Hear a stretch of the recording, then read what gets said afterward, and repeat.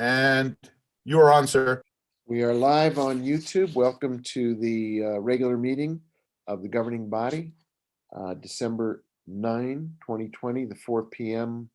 meeting, attending virtually.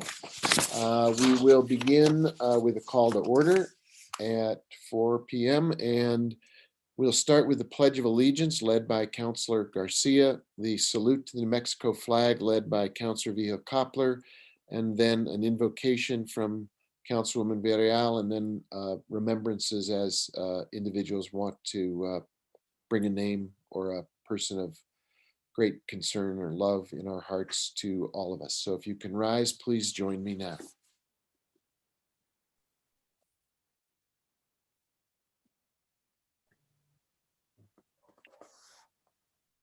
I pledge allegiance to the flag of the United States of America and to the republic for which it stands, one nation, under God, indivisible, with liberty and justice for all. I salute the flag of the state of New Mexico and the Zia symbol of perfect friendships amongst united cultures. I'm going to start off with, well, it's not a remembrance, but it's actually some words. This Saturday is the Feast of Guadalupe, honoring Nuestra Señora de Guadalupe. Our Lady of Guadalupe first appeared in Mexico City in 1531 and variously has been known as the New World Blessed Virgin Mary, Tonantzin, the Nahuatl goddess of life, fertility, and mothers, and the patron saint of Mexico. She also holds spiritual significance for our Northern Pueblo sisters and brothers. So I'm going to read an excerpt from a writer named Brianna Saucy. It's called Litany for Guadalupe. Wherever there is a need for nurturing, mothering, calming, nourishment, there she is. Wherever there is a need for healing, soothing, anointing, and blessing, there she is. Wherever new mothers, new fathers, and children of all ages need care and support, there she is. Wherever there is loss, sadness, gaping holes full of the howling winds of grief and sorrow, there she is. Wherever there is joy, laughter, good food, families gathering, friends speaking, old ones remembering, there she is. Wherever there is rich black dirt, red roses, chile, cinnamon, chocolate, bread, there she is. Wherever death has come unbidden, unasked for, unexpected, unwanted, there she is. Wherever it is the very simple things that are most needed, clean water, clean air, clean food, there she is. Wherever any creatures are harmed and then helped, there she is. Wherever there is trying, working, struggling, failing, getting back up again and victory, there she is. Wherever there is seeking for fairness, justice, and truth, there she is. Wherever there are those who feel unseen, unheard, unwanted, disregarded, there she is. Wherever there are blessings waiting in broken places, there she is. And wherever there is love, and there is love everywhere, there she is. So thank you for letting me honor Nuestra Señora de Guadalupe during these difficult times and transformative times. And before we go into remembrances, I'd like to have my own remembrance. I'd like to honor the life of Nicole Lee Tipton, who passed away on November 12th at the age of 39 from a long battle with cancer. She was born in Santa Fe to Linnell and Gregory Tipton. She was a graduate of St. Michael's High School and the University of New Mexico and spent the majority of her professional career here in Santa Fe as an active member of the Kitchen Angels nonprofit and the St. Michael's Foundation. I didn't know Nicole, but she was described by many friends and family as being a loving, compassionate, and fearless individual whose drive and passion shone through in everything she cared about. She got to participate in one of her most cherished activities before her passing. Mutual friends told me that she got to exercise her right to vote on election day. She was feeling very sick that day and managed to get out in her pajamas and drive herself to the polling state site to vote. She was very kind and determined and loved by many and taken much too young. So I'd like to send blessings to her family and friends, and rest in power, Nicole. Thank you. Thank you. Are there others who wish to remember someone at this time. Counselor Cassett Sanchez, please. Thank you, Mr. Mayor. I'm gonna sit myself back down so my mic doesn't cut off. I'd like to remember Tom Sharman. He was a member of the New Mexico Public Health Association, worked for, I believe, New Mexico Department of Health. I didn't know Tom very well, but he really made an impact on me when I was a grad student. I was doing a project that was based on teen pregnancy in New Mexico, and I needed data. And I was connected to Tom, and he took about 2 hours to just speak with me on the phone about some of the data sources that we had here, send them over to me, and really helped me a lot with the Simple School project. And that kindness and that willingness to really give to others and to share that passion for public health has always really stuck with me. And then I did have the opportunity to see him present at the New Mexico Public Health Association's policy convention last year. And again, that passion and that sharing of public health came through. So I want to send my condolences to his family, to his colleagues, to all of those in the public health sphere in New Mexico who knew him and loved him and appreciated him. Thank you. Thank you. Anyone else? Let's take a minute to remember those individuals and to think about the people who are suffering from COVID. As of today, COVID has surpassed heart disease as the #1 killer in America. We are witnessing a real national tragedy, and let's keep those families and those individuals in our community and around the country in our hearts with a moment of silence.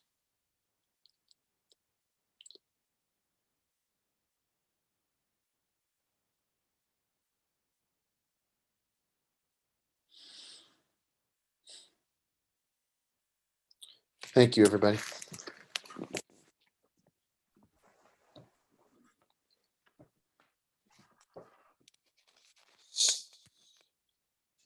So with that, Madam Clerk, could you please call the roll? Yes, Mayor Weber, Present. Councilor Beta, Here. Councilor Cassett Sanchez, Here. Councilor Garcia, Present. Councilor Lindell, Here. Councilor Rivera, Here. Councilor Mayor Worth, Here. Councilor Vihel Coppler, Here.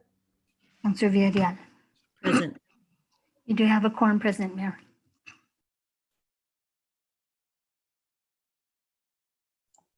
You're on mute, Mayor. Mute. Yeah, thank you. Madam Clerk, is there anything we need to know about changes to the agenda before we consider approving it? I have none, Mayor. Thank you. Can we get a motion to approve the agenda then? Move to approve. Second. I heard a motion from Councilor Vihel Coppler and a second from Councilor Lindell. If there's no discussion, Clerk, could you please call the roll?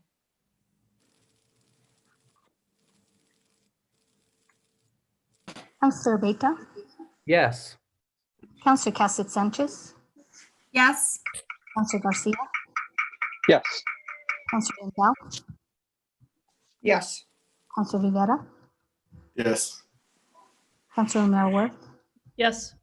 Councilor Vihel Coppler, Yes. Councilor Villarreal, Yes. Mayor Weber. Yes. Thank you. The motion has been approved. Thank you. Items to be taken from the consent calendar at this time. Councilor Vihel Coppler, your hand is up. You have the floor. Thank you. I'd like to remove item H, legislative priorities. Okay. Others at this time? Councilwoman Villarreal, you had your hand up? Yeah, I also would like to discuss H, just to be able to discuss the amendments, and I'd like to co-sponsor item K, the resolution adopting the City of Santa Fe mitigation plan. Thank you. Okay, very good. So at the moment, the one item being removed is item H. Any others? Okay, if not, can we get them, if there are no Mayor. other? Oh, Counselor, I'm sorry, I didn't see you. It's okay. Item K, just for a quick question. Okay. Very good. So we have those two taken from consent. Are there any others at this time? If not, can I get a motion to approve the consent calendar as amended? Move to approve as amended. Is there a second? Second. We have a motion from Councilwoman Varela and a second from Councilor Vihil Coppler. Could you please call the roll, please, Madam Clerk? Yes. Counselor Cassett Sanchez, Yes. Counselor Garcia, Yes. Counselor Lindell, Yes. Vera, Yes. Counselor O'Meara Worth, Yes. Counselor Vihil Coppler, Yes. Counselor Villarreal, Yes. Counselor Beta, Yes. Mayor Weber. Yes, Thank you. The motion has been approved. thank you. We have to now move to item 8, which is approval of minutes, and we'll have to do them individually, starting with the minutes from the regular governing body of November 10th, 2020. Are there amendments or changes to that, to those minutes that people would like to introduce at this time? If not, can we get a motion to approve the minutes from November 10, 2020? Move to approve? Second. Motion from Counselor Cassett Sanchez to approve and a second from Counselor Vihil Coppler. If there's no discussion, Madam Clerk, could you please call the roll?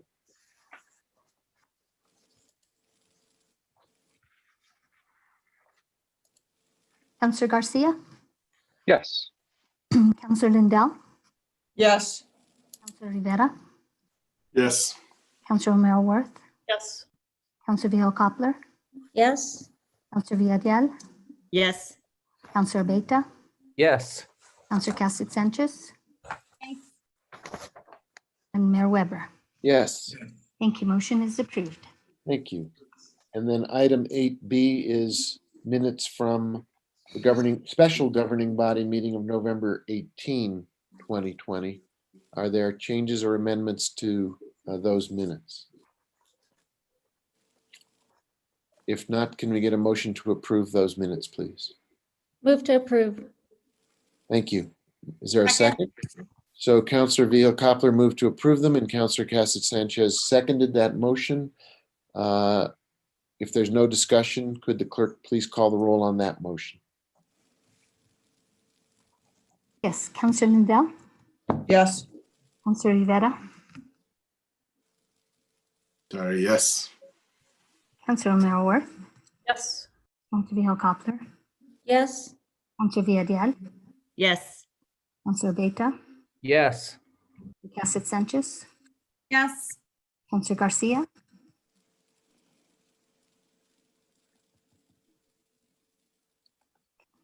Yes. thank you. Mayor Weber. Yes, Thank you. The motion has been approved. thank you. That brings us to item number 9. Madam Clerk, are there any presentations tonight? We have none, sir. Okay, thank you. In that case, we move to 10H, and perhaps, Madam Clerk, you can introduce that for us. Yes, this is a resolution establishing City of Santa Fe legislative priorities. Consideration by the New Mexico State Legislature during the 55th Legislature, State of New Mexico, first session 2021. We have Regina Wheeler, I believe, available. Questions? Thank you. So, Councilor Vihil Coppler, you and also Councilwoman Varela had asked this to be pulled off the consent calendar. Do you want to speak to your amendments, Councilor Vihil Coppler? Thank you. Yes. I made the amendment on page 5 to strike lines 6 through 8 in their entirety. And that has to do with removing the 3% cap on second homes. I would like to just state that without opinion, that about the issue itself, that we haven't taken this subject up with any stakeholders, and to give carte blanche support, I think needs to be revisited because I, for one, don't have any input from anyone who this would affect. And I think it's probably a little premature. And so that's why I'm wanting to strike it till we can have a better discussion. Maybe this can be an item on a future agenda prior to, or if that's something this governing body wants to address. And then the next amendment is, I thought we ought to be more clear about the occupancy tax. So Jesse Gann was kind enough to do some research and suggest that we add additional lodger's tax instead of occupancy surtax. And so it just adds more clarity on that sentence. It doesn't really change the meaning. Okay, So I don't know if it's appropriate for me to move my amendments into the resolution at this point. I believe we first need a motion to adopt the resolution and then we can amend it. Or am I All wrong? right. Well, I'm going to move to adopt the resolution with amendments 1 and 2 therein. And is there a second? Not yet. I'll second that. Okay, so Councilor Vio-Koppler has made a motion to adopt it, adopt the resolution. Councilor Garcia has seconded, and then we're going to consider amendments to that resolution. Mayor Weber, I guess, I thought I heard the motion was with the amendments, but are you saying, Counselor, this is Aaron, City Attorney's Office, that you're going to move just the resolution and then have an amendment to your main motion about the proposed amendments, or are you moving your amendment along with the resolution? I'm moving the amendments into the resolution, and I understand Councilor Villarreal also, I think she has some amendments. She that perhaps does. Also move hers in, and then we go from there. I think we need a motion just with the resolution, and then we need to take up each of the amendments. Yeah. Point of order, Mayor. I don't believe that we've made motions in the past, including amendments with the original motion. So I think we're in order. If a motion is made, including amendments, I think the original motion maker would have to clarify which amendments she wants to include in her motion to approve. Point of order. Mayor Weber, I was just clarifying what the motion was because I wasn't sure it was Right. So uniformly understood. so the motion as it was made included both of Councilor Vio-Koppler's amendments, which we will then, we can vote on the main motion, but we would be we can vote on this motion. However, if we vote yes, we're adopting those amendments whole cloth. So point of order, and I need some advice from the parliamentarian from the City Attorney's Office. The issue, though, is if those amendments do not pass and they are right now attached to the resolution, then we've essentially turned down, for lack of a better word, the resolution at the same time we've turned down the amendments. And then in order to bring it back, you will have to have voted in the majority, I guess, to make a motion to reconsider. We're going to tie ourselves into knots here. Mayor Weber, Councilor Romero-Worth, I guess I'm not sure I agree with that. You could make a new motion to adopt the resolution without amendments. Or with different amendments. Right, or with different amendments. Right. Just checking. Okay, so as it stands now, we have a motion to adopt the resolution with Councilor Vio-Koppler's 2 amendments. We do have pending a proposal from Councilman Villarreal also with an amendment. And then we've got the question that Councilor Romero-Worth raises of however we dispose of this motion, we could still consider the resolution without any amendments and build from there. Councilor Lindell, your hand is up. Thank you, Mayor. I'm just trying to clarify. In my packet, both of Counselor Vihil Coppler's amendments. It is one amendment with two parts. Right. Okay, I just want, so we really have just one amendment that has been attached to this at this point in time. I just wanted to clarify that. Thank you. That appears to the way it's on the amendment sheet, right? Mr. Mayor? Yes, Counselor. After thinking about this, and I'm wondering if I could amend my motion, if the second agrees, to include Councillor Villarreal's amendments as well. So, Mr. Mayor, I'd be open to that amendment on my second. So we Mr. would Mayor? now, yes, go ahead. If my amendments are separate, they should be voted separately. That's how we've done it in the past. Because there may be, we were able to discuss my amendments in finance, and these the ones that Councilwoman Vihil Coppler Right. proposed are new to us. So I thought we would still have an ability to have a discussion on hers, and mine will be separate.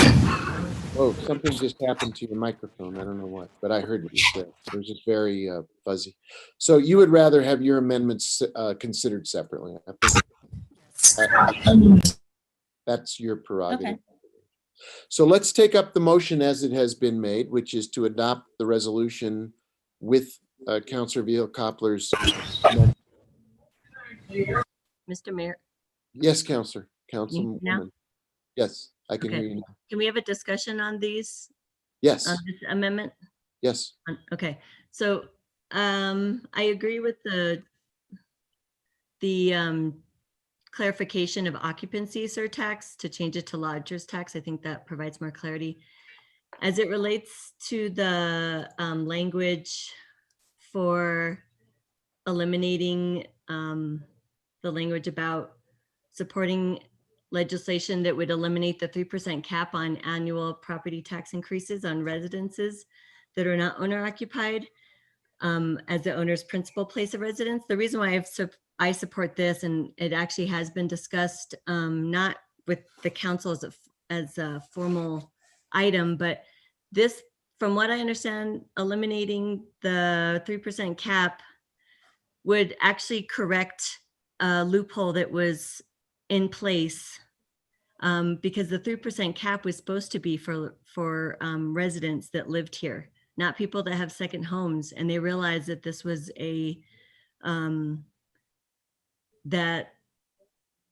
this was a loophole that hadn't been discovered until a couple years ago. So I do think this is important.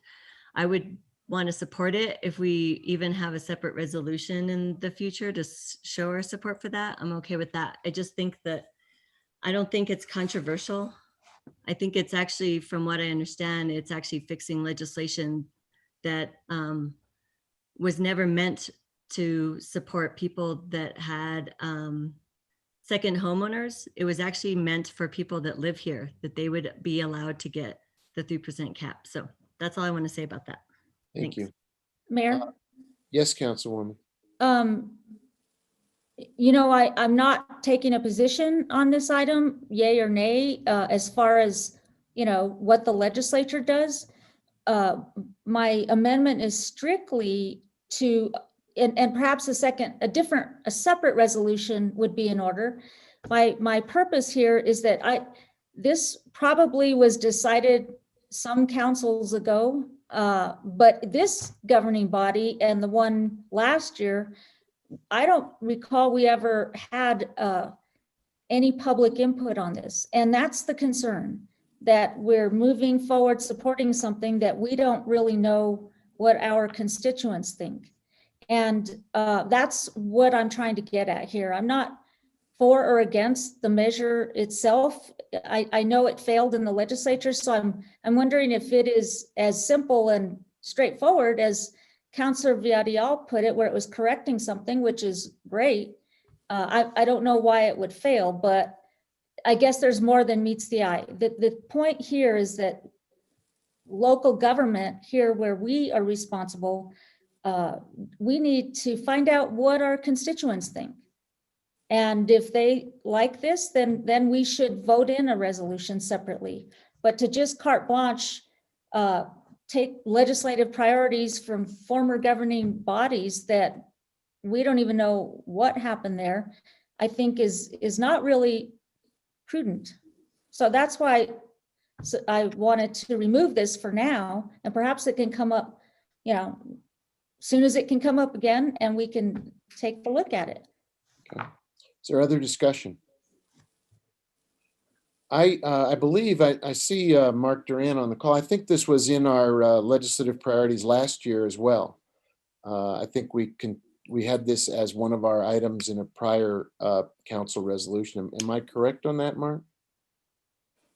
Mayor, council, I think you are correct. The question is, how long has this been being passed along from resolution to resolution? I am not sure how long that has been taking place. Well, I don't think it's that long because the sponsor of the bill, Representative McQueen, is the person who was promoting it, and I think it only was introduced twice so far, and we've supported it both times. And I think Councilwoman Villarreal's assessment of the situation is right. The original basis of the 3% cap was to make sure that as much as possible, people who are living in their home and maybe land rich, but perhaps cash poor, don't get taxed off their land. But we have a different kettle of fish with people who are 2 and 3 homeowner owners, may not even live here, may only have a winter residence or a summer residence, and they are the beneficiaries of a 3% cap. When they learn what their property tax bill is in Santa Fe, they often are they ask, is that for the year? And is that for a quarter? Is that just a partial payment? And they're told no, because of the 3% cap, that's your whole year. So if we're looking for an opportunity to produce revenue that we could dedicate to affordable housing, with people who are multiple homeowners without residency and who are able to afford a higher than 3% increase in their property tax assessment, I think it's a very likely opportunity. And for that reason, we adopted it last year in our resolution, and I champion it now. I think it's a really smart and thoughtful way for us to spread the tax burden to people who can afford to pay it, and keep people who can't afford to see an increase in their property tax from suddenly losing their ancestral residences that have been in the family for generation after generation, and who would suddenly discover that the 3% cap would have been lifted from their tax bill. Jesse, is there something you wanted to contribute? Thank you, Mayor, councilors. I just wanted to mention that I looked back at the last couple of years' priorities, and it was included in last year's, but not the year before that. So it is a fairly recent addition. Yeah, I think it started with Representative McQueen championing this. And Councilor Vihil-Coppler, to your point about why it didn't make it, I think last year, the highest priority that was put on legislative action was on comprehensive tax reform. And that was achieved in a very broad-based way, but this measure was a kind of a latecomer from Representative McQueen and didn't garner enough support in order to be included in that more comprehensive measure. So I completely agree with the Councilwoman Vihil-Coppler's proposal to change the language on the second of her 2 amendments, but I personally think we should continue to champion the idea of removing the 3% cap on non-residential property that people are holding as absentee second and third homes in our community. I think it's a reasonable thing to see those property tax evaluations increase to represent the market rather than to protect them from paying and being taxed off their land. So I cannot support it as it is now. I can support it with the second of the 2 amendments.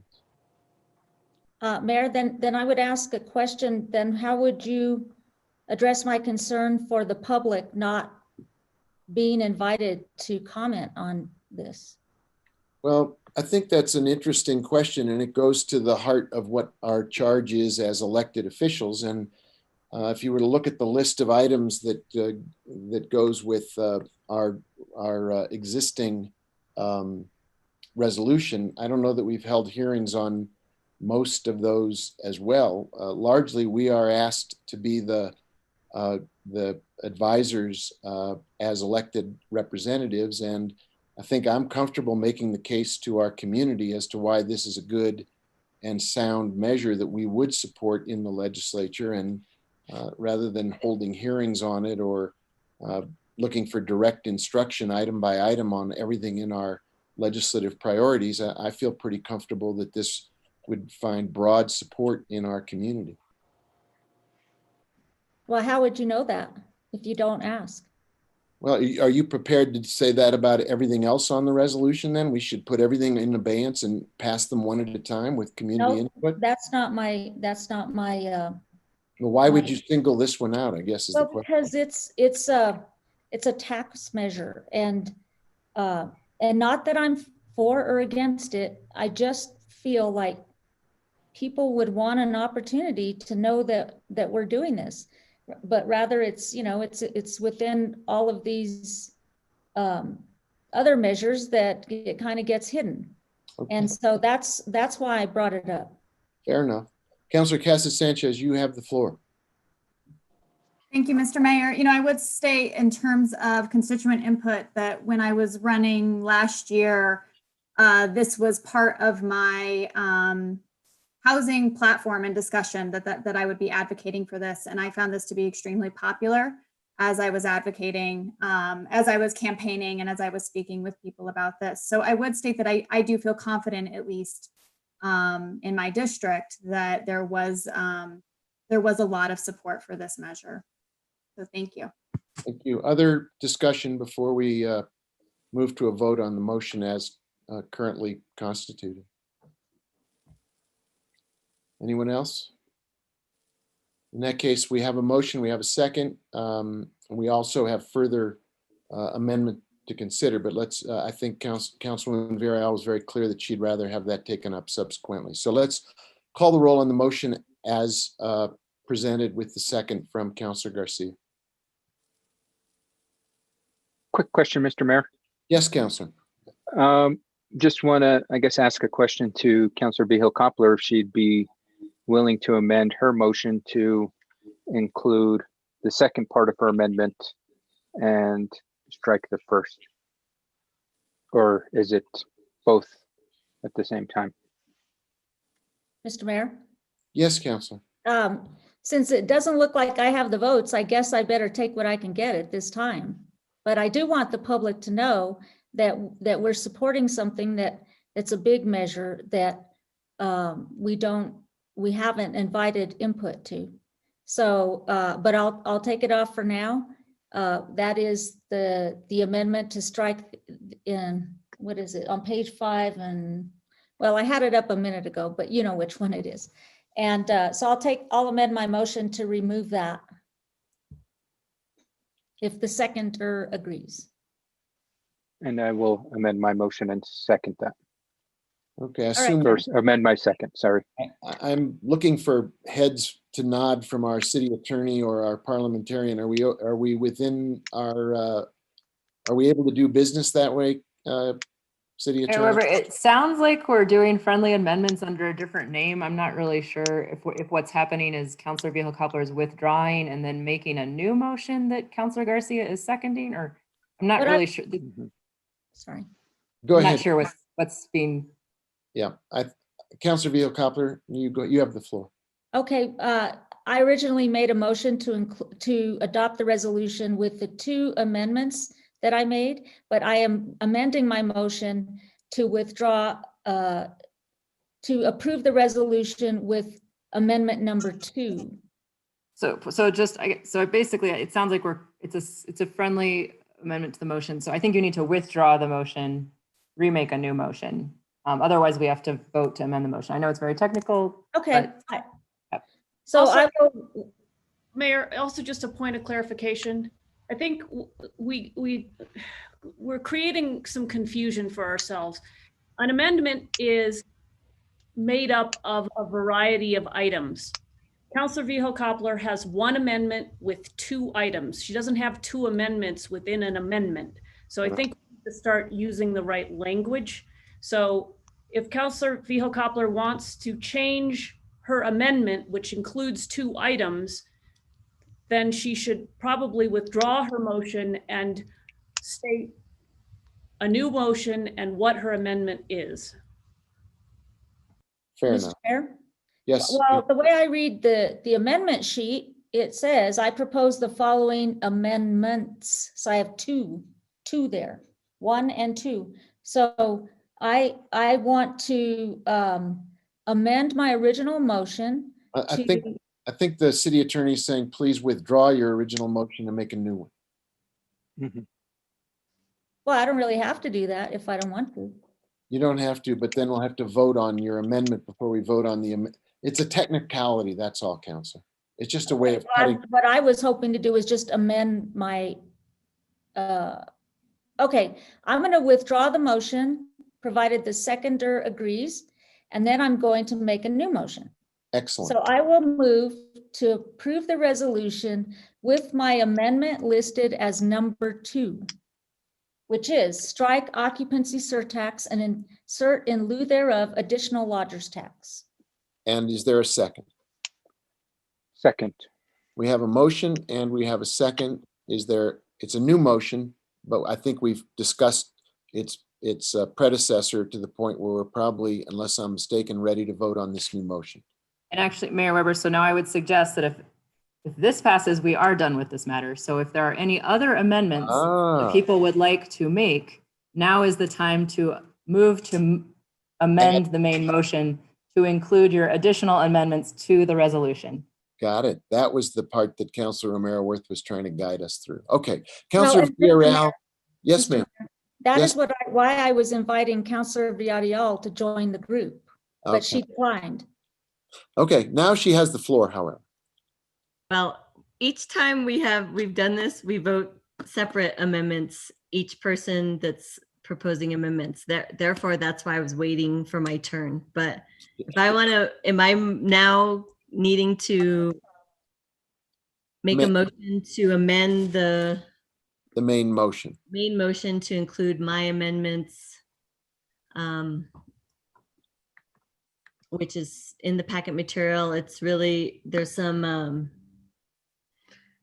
language, just adjustments, but I did add in two further resolved language. One, that the governing body supports a statewide ban on the use of no-knock warrants and requiring the use of body-worn cameras during the execution of any search warrant as established by our ordinance that we recently passed. And also a further resolve that the governing body supports and endorses any legislation that creates prevention mechanisms and or funding support for individuals and families who may or are experiencing evictions as a result of the COVID-19 pandemic. And then one is just a language priority, changing to priorities. And then on page 6, line 19, inserting that the legislation is aligned with city priorities and goals established herein. And that's it. So is that in the form of a motion, Councilwoman? Yes. Is there a second? No, Mr. Mayor, I have a motion on the floor. Yeah, she's making a motion to amend your motion. That's all. Well, she can ask for a friendly amendment, I suppose, but No, she can't. she make a motion on top of my motion? She's amending your main motion. And then we vote on her amendment and then we vote on your main motion. Okay. So we've got a motion. The main motion is from Councilor Vihel-Coppler. We have an amendment to that proposed by Councilwoman Villarreal. Is there a second to her motion? Yeah. Councilor Casas-Sanchez has seconded Councilwoman Villarreal's motion. Is there discussion of her amendment? Mr. Mayor? Yes, Councilwoman. I just have a question about the no-knock. Is this something that came from the Municipal League, or is this is something that you just wanted to add on? Thank you for the question. Essentially, I added it because we supported it for our, for the city. And there was discussion about how we would not be able to control any other no-knock warrants if they occurred at the state level or the county level. And so when we had discussed it, I said that I think it would be important to start looking at legislation at the state level that follows this lead around a ban on use of no-knock warrants. That's why I added it. Okay, thank you. Thank you. Other discussion or questions? If not, let's call the roll on the amendment proposed by Councilwoman Villarreal.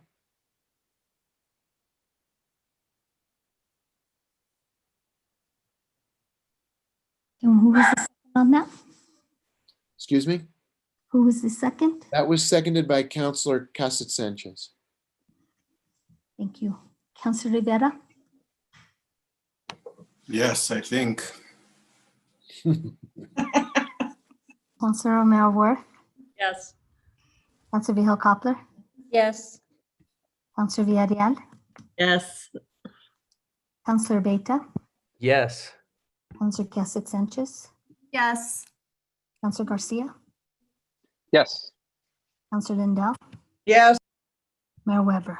Yes.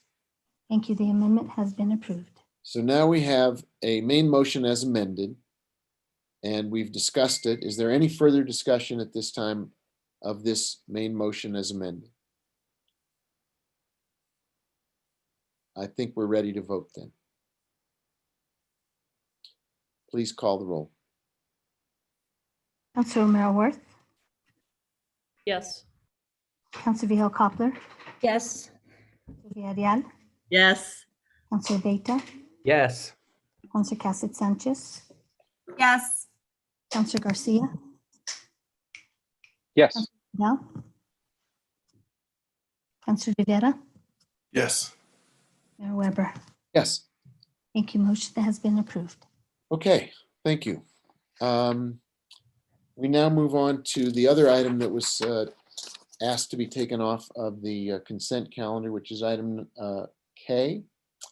And Councilor Rivera, I believe you were one of the folks who wanted to have a chance to speak to that. Yes, thank you, Mayor. Just briefly, and I spoke to Mr. Mason about this today and wondered if he had got any information, but what I'm looking at is page 12 of the packet, 12 Excuse of me, 200. Sorry, Councilor Rivera, may I please read the caption into the record, please, Yes. prior to discussion? Sorry about Sure. that, City Clerk, my bad. You've got it. You've got the floor, Madam Clerk. This is a resolution adopting the City of Santa Fe mitigation plan, and we do have Kyle Mason present. Thank you, Councilor. I wonder if we Thank you, should have Madam a, Clerk.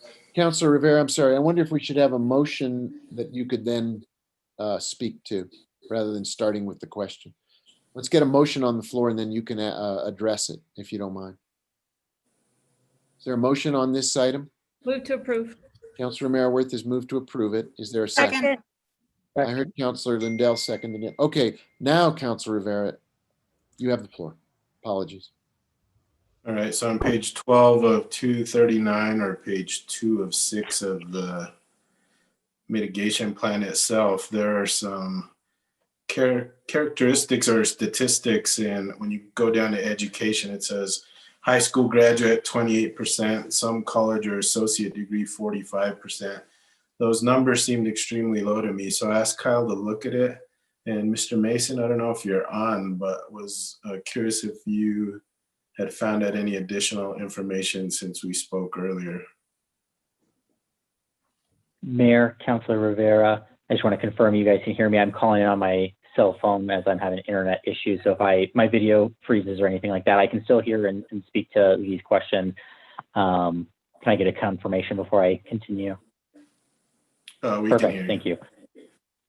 So Mayor, Councilor Rivera, I did confirm those numbers are low. They are only representative of a small demographic of the city, the 18 to 24-year-olds. The contractor that supplied this version of the plan seems to just looked at the wrong column in the data set. So that will be corrected before it is adopted by, before it is final submitted to the, to FEMA for their state and federal reviews. So that those numbers will be corrected, or a note will be indicated in the plan. And then we do have the opportunity to update this plan annually as well, without the formal FEMA review, but it is able to be amended. So those numbers are not reflective of the entire demographic. All right, so your recommendation wouldn't be that we update the numbers and then bring just that page back for correction? We would then leave it as is until the following year? We certainly can make the motion this evening to correct those numbers.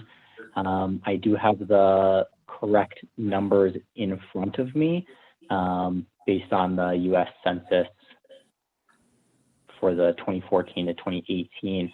I do think that it just becomes a little complicated because of the data sets. I don't have their specific data set right in front of me to make sure that the data in the entire table is correct.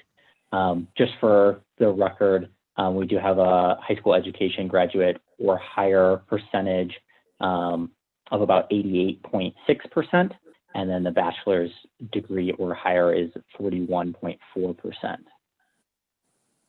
Okay. But yeah, the those data that I sound- have in front of me doesn't align properly with the table, unfortunately. Right, thank you. That sounds a lot better. So is there any relevance to these numbers with regards to FEMA? Do they look at them and make any decisions based on any of the characteristics that are outlined here? Mayor, Councilor Rivera, they would not look at this level of granularity. They do look at the mitigation act. You're muted now, Kyle. Kyle, you're now in mute mode. I apologize, my Zoom did reset. So Mayor, Councilor Rivera, they do not look at this level of specificity in the plan. These numbers fluctuate over the duration of a 5-year plan. So they would expect those numbers to change when we go through the mitigation actions on an annual basis if we did want to implement one of those actions when funding became available. So it would not impact any of our funding availability. All right, then I'll leave it up to you when these numbers are up there, percentages are updated. But thank you for looking at that. Again, I figured they were pretty low, so I'm glad you were able to get at least the numbers out and give me a little more confidence into the characteristics of education around the city. So thanks again. Thank you, Councilor. Councilman Villarreal, you have the floor. Just a quick question. Kyle, do you know where they got their history section, the consultants? Generally, they use a wide variety of sources. They try to link them throughout if there is a specific section. Otherwise, it's generally updated material from the previous version of the plan in 2014. But if there is additional items, we did bring this up for public comment, a 30-day comment period, and we did not receive any feedback from constituents. But if there is something, we look forward to that additional comment. Yeah, it sounds, just reading it, it's obviously simplified for a reason, but it's somewhat biased. I'm thinking they took it from the tourism office. And so I just want to flag that. I don't necessarily have changes. I just want us to, I'm not sure why they put these sections anyway in a plan, because this is for us, right? So I'm always curious the best way to represent a history that's already complex. And I don't know, I'm just making that point. Not that I have any amendments. I just feel like it's pretty biased section. So maybe in the future we can rethink about what we want to put in the history sections and why we need them in this particular type of mitigation plan. Thank you. Thank you, Councilwoman. Any other comments or questions at this time on this particular item? If not, we have a motion, we have a second. Madam Clerk, could you please call the roll? Yes. Councillor Vihel Coppler, Yes. Councillor Villarreal, Yes. Councillor Beta, Yes. Councillor Cassett Sanchez, Yes. Councillor Garcia, Yes. Councillor Lindell, yes, Councillor Rivera, Yes. Councillor Romero Worth, Yes. Mayor Weber. Yes, Thank you. The motion has been approved. thank you. Thank you, Kyle. Madam Clerk, could you take us to item 11A, please? Yes, item 11A is request for approval of a settlement agreement with Gail Gilbert to resolve issues related to 2 administrative appeals concerning remodeling and construction projects at 503 Camino del Monte Sol, which is located within the downtown and East Side Historic District. These are case numbers D-101-CV-2019-02819 and D-101-CV-2020-00979. And we have Sally Perez, Assistant City Attorney, available. Thank Move you. to approve. There's a motion and a second. Councilor Abeyta, was that you seconding it? Yes. Okay, we got a motion to approve it from Councilor Romero Worth in a second. Thank you, Councilor Abeyta. Now let's move to the discussion. And we do have Sally is here to answer questions if there are concerns or questions about this particular item for action. Is there anybody who wants the floor at this time? I don't see any hands up. There's no questions, no discussion. In that case, Madam Clerk, could you please call the roll on the motion? Yes, Councillor Villarreal, Yes. Councillor Beta, Yes. Councillor Cassett Sanchez, Yes. Councillor Garcia, Yes. Councillor Lindell, yes, Councillor Rivera, Yes. Councillor Romero Worth, Yes. Councillor Vihel Coppler, Yes. Mayor Weber. Yes, Thank you. The motion has been approved. thank you. Thank you, Sally. Madam Clerk, our next item, please. Next item is request for approval of Santa Fe Trails Agency Safety Plan. We have Tomas Martinez and Dave Chapman presenting. Okay, is there a motion on this? move to approve, Second. Councilor Lindell has moved to approve it and Councilor Cassett Sanchez has seconded it. Now let's open the floor for questions and discussion. Does anyone wish to raise a hand? I don't see any hands going up. If there are no questions, could the clerk please call the roll then? Councillor Beta, Yes. Councillor Cassett Sanchez, Yes. Councillor Garcia, Yes. Councillor Lindell, yes, Councillor Rivera, Yes. Councillor Romero Worth, Yes. Councillor Vihel Coppler, Yes. Councillor Villarreal, Yes. Mayor Weber. Yes, Thank you. The motion has been approved. thank you. Madam Clerk, what's our next item? Next item is 11C. This is a resolution extending the earlier start time of afternoon sessions of governing body meetings to 4 p.m. and evening sessions of governing body meetings to 6 p.m. And this is through the June 30th, 2021 governing body meeting. And we have Jessica Yan presenting. Thank you. Is there a motion on this item? Move for approval. Councilor Abeyta has moved to approve it. Is there a second? second, Councilor Lindell has seconded it, and now we have opportunity for discussion and questions. Is there anyone who'd like to speak to this item? Counselor Villarreal. Thank and you, then Mr. Counselor Garcia. I'm putting this forward to see if you all want to continue doing this. I am not wed to this idea. The one question I did have that I did not see in the FIR was if there were any savings noted or that we have tracked reducing staff overtime by this change of starting our meetings at 4. I don't know who could answer that. I don't know. Jesse, did we do any, was there any effort to create a benchmark of overtime prior to change and then since changing our scheduled meeting times? Mayor, Council, I don't have a record of overtime prior to the change. In the FIR, I sampled time from 3 meetings, and there was only one staff member that presented during that time that actually accrued overtime.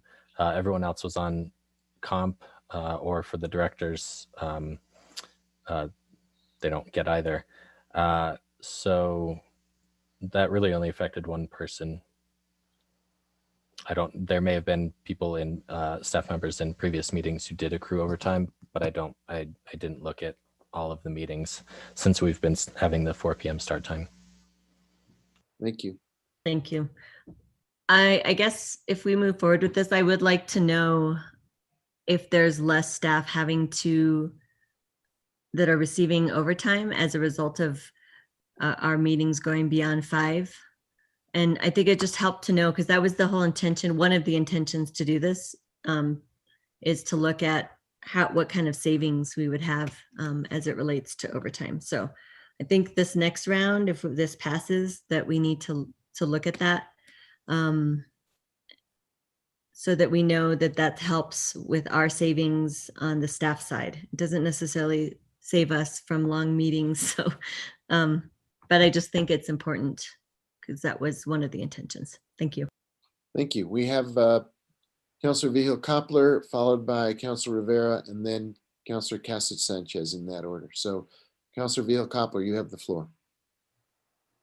Thank you. I know it's not in the resolution, but I don't recall, did we have any change to the end time of our meetings, such as we have 11:30 as a stop time, and we didn't consider 10:30 now? And if there's any reason for that? Who are you, is that addressed to Jesse, or who are you asking that from? Anybody, I guess Councilor Villarreal, I was wondering if you had considered that. Thank you for the question. Are you asking if we would consider reducing it to 10:30 as our stop time versus what we typically do now, which is what's the term? 11:30? Yeah, we have to, why am I not remembering the term we use? Help me out. Thank you. So we still continue going past 11:30 as it states. So that's true, but it seems like at that time in past meetings, we have taken I don't know if it's consensus vote or a vote on whether we should continue past 11:30, actually when we're at 11:30. So I guess we're still going to go till 11:30. That hasn't changed. I think the reason why we have that 11:30 is because when we get closer to 12, we're going into the next day. And that's why we have to suspend. That's what I understood. Is that correct, Jesse? I think. However, counselors, I think I can answer that. Yeah. This is Erin, City Attorney's Office. Our current governing body procedural rules require that. So it's the council meeting has to end that day unless a vote is taken to extend beyond by 11:30. I thought it was because of a courtesy to the public for wanting to be done with us. And Mayor Weber, Counselor, that's probably where the rule came from. That's probably the original reason for the rule. All right, thank you. Thank you. Councilor Rivera, you have the floor.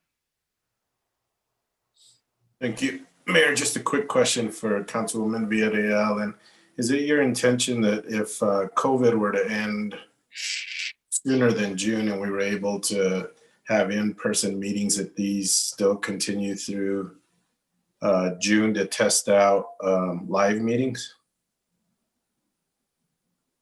You mean live meetings? It would still start at 4? In-person meetings, yes. Yeah, in-person meetings. I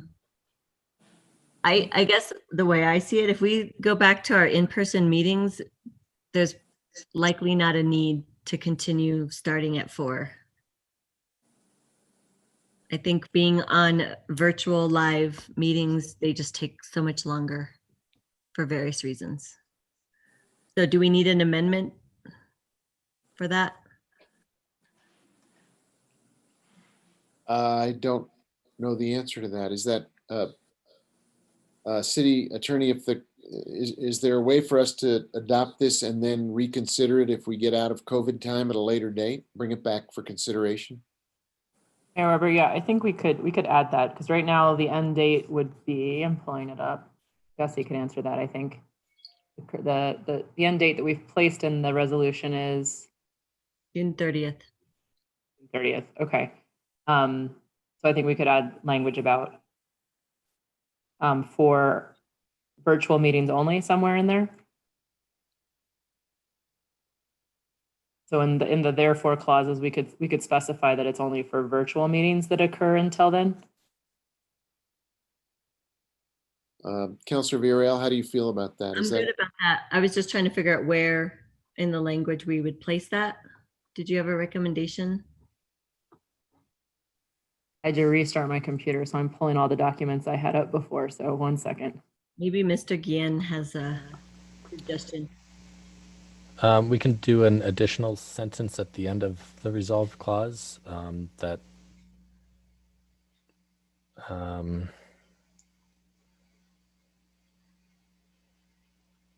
I would have to think about that. Is everyone back? Am I back? You're back. Did you leave? Something happened. I guess I lost connection, but I don't know if you heard me or not, but on page 2, line 7, it says June 30th, 2020. I believe that would have to say 2021. Thank you. Right. Mayor Weber, Councilor Villarreal, on the question of amendment, we could do it in that same line. So we could say that now therefore be it resolved by the governing body of the city of Santa Fe that resolution number 2020-28, changing the start time of the afternoon session of governing bodies to 4 p.m. and evening sessions, is hereby extended to the June 30, 2021 governing body meeting to the extent the governing body continues to meet virtually. So moved. So there's language to amend the motion. Is there a second for that motion? Second. Second. Was that you, Councilor Cassett Sanchez? Yes, it was. Okay, so the motion came from Councilor Villarreal and then seconded by Councilor Cassett Sanchez. Is there further discussion? I think at one point, Councilor Cassett Sanchez, your hand was up, but maybe it was covered by other people. Yes, I had the same question regarding virtual versus in-person meetings. So thank you, Councilor Rivera. So Councilor Garcia's hand is up, followed by Councilor Vihil-Coppler. Thank you, Mr. Mayor. First, I wanted to just second Councilor Villarreal's comments earlier when she was talking about the financial impact report. I completely agree with that. That's why I raised my hand to speak after her. But in regards to meeting virtually, I think if we're forecasting in the future and we're looking at the summer, we're probably going to be more of a hybrid status in that sense that the Open Meetings Act allows for folks to meet virtually. There might be governing body members who haven't been vaccinated, who feel uncomfortable meeting in person. So I think we need to consider the hybrid in this motion. If maybe we changed it to hybrid language. But I think if we're looking at June, if I was a betting man, which I'm not, we're not going to be fully in person then. We'll be hybrid, if anything. And hopefully it is hybrid. That's all I have, Mr. Mayor. Good point. It's not necessarily one or the other. I take your point, Councilor. Councilor Vihil-Coppler, you have the floor. Thank you, Mayor. I was wondering, I'm kind of a little bit surprised, but maybe not. I thought that we were changing our governing body meetings like forever to 4 o'clock.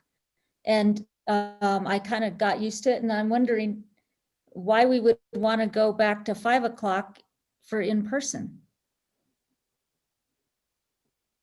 Because, you know, the other thing about this, for those who live in the outer edges, we're traveling to City Hall in a bunch of traffic. So 5 o'clock traffic, which starts at 4:30. So, you know, I just thought, I got used to the 4 o'clock and I kind of like it. So that's what I have to say. Thank you. Thank you. Well, I think that's what, to your point, Councilor Villarreal's first question was, how do people like it? You know, she wasn't saying she necessarily was committed to it, but she was advancing it with the hope that people would weigh in, as you just did. So that's a good thing. Councilor Sanchez, you have the floor. Thank you, Mr. Mayor. I believe that we had a discussion about this and the concern about once individuals are no longer predominantly working at home, that then it becomes more difficult when they might need to come into City Hall to be in attendance for the meeting. Because we did have this discussion about, do we keep it at 4 o'clock permanently? And I suppose the other part of that question is that as we move out of COVID, to Councilor Garcia's point on hybrid models, I think that this is something for us to start thinking about in terms of public comment and public attendance and what we have learned in this period and how we can be utilizing that for greater public participation and being able to utilize these technology pieces. So I just want to make a comment that as we start to move out of COVID, that I want us to be really keeping an eye on that. And I think that that can also go into this discussion when we come back to it in 5 to 6 months. Let's keep a positive outlook that we'll have to come back to it then. So thank you. Thank you. Councilor Rivera, you have the floor. Yeah, just some clarification from Ms. McSherry, but I think the language that you proposed would cover a hybrid model as well, correct? Because we wouldn't be out of the virtual mode at that point. We'd still be halfway in it. So that would cover continuing the start time at 4 and 6 o'clock. Am I correct? Mayor Weber, Councilor Rivera, I'm not sure. We didn't define what continue to meet virtually would be. So I think if we were to have a virtual plan, we'd probably want to come back with the language I proposed. I'd probably recommend we come back to you and say, now what do you think? Because we don't even know what that hybrid model looks like yet. So I'm not even sure if the suggestion is that hybrid should meet at 4 or hybrid shouldn't meet at 4. I'm not sure which way the preference of the governing body would be, because it might depend on what that hybrid looks like. I don't know, because we don't know yet. We should probably, I agree, start thinking about it. But I'm not sure what it looks like yet. It certainly would have a virtual component, but I'm not sure we would be meeting virtually if some of us aren't meeting virtually. Okay, thank you. Thank you. I think it's an interesting, I really appreciate the discussion about what we're learning from virtual meetings, and then as we move forward, how we adopt the best parts, even if we get back into meetings in City Hall. There are some clear benefits to having this technological platform to work from. I wonder if there's the way it's been, the amendment that was recommended and then proposed has to do with the technology of moving from virtual to non-virtual. I think what I'm wondering, is there a simple way to say we'll review this, we'll adopt it as for now, but we'll review it at a time and then pick a way of defining that time that is not technologically based? Unless people are very comfortable with the notion that we're shifting from without specifying virtual, the hybrid question, can we get this back in front of us in a timely way if we want to reevaluate our post-COVID meeting protocol? Maybe we could say instead of, so Mayor Weber, this is Erin, we could say something to the extent of, instead of to the extent the governing body is meeting virtually, it could be to the extent the governing body is not meeting in person. Because I could also, one of the hybrids I could imagine is that you are all meeting in person, but no one else is. Because then are you meeting, because then you're not meeting virtually, but people are still Allowed to be addressing you virtually, which is a hybrid, but you're still not meeting virtually.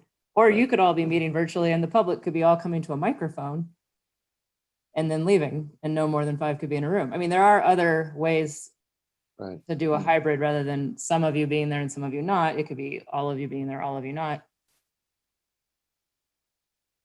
And other parties being there or not. Councilor Garcia, have you got a suggestion on how to cut the Gordian knot? I say we try not to even figure that out. Let's just have the amendment, change it to June 30th, 2021.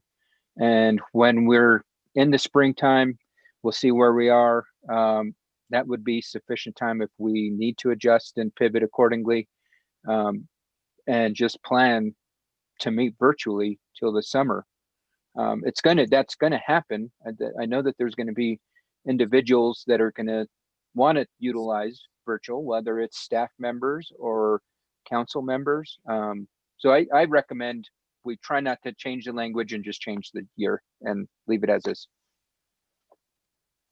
Does that seem reasonable? We have an amendment on the floor, which we need to vote on. Go ahead, City Attorney. So the motion on the floor, which has been amended now, I believe. Did we vote on the amendment to the main motion? Not Or yet. not? No. Oh, okay, so we could vote it down if we wanted to. Yeah, the amendment would introduce some complexity. We could just go back to the original resolution and then see where we are come June, which is what Councilor Garcia was recommending. I'm fine to withdraw the amendment. Okay. And I'll withdraw as well. To Okay. simplify things. All right, so we're back to the original resolution and motion as originally made. Is there further discussion on that? The city attorney's hand is up. Mayor Weber, we still need to amend the date to Yes. 2021. So can we get a motion to fix the date to the correct year? Move to change the date to June 20th, 2021. Sorry, June 30th, 2021. Yeah, you can change the date. And there's a second from Councilor Cassett Sanchez. Let's vote on that amendment.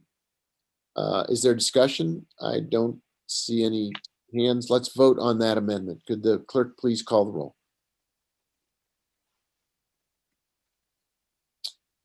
Councilor Cassett Sanchez, Yes.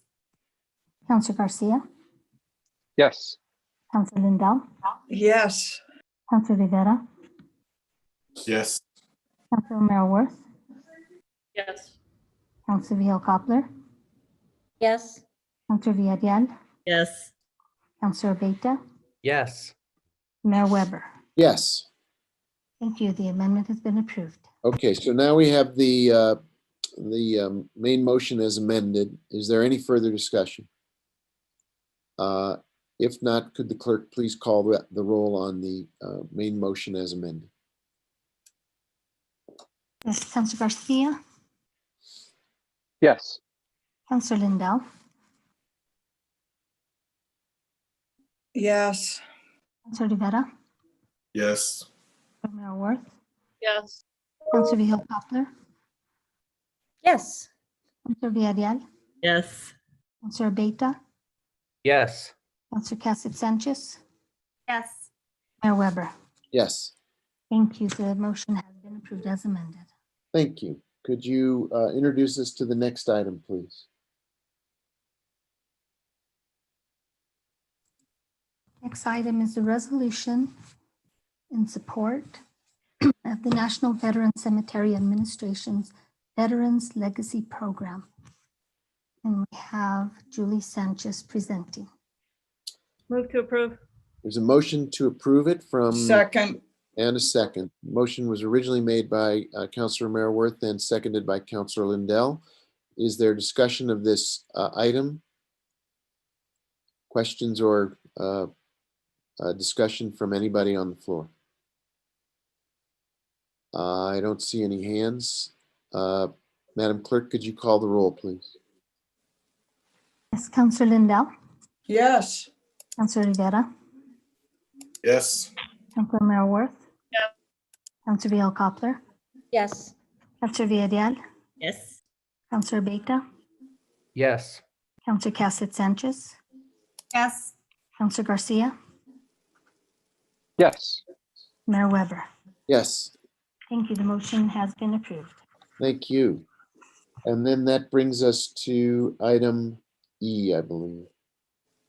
Yes, this is request for approval of amendment number 1 to service contract 19-0653, extending the term through December 31st, 2021, and increasing the compensation by $325,000 plus New Mexico gross receipts tax for on-call urban planning and economic analysis services.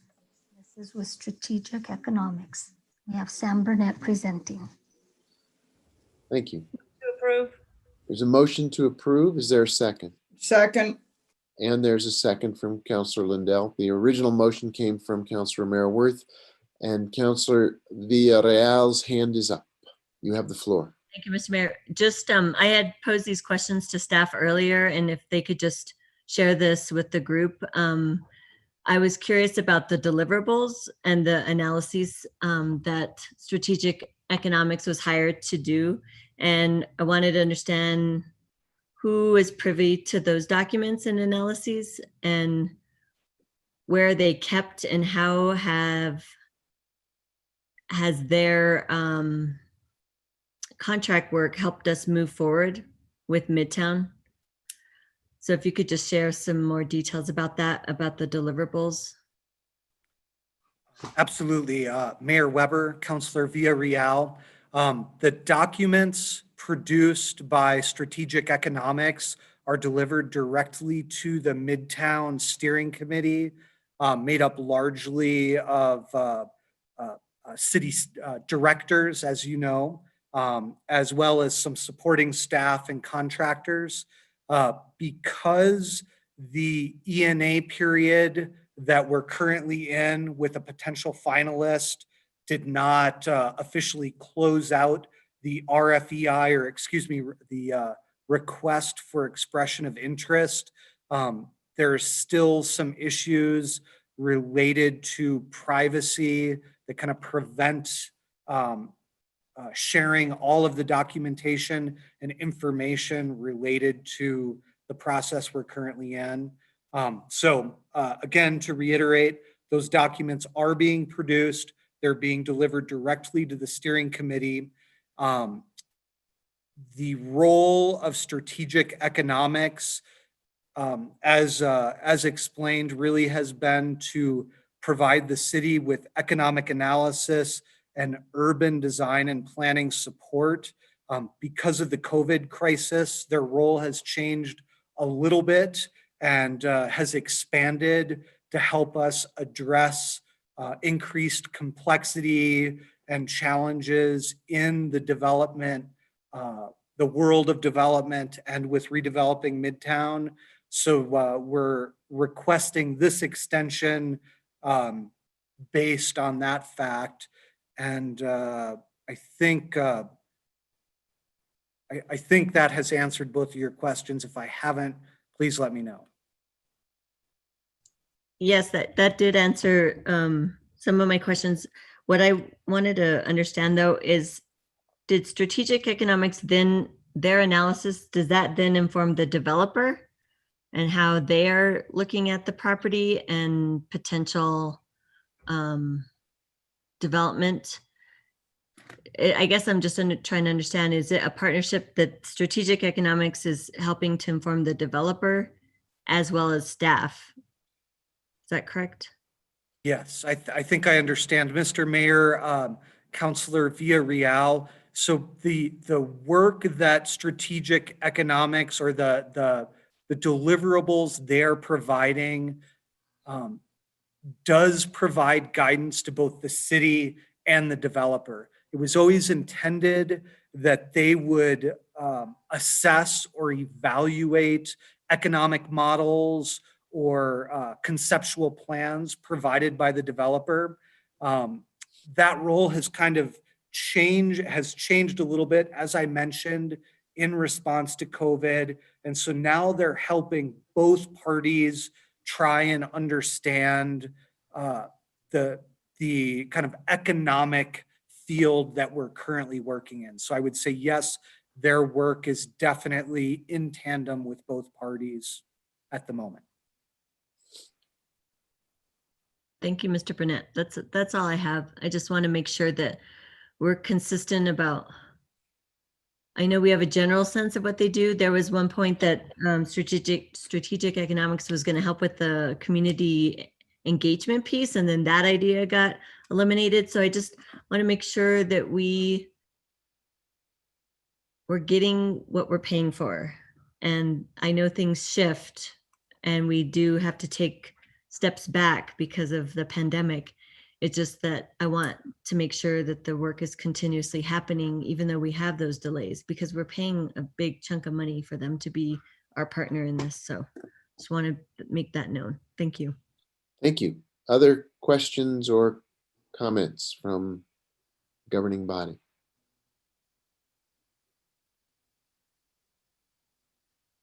Okay, could the clerk please call the roll then?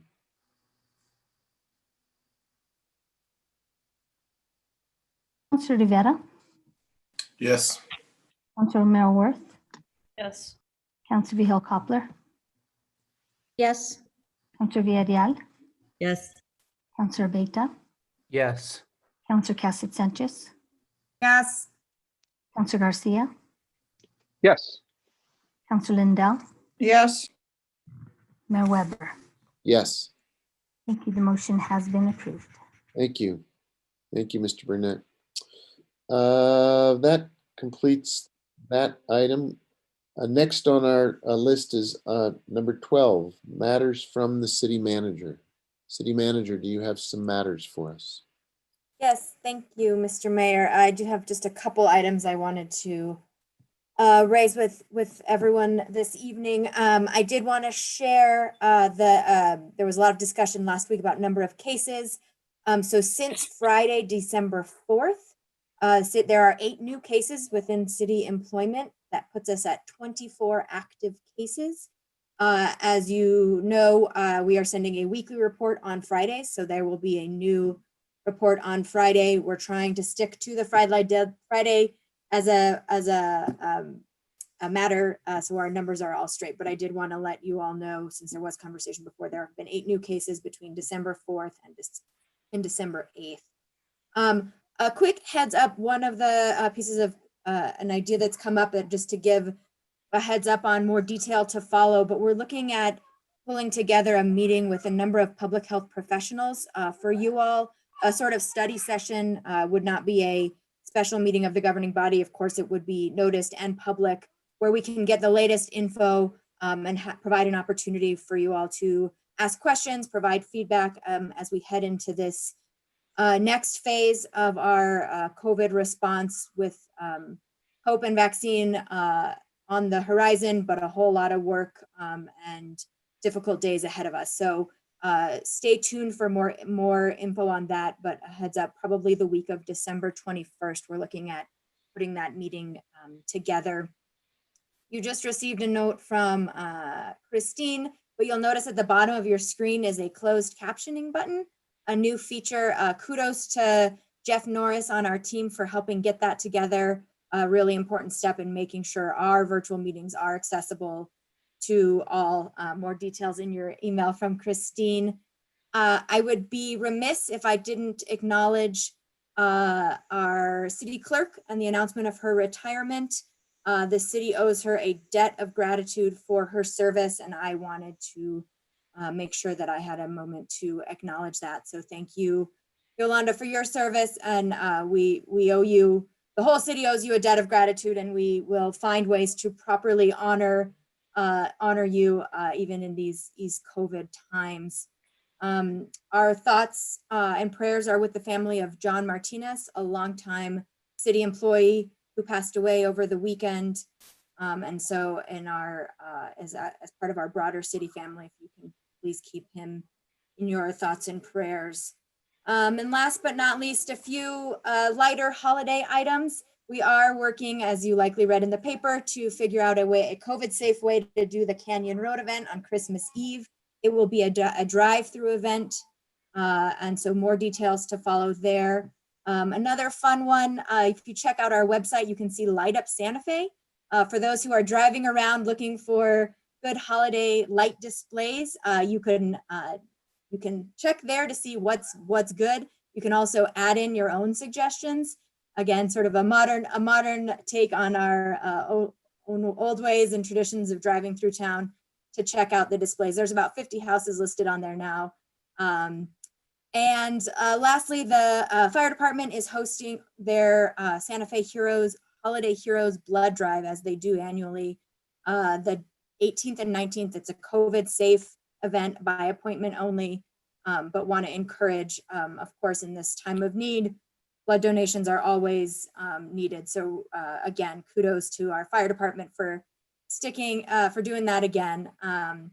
And with that, we do meet again on the 16th, but this is our last formal governing body meeting. So I would like the opportunity to wish you all a happy holidays, a safe holidays, as we head into what will hopefully be a happier, more regular 2021. We'll look back upon this experience with a lot of fresh eyes, but I wanted to acknowledge heading into the new year and what an honor it is for me to get to serve with you and work together through really challenging, difficult, complicated times and do it together. So thank you. Thank you. Matters from the city attorney. Yes, Mr. Mayor, members of the governing body. I'd also like to recognize Jeff Norris and Jesse for their hard work on the closed captioning. It involved multiple computers and talking to each other and new equipment and working with IT and working with Joe Abeta. It was a many step process that we're very excited about. I too send my gratitude to Clerk Behill, who's helped me a lot since I arrived at the city and really helped me out with governing body practices and procedures and city records on a daily basis. So I've definitely have great gratitude for you, Yolanda. On a technical note, I am recommending an executive session on two matters of litigation. One, a intervening case that the city was part of, but is looking to settle as an action after the executive session involving our fire department and the licensure of a company that's looking to move into the Santa Fe area.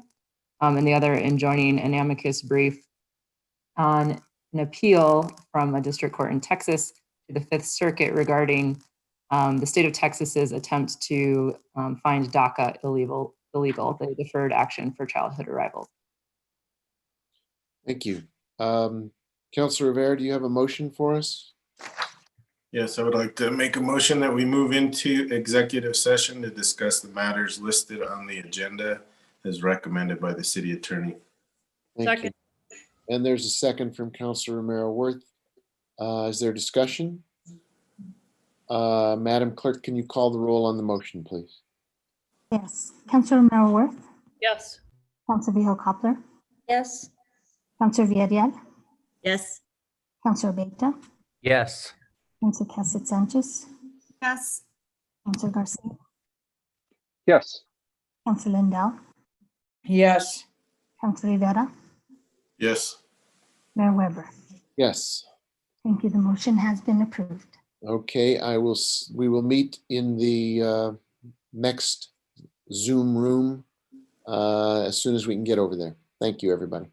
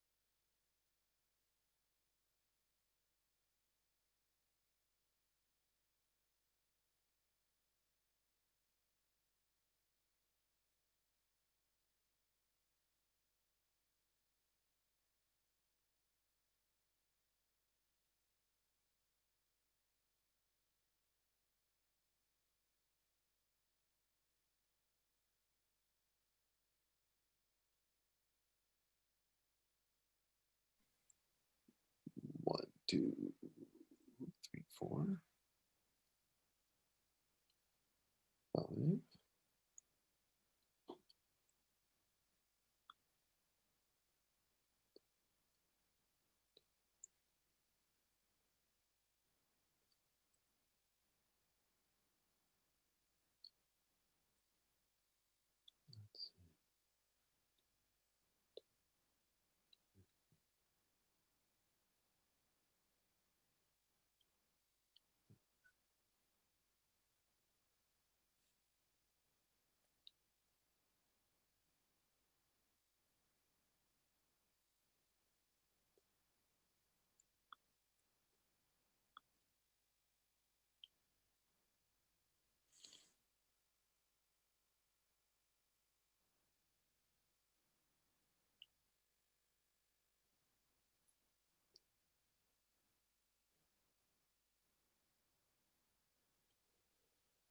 I wonder if some of our colleagues are having a hard time getting back into our meeting room. Joe, are you present? Are you monitoring this? I see, let's see, how do we move people from attendees to panelists? Because I think several of our colleagues are in the wrong room.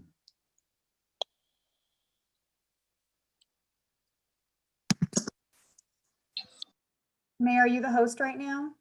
I think I may well be. I'm trying to find out. I'm getting people saying waiting to be let in. So let me see if I can do that or if Joe does that or if. Mayor, you can do that. Joe. Mayor, I'm here. Okay. Joe's I'm letting him in. back to his computer. Yep, there you are. We've got Councilor Abeyta, Councilor Villarreal, Councilor Neil Koppler. Yep, are getting in the it in. Okay, thank you. All right. I think you've made the transition from waiting room to panelist for all of our council members. So we can resume our session. Yes, sir. Thank you. Councilor Rivera, do you have a motion to bring? Mayor, thank you. I make a motion that we return from executive session stating for the record that discussion was limited to those matters listed on the agenda. Second. Councilor Romero Worth has made a second to Councilor Rivera's motion. If there's no discussion, could the clerk please call the roll? Yes, Councillor Vihel Coppler, Yes. Councillor Villarreal, Yes. Councillor Abeyta, Yes. Councillor Cassett Sanchez, Yes. Councillor Garcia, Yes. Councillor Lindell, Yes. Councillor Rivera, Yes. Councillor Romero Worth, Yes. Mayor Weber. Yes. Thank you. Motion has been approved. Thank you. With that, Madam Clerk, could you bring us to item 14A, please? Item 14A is approval of the settlement agreement to dismiss the city's interest in American Medical Response Ambulance Service, Inc., Public Regulations Commission Case 20-00125-TRM. Andrea Salazar and Michael Suber are available if you have any questions. Thank you. Is there a motion we can take up with regard to this? Move to approve. Second. Councilor Romero Worth has moved to approve it and Councilor Lindell has seconded. Is there discussion on this item? If not, Madam Clerk, could you please call the roll? Yes, Councillor Villarreal, Yes. Councillor Abeyta, Yes. Councillor Cassett Sanchez, Yes. Councillor Garcia, Yes. Councillor Lindell, Yes. Councillor Rivera, Yes. Councillor Romero Worth, Yes. Councillor Vihel Coppler, Yes. Mayor Weber. Yes. Thank you. Motion has been approved. Thank you. And then you could please read us into 14B. 14B is approval to join an amicus brief with the City of Los Angeles and other local governments in support of the state of New Jersey and the Mexican American Legal Defense and Educational Fund in their intervention in an appeal to the Fifth Circuit Court of Appeals in the state of Texas versus the United States. And that's SD Tex 1-18-CV-00068. And Ms. McSherry is available for questions. Thank you. Are there questions? Let's get a motion on the floor before we go to questions. Is there a Move motion to on the? approve. Councilwoman Villarreal has moved to approve it. Is there a second? Second. I heard Councilor Garcia, so we have a motion and we have a second. Is there discussion on this item or questions for the city attorney? If not, Madam Clerk, could you call the roll on this item, please? Yes, Councilor Beta, Yes. Councilor Cassett Sanchez, Yes. Councilor Garcia, Yes. Councilor Lindell, yes, Councilor Rivera, Yes. Councilor Mel Worth, Yes. Councilor Vihel Coppler, Yes. Councilor Villarreal, Yes. Weber. Yes, Thank you. Motion has been approved. thank you very much. That brings us to number 15 on our agenda, which is matters from the city clerk. Happy holidays, everyone. Thank you, City Clerk. Anything else you'd like to bring to our attention? Not at this time, sir. Okay, thank you, ma'am. Communications from the governing body. Let's go around. We'll begin with Councilor Cassett Sanchez. Thank you very much, Mr. Mayor. I do want to also recognize Yolanda Vigil and her role as clerk. You have been incredibly helpful at my time at the city and as I was running, and I just greatly appreciate all your service. So thank you so much. I am introducing a resolution. The caption on the introduction sheet is incorrect. It's missing a little bit of information. Aaron, should I read what's on the sheet or should I read what it should be saying? Go ahead and add to it, Mayor and Councilor, if there's something you would add. Sure. Perfect. Thank you. It's a resolution directing the city manager to provide written updates and presentations at every regular governing body meeting with information regarding the COVID-19 response from the police department, fire department, human resources, and emergency management and safety. And it's being co-sponsored by Councilors Rivera, Lindell, and Villarreal. We've been talking a lot about COVID and working on getting our ways out of here. And I'm seeing this as an opportunity to really frequently have the discussion about where we are hitting the mark, get some data points on where we are seeing some other opportunities for adjusting policies and practices. So I look forward to hearing my colleagues' feedback and bringing this forward. I believe it'll go to Public Works and Utilities on Monday, and then governing body at our special meeting next week. Other than that, tomorrow's start of Hanukkah. Happy Hanukkah, everybody, and then happy holidays. I have no further communications. Thank you. Councilor Rivera, you have the floor. Thank you, Mayor, Madam City Manager, if you can pass on to the crews once again, just the great work they did on the plaza. I mean, every time I drive by, I can't believe how they outdo themselves every year. So if you can just let them know again, what a great job that they've done, and that they are appreciated by the city council, and that I would appreciate that. And then since this is our last large meeting, I did want to give a huge thank you to the city clerk. I've known her for many years as a member of the fire department and the fire chief, and I've worked with her for many years. And I wish you weren't leaving during a COVID, because you definitely deserve a much better send-off than we're doing right now. And I hope once this whole thing is said and done with, it, your family along with the city can give you a proper thank you and a proper send-off that you so much deserve. And it's not just you, it's other employees as well, but you because you've given so much time to the city and have done so much on behalf of many of the people in office right now and many of the past elected officials as well. So you're going to be missed and super hard to replace. And I wish you nothing but the best. And again, wish that you weren't leaving. So thank you for all your years of service. And I hope you enjoy what's ahead of you. Thank you. Thank you, Counselor. Counselor Garcia, you have the floor. Thank you, Mr. Mayor. As well, want to give a huge shout out to Yolanda. She's definitely leaving behind some big shoes to fill. So I know that whoever is following up behind her's, not only do they have an election season to deal with, but they've got some institutional knowledge, just everything that Yolanda brings to the table. I mean, it's going to be well missed. And once we're through this pandemic, you definitely will be invited for a proper send off. You might have already been celebrating somewhere on a nice beach somewhere, but we're going to call you back. We're going to give you a proper send off. So thank you. Well deserved. Well, much deserved.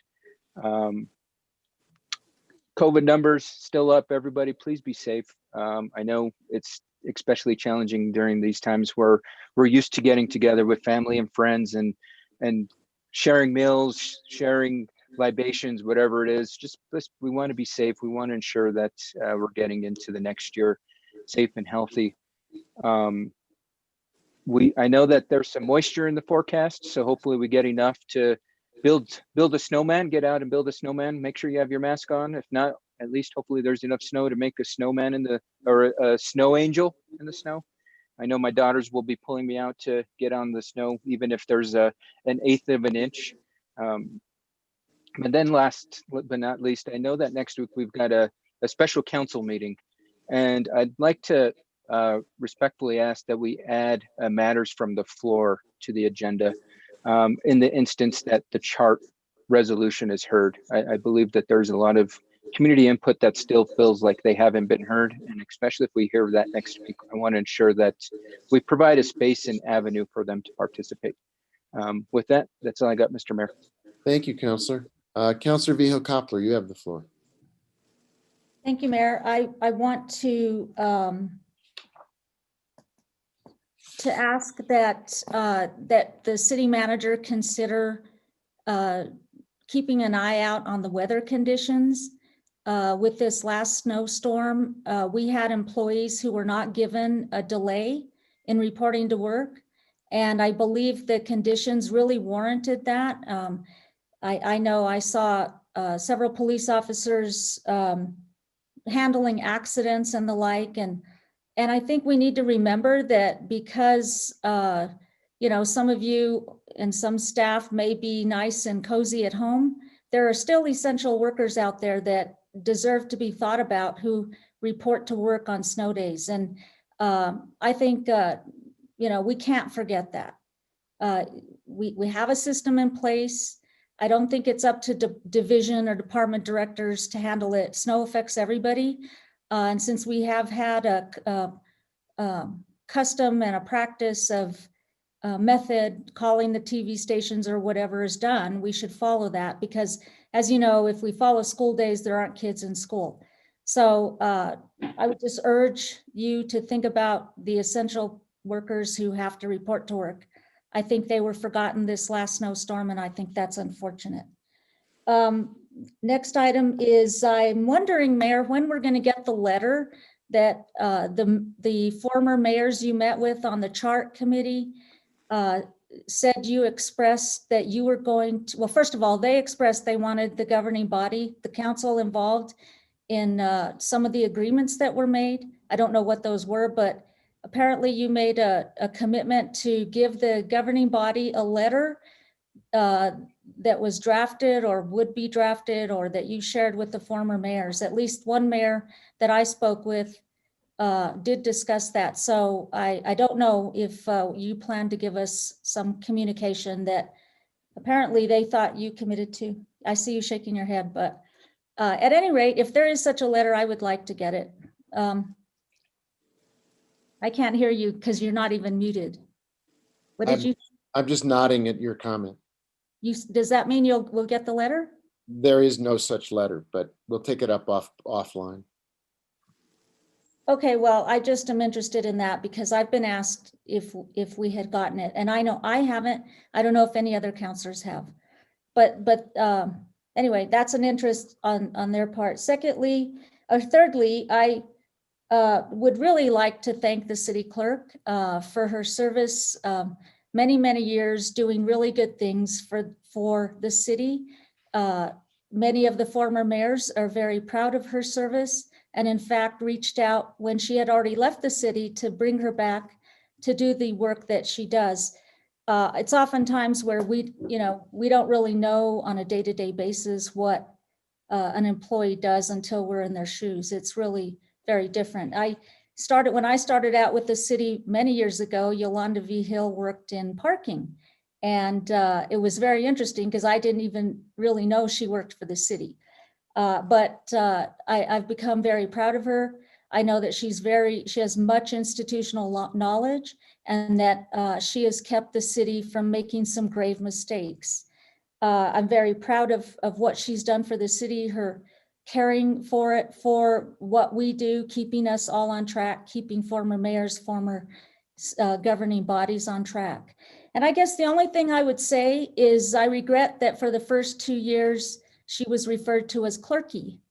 And I found that to be very condescending and disrespectful. And it was almost every council meeting. And I asked that stop. And it did not, it continued. And I want to apologize for any counselors who want to join me in that apology to our city clerk for being disrespected like that. I think it's offensive, and I hope it never happens again to anyone in the future. But Yolanda, I wish you well. I have the greatest gratitude for you, and I know that you're going to go forth and do great things. Thank you. Thank you, Counselor. Let's see, Counselor Lindell, you have the floor. Thank you, Mayor. I want to join all the other counselors in thanking Yolanda. I can't give her the thanks here tonight that I want to or that I intend to. Hopefully, once this COVID thing is over, we can have a little celebration of the times that we've spent together. Let's see. The holidays are coming right up. I think Maria's listening, so I still have my heart set on that pony, but I got a feeling it's going to be a keychain and some other smaller items. But it's kind of that naughty or nice thing. It's an opportunity to be nice. Put our arm around each other and look forward to 2021. This has been a tough year for us. And let's look deep inside and be as good to each other as we can. This year's brought us so many struggles, but we get through it. We get through it together. And 2021 is just around the corner. I can't wait to get the vaccine. Looking forward to that. So that's really all I have, Mayor. We'll see everybody next week at the special meeting. Thank you. Thank you, Counselor. Let's see. Looking at Councilwoman Villarreal, you have the floor. Thank you, Mr. Mayor. Just want to echo all the appreciation that we've had for City Clerk Vigil, and I really have appreciated your integrity. I think that's a valuable trait to have, especially with the job that you were doing for City Clerk, and the importance of running elections fair and impartially and with a lot of integrity. And I really appreciate that.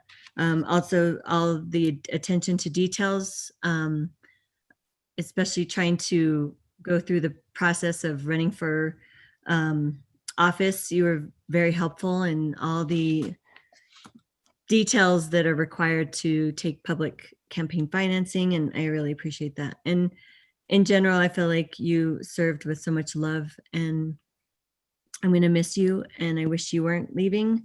I see you as a Shiro in my eyes, and I hope that we'll be able to connect later on when you're free and you're able to do what you want. And hopefully we'll get to celebrate your commitment to the city and to staff and to the residents of our great city. I wanted to thank staff for getting the closed captioning. I think that's extremely important.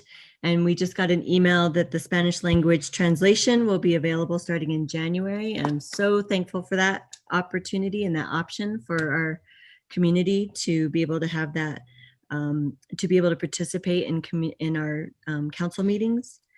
And I would just ask that we look at maybe some kind of training around amendments and motion procedures. I feel like it changes every single time. Every meeting, I feel like it's different. And I just think it's uncomfortable, it's confusing. We have a big meeting next week that's going to require a ton of amendments. And I think that we need some kind of clarity as to how that process is going to take place next week, or we're going to have that meeting till 12 a.m. So I just want to note that I think it's changed. It feels like it changes every single meeting. So I want us to be on the same page with that. And then I'm introducing a resolution requesting the National Nuclear Security Administration to prepare and complete a new site-wide environmental impact statement for Los Alamos National Laboratory before expanding plutonium pit production at the facility. I'm also co-sponsoring a resolution that Councilor Romero Worth will put into the record tonight, and also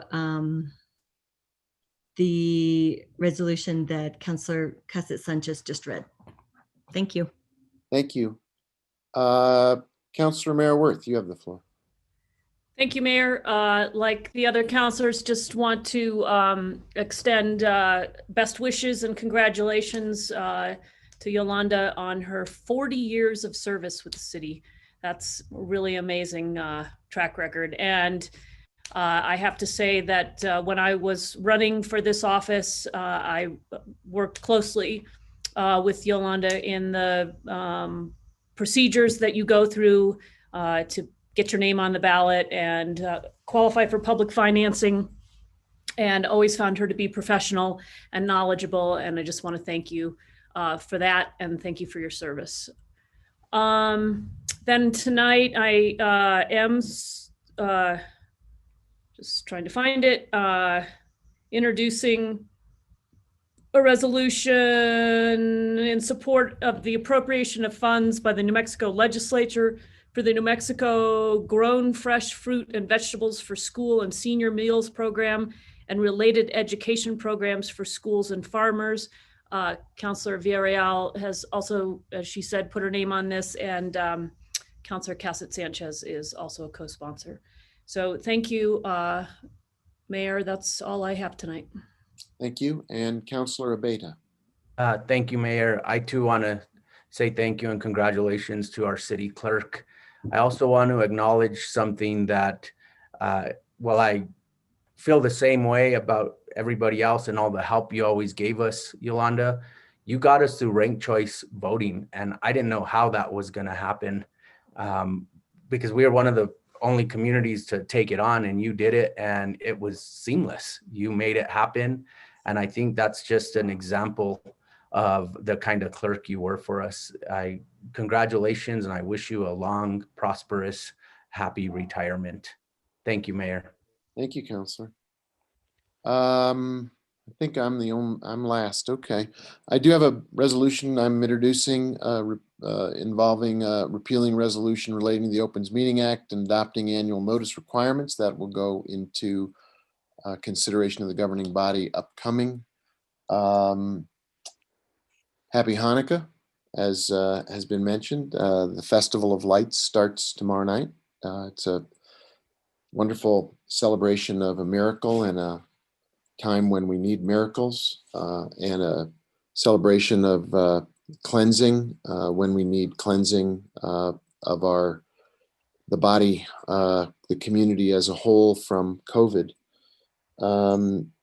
It's looking back on 2020, I think we all know it's been a very challenging year, and I think the governing body, the city council, deserves a real round of applause and appreciation. It's been a lot of hard work. It's been a lot of serious issues we've had to contend with, not only coming to terms with COVID, but keeping the city running, maintaining our operations, adopting a budget that we had to rewrite 3 times, looking hard into a series of issues that really are going to put the city on a tremendous path forward once we are looking at COVID in the rearview mirror.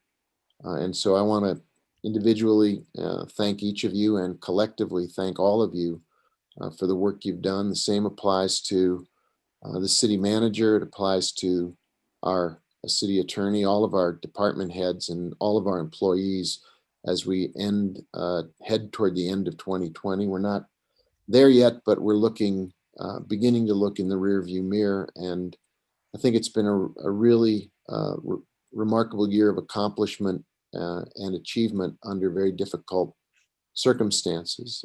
So thank you all. To the city clerk, I really want to make this a very personal statement.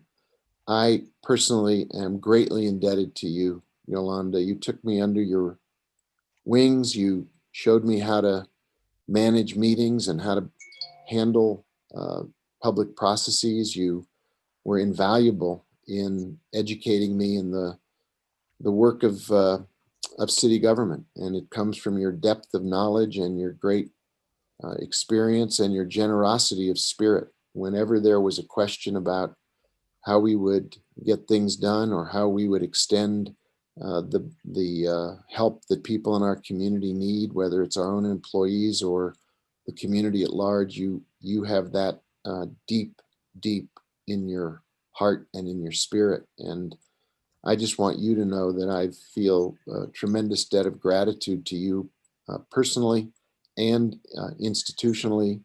And as we get COVID-19 behind us and we can actually toast you and celebrate you and recognize you in a way that you will be deserving of in a public way, not in a Zoomy way, I want to be able to make that happen as a token of appreciation and a gesture of great appreciation and gratitude. So I know you're going to enjoy the freedom and the opportunity to take care of yourself and your family, and you will not for a minute be lost to us, because we have a deep sense of appreciation for you. So much gratitude for everything you've done for me and for the whole city, for the whole community. Thank you, everybody. I think If I could, I'm sorry, this is Yolanda. Yeah, go ahead. You have the floor. I'd like to thank you all for your kind words, and really touched my heart. So thank you. I'm not going to give a speech, but I'd like to read this prayer that's meaningful to me. And I'm sorry I've been using my voice. So may God bless you with discomfort, at easy answers, half truths, and superficial relationships, so that you may live deep within your heart. May God bless you with anger at those who disrespect, are inappropriate, intimidate, and harass, so that bullies, regardless of their status, may be called upon to atone for their actions. May God bless you with tears to shed for those who suffer from pain and rejection, and who are discriminated against because of sex, age, and race, so that those suffering know that they are not alone. And may God bless you with enough foolishness to believe that you can make a difference in this world, so that you can do what others claim cannot be done. Amen. I'd also like to, in conclusion, to quote from Mark Twain: please remember, it is never wrong to do the right thing. Oh, and in conclusion, sorry, I'm not leaving because of health reasons. Thank you. Thank you, Madam Clerk, and you have all of our appreciation for your words and your spirit. Thank you. That completes the afternoon session. We move to the evening session. We're about 24 minutes after 6. And we have about 31 people in the attendees room. I assume some of those want to be speaking as petitions from the floor, but others may be here to speak to our upcoming public hearings. Joe, can you, we're going to move to petitions from the floor now. Can you find out how, through a hand, sort of a hand raise, how many folks are going to speak as petitions from the floor? How many people are here for a hearing and how many are here for both? Okay, folks, if you here to speak from petitions from the floor, please raise your hand on your Zoom window. Just to let you know that if I will ask you if you are staying for another matter that might be happening later on in the agenda. If you are, we'll keep you on. If you're not, you'll be able to resume watching the council meeting from our YouTube channel, the City of Santa Fe YouTube channel. And to be clear, Joe, to be clear, if you are here to testify as to a matter that is where there will be a public hearing, please don't use the petitions from the floor time. That's right. That the petitions from the floor are only for matters unrelated to the public hearings that are scheduled for the evening session. So if you intend to speak on a public hearing, withhold your comment until we bring that matter forward. More eloquent than I could say it, sir. So that's great. Awesome. So I believe we've a few people who wish to speak as matters from petitions from the floor. Why don't we offer them 2 minutes to speak? And if you could begin to admit them, that would be great, Joe. Great. Okay, first up is Miguel Gabaldon. And Miguel, you are unmuted and you have the floor. Miguel needs to unmute his mic. There we go. There you go. There you go, Miguel. We can hear you. Okay, thank you, Joe, and good evening, mayors and city councilor. Just want to bring up to let you all know, I'm sure you have a million other things going on, but there are hearings going on as today, in fact, was one of them regarding the obelisk crimes that took place on October 12th.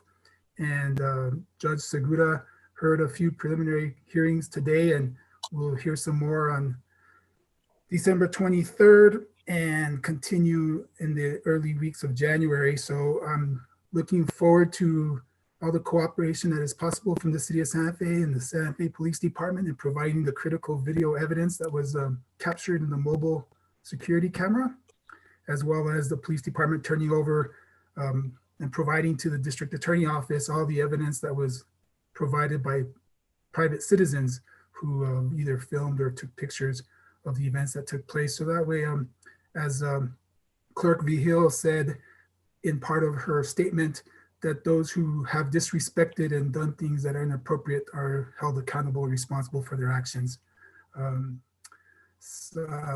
Lastly, wish you all to have a great holiday as we prepare here for this holiday season.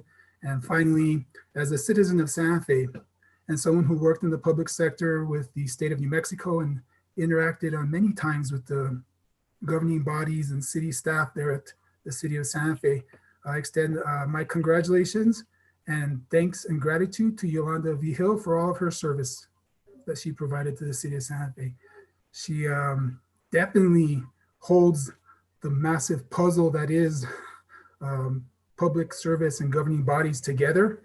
And she did a great job in all of her tenure. And I understood she retired or left and came back, and so, or something like that. But she did a great job, and wish her a happy retirement, and wish those that have to fill her big shoes, despite her smaller size, but she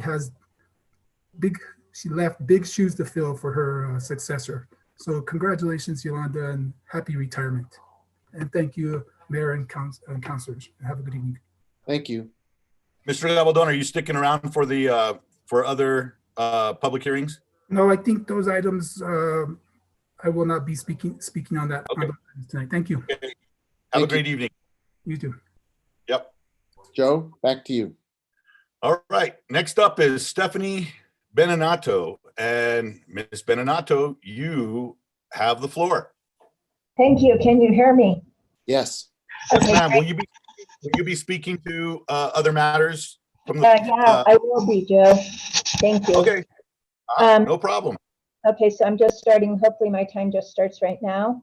I want to thank the city for not having a Firelito drive-by on the east side, but encouraging people to go to other parts of the city.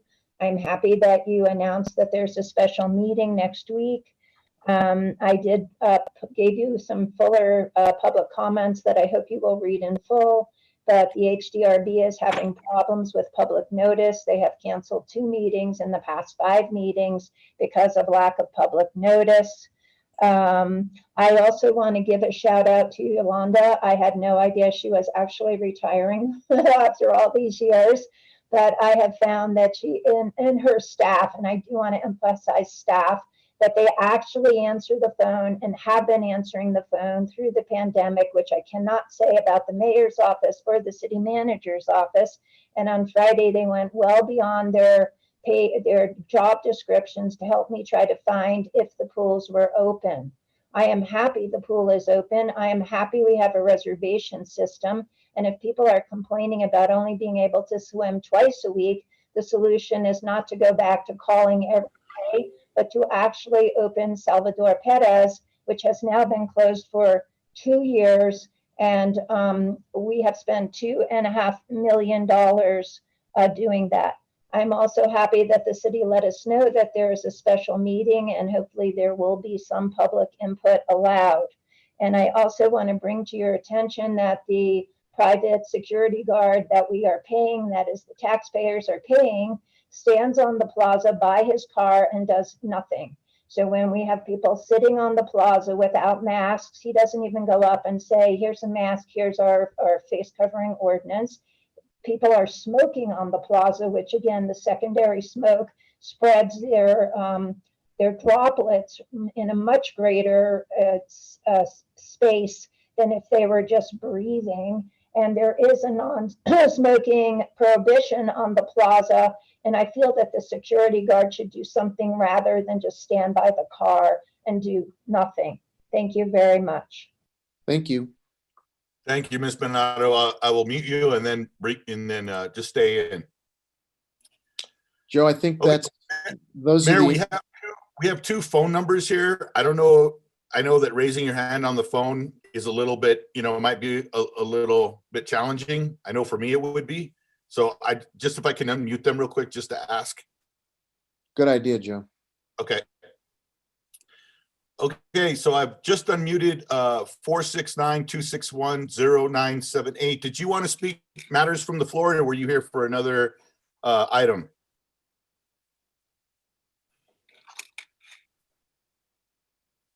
Four 469-261-0978. Appears to be still muted, Joe.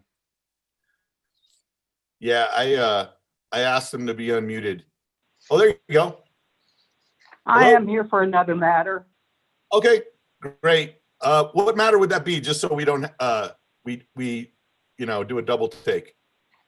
The short-term rental ordinance. Excellent. Okay, great. Thank you, ma'am. All right, let's try. Let's see. So next up will be. It looks like the next up is 505. So let's do this. 505-231-3861. You've been unmuted. Are you here to speak for matters from the floor, or are you here to speak to another item? Let's give him a little time here to Unmute. unmute. 505-231-3861. You've been unmuted. Okay. Hey, maybe we'll come back to them. We do have another blue hand from Elizabeth West. looks like she wants to speak from matters from the floor. I'm going to go ahead and disable talking here from that other phone number. And Elizabeth West, are you here to speak from matters from the floor?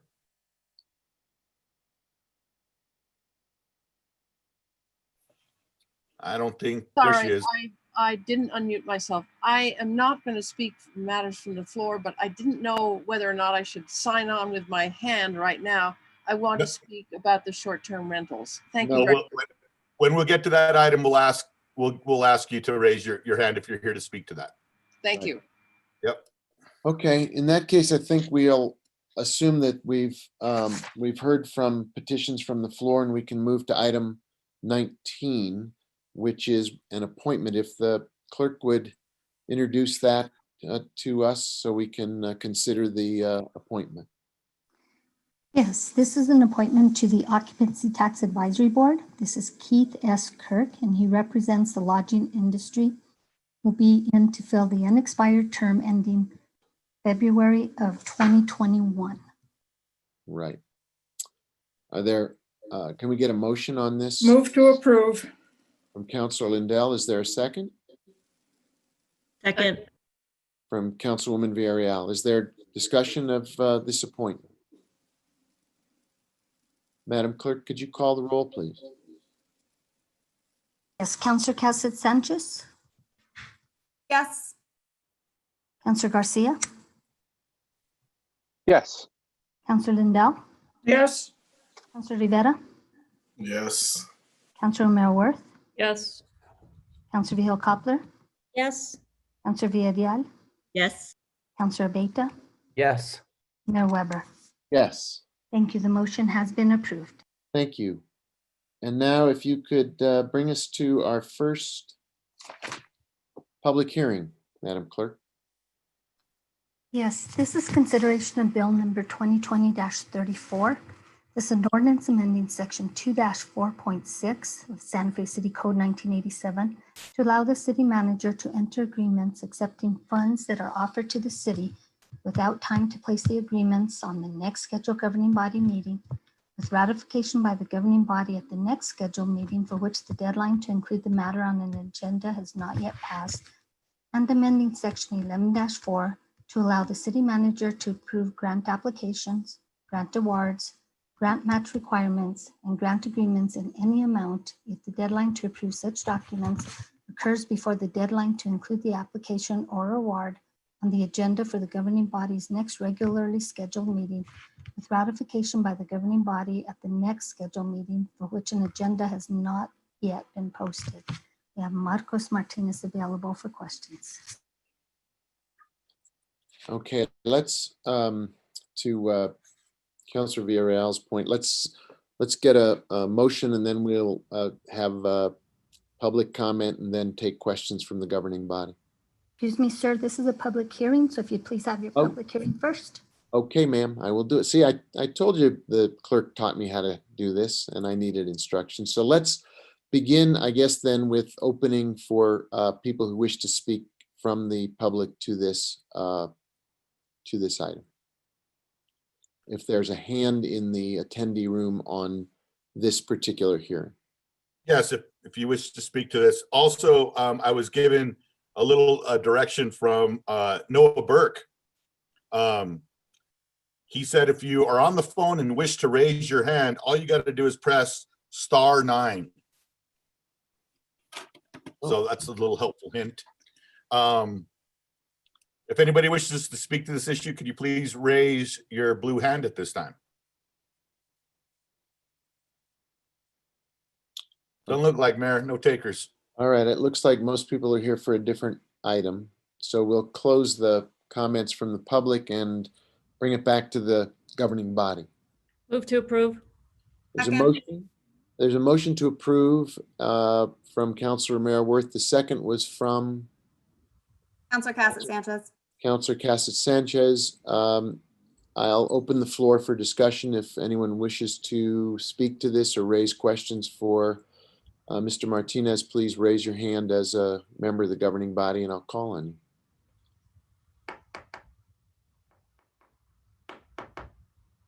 I don't see any hands raised on this item from the governing body. So we'll close that, and there's no discussion. Can the clerk please call the roll? Yes, Counselor Garcia, Yes. Counselor Lindell, Yes. Counselor Rivera, Yes. Counselor Merriworth, Yes. Counselor Vihel Coppler, Yes. Counselor Villarreal, Yes. Counselor Beta, Yes. Counselor Cassett Sanchez, Yes. Mayor Weber. Yes. Thank you. The motion has been approved. Thank you. So that brings us to the next item as a public hearing. Madam Clerk, do you want to introduce that for us? Yes, you'll be discussing and hearing about impact fees.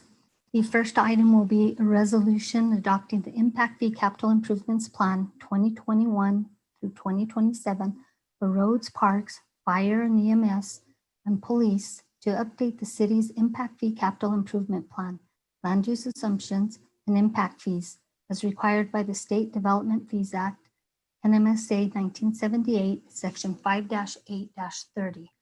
You'll also be considering Bill number 2020-33. This is an ordinance amending Section 14-8.14C, Santa Fe City Code 1987, to add a reference to the impact fee service area, amending Section 14-8.14E to adopt a new impact fee schedule and clarify appropriate land use categories as they relate to impact fee collection, amending Section 14-8.14G to add a reference to the impact fee service area, amending Section 14-8.14J to add a reference to the impact fee service area, adding a service area map as Exhibit F in the appendix to the Land Development Code, and establishing an effective date. And the presenter on this is Carlos Gamora. Thank you. So once again, let's open the floor for public comment, public testimony on this item. Joe, is there anyone in the attendee room who wishes to speak to this public hearing? If you wish to speak to this matter, please raise your hand at this time, please. All right, Mayor, don't look like it. It looks as if people are here for a different item, so we'll close the public comment and open it up to the governing body. And if you could please raise your hand. We have a motion to approve. Do you have a second? Second. Mr. Mayor, I do want, I'm sorry, I'm not sure if this is when I should butt in. I do want to clarify that this is two separate motions. Yes, we have We two will have items. to- Yeah, we have to take them up Exactly. individually. There are roll call votes on each of the two items. So I assume we're addressing item one, which is consideration of the resolution. We'll take the second one second. But the motion to approve was for that first segment. And I believe there was a second, but I didn't catch who it came from. Counselor Beta. Counselor Abeto seconded the motion. So we have a motion to approve in a second. And now we can discuss item, I guess we can discuss item one and then we'll take up item two. Are Mr. there? Yes, Councilwoman Villarreal. Didn't staff give a at least short presentation to give some context about why we have this before us? On that point, Counselor, just point of order, so for public hearings are different than matters that are not public hearings. So there is a different format for things that happen during this section. And staff statement in our rules is before public comment. Okay. So it is reading of the brief staff statement, then public comment, then questions. Okay, so we'll get that worked out. In the meantime, staff should give us a brief overview, and then we've got Councilor Vihel Coppler's hand is up to ask questions, but let's take the point that has been made and offer staff a chance to give us the overview before we open the floor for questions.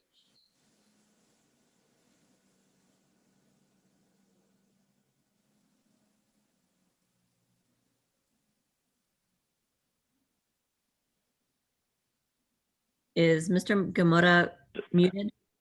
Sorry, I was still muted. I was. Thank you, councilors and Mr. Mayor. So tonight, proposed impact fee update. Again, we've chatted about this a couple times before, so I'll go quick. Mainly the goals for this process, most importantly, to get into legal compliance. Again, we're looking for a plan to be approved before January 1st of 2021. And so this is updating a plan from 2014. That is our first goal. Second goal is to avoid drastic changes to the impact fee process. Some members of the public have raised the potential to do a more comprehensive and critical analysis of impact fee and infrastructure planning. That was not part of the scope for this project. And that kind of last goal was to establish naturally increasing infrastructure impact fees and establish a good foundation for potential future discussions. The two items we're talking about, again, the IFCIP. Legally speaking, the most important part of the IFCIP is this 2020 maximum calculation of fees, which is the maximum amount of fees that we could calculate. And the impact fee ordinance, the second item, is establishing a set of impact fees that don't change too drastically from the existing fees we have, but get us on a good foundation to begin conversations about that moving forward. Absolutely, I could answer any questions that the governing body might have. Okay. That'll do it for me. Yeah, I think that overview will then set the stage for questions from the governing body. And I know that Councillor Vigil-Koppler has her hand up to begin. So you have the floor, Councillor. Thank you. I have two questions. One, if we adopt this resolution, we're adopting impact fees into 2027? Councillor Vigil-Koppler and members of the governing body. So the resolution adopting the IFCIP, you are correct. It sets the stage for impact fees that go into 2027. It doesn't clarify what those fees will be.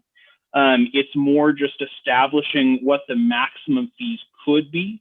And then it also establishes the different types of projects that may be eligible for impact fees. Does that answer that question? Yes, it does. Thank you. And then the other item is I was looking in the attachments because I kind of have a memory of us discussing this before, but there aren't any sheets of what committee action and what committees this went to. And is there a reason for that? Councillor Vigil-Koppler, I am not aware of there not being that information. I can tell you that it went to the Public Works and Utilities Committee on November 9th, and it was recommended for approval. And then it went to the Finance Committee November 30th and was also recommended for approval. Okay, so thank you for that. I was thinking we did do this, but I think it's important for the public to have the information that we have here tonight, which, on the agenda, which it's not here. So I think that's important to me. So I thought I'd bring it up. Thank you. Thank you, Councillor. I guess Councilwoman Villarreal, you have the floor. You have your hand up next. Thank you, Mr. Mayor. Yeah, I'm supportive of this. I think we are in the right place in the fact that we needed to update our impact fees. The one thing I just want to make clear so that we all understand, and there were questions that were brought up by the Santa Fe Area Home Builders Association, and I thought they were good questions. Not sure if you received that, Mr. Gamora, but it was helpful to put those out there and get some clarity. So essentially, when we collect impact fees, what is the decision-making body that actually decides how the impact fees are distributed? Councillor Villarreal and members of the governing body, I think that's a great question, and I thought that was a great letter from the Santa Fe Area Home Builders Association. The process for choosing projects is generally left up to the individual departments. So, for instance, the Parks Department came forward recently and asked for the CIAC to allow Dawson Park, Swan Park, and some improvements at Sirletti Park to move forward. And so that was entirely up to the departments, and indirectly also up to the governing body and to the budgeting process.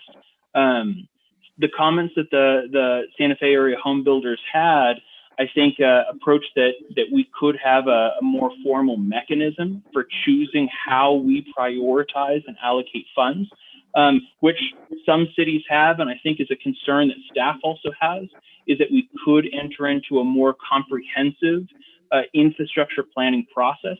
However, that was not part of this scope, and that would require additional kind of shift in staff capacity in the future in order to do that.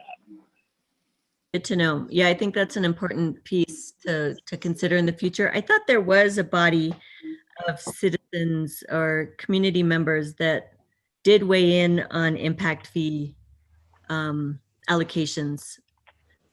There is, councilor and members of the governing body. So the Capital Improvements Advisory Committee is the citizen committee that we go to for all impact fee expenditures. And so, when taking the example of the Parks Department, so the project is already eligible per the CIAC, that Citizen Advisory Committee in the governing body. And so the Citizen Advisory Committee again reviewed what that project was, made sure that it complied with impact fee regulations, and then recommended it for approval. That's now going through the finance, and then it will come back to the governing body. Okay, so with the Capital Improvements Advisory Committee, those recommendations make their way to the council. I'm trying to remember what time period we get to see those. Is that when we're looking? Wait, maybe you could just elaborate on that. Sure. So councilor and members of the governing body. So certain contracts will come to the governing body. Certain contracts will go straight to the city manager. For contracts that go to the governing body, it first goes to the CIAC, gets approval, then it goes through the regular and typical finance processes, and then goes to either the governing body or the city manager at the very end to approve those contracts and the use of those funds. Does that clarify that question? Yes, it does. And just so people know in the public, the Capital Improvements Advisory Committee is their appointed positions, and they're supposed to represent districts, each district. And I thought there were some other areas of expertise that entity had. Can you elaborate? Absolutely. So councilor, members of the governing body, so the CIAC members don't actually represent each district as much as representing each councilor and the mayor, excuse me.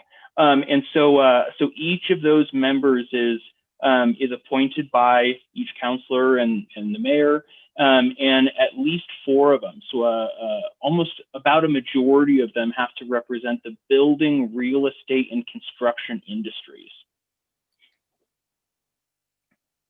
Thank you for that clarity. And then the other question, just to reference a section in the ordinance about the use of fees, the Santa Fe Area Home Builders Association was hoping that we would ensure that 3% of the total impact fees collected would actually go back into city personnel and administrative costs within the land use department.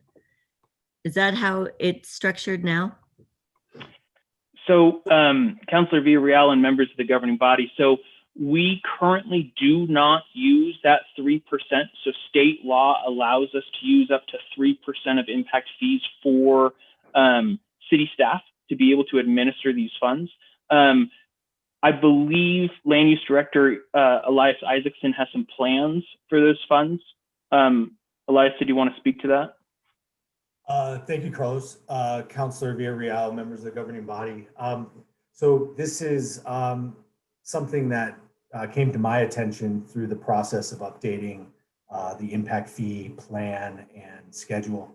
And so I fully plan to discuss this funding option with Finance Director Mary McCoy in this next year's preparation of FY22's land use department budget to see how we could leverage this 3% to support the department's efforts around impact fees moving forward. As Carlos mentioned, tonight we are really focused on adopting the new plan, but we do fully intend to address some of the issues raised by the Santa Fe area home builders in their letter around formalizing the process for identifying projects and pushing them through the process to final support by the governing body. Excellent. Yeah, I just wanted to make those issues known, even though it isn't part of the legislative process for this for these changes to the ordinance. But I think they are important, considering how important the construction industry is, especially right now. So thank you. That's all I have. Thank you. Councilor Vihel-Coppler, you have the floor. Thank you. I fully agree with Councilor Villarreal's comments regarding the funds and where they're collected and what city operations they affect. So if we're collecting funds due to a certain, or if we're collecting either fees or whatever, they need to go, there needs to be a trail where those funds actually go to fix the issues. And that's the same kind of philosophy I think we need with the recent city land use fees that were increased. That, you know, much of the justification was because it created more work and had more of an impact on staff, and yet those fees weren't dedicated to getting new staff. So I think it's really important for us to track that these fees collected go to fix the issues at hand. So, and I know, Eli, you and I have had many conversations about this, so you know, expect that that'll be tracked for sure by any of us. Thank you. Thank you, Councilor. Other questions or comments? We're considering everything as a whole, but I think we know we have to take these two items independently. Any other questions for Carlos or Eli or members of the team in the city attorney's office? If there's no other questions or discussion, we do have a motion on the first of the two items. Madam Clerk, could you call the roll on that motion? Yes. Councilor Lindell. I think it was you, Councilor Lindell. Yes. Councilor Rivera. Yes. Councilor Merrill Worth. Yes. Councilor Vihel-Coppler. Yes. Councilor Villarreal. Yes. Councilor Beta. Yes. Councilor Cassett Sanchez. Yes. Councilor Garcia. Yes. Mayor Weber. Yes. Thank you. The motion has been approved. Okay, thank you. And then that brings us to the second of the two items in front of us that we're dealing with independently. Can we get a motion on that? Move for approval. Councilor Beta moved to approve and Councilor Lindell seconded. Now, with regard to item 2, are there questions for staff? Councilor Beta's got his hand.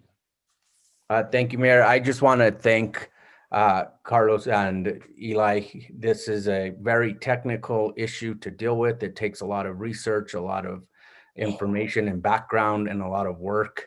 And you can see by tonight's presentation, but the presentations that were done at the committee level, that it took a lot of technical work. So thank you on a job well done. Thank you, Councilor. Other questions or comments for staff? I would chime in on that. I think it's been a terrific effort and a really tremendous amount of coordination that Carlos in particular has done. And I can't tell you how many different components have gone into the material that's in front of us tonight and that was presented, the material that was presented in the committees. It's not only timely and incredibly valuable what Carlos has brought forward and managed in an incredibly professional and expert way, but it's really been a service to the city and to all of us as he's put this package together. And I think we're very, very appreciative of that level of effort and excellence. So thank you very much for what you've done. I was present in some of those early meetings when you were describing the amount of complexity that had to be contended with and brought to a simpler and much more manageable level. And you've done it with a tremendous amount of expertise and great level of competence and confidence. So thank you for doing that. Other questions or comments? If not, could the clerk please call the roll on the motion?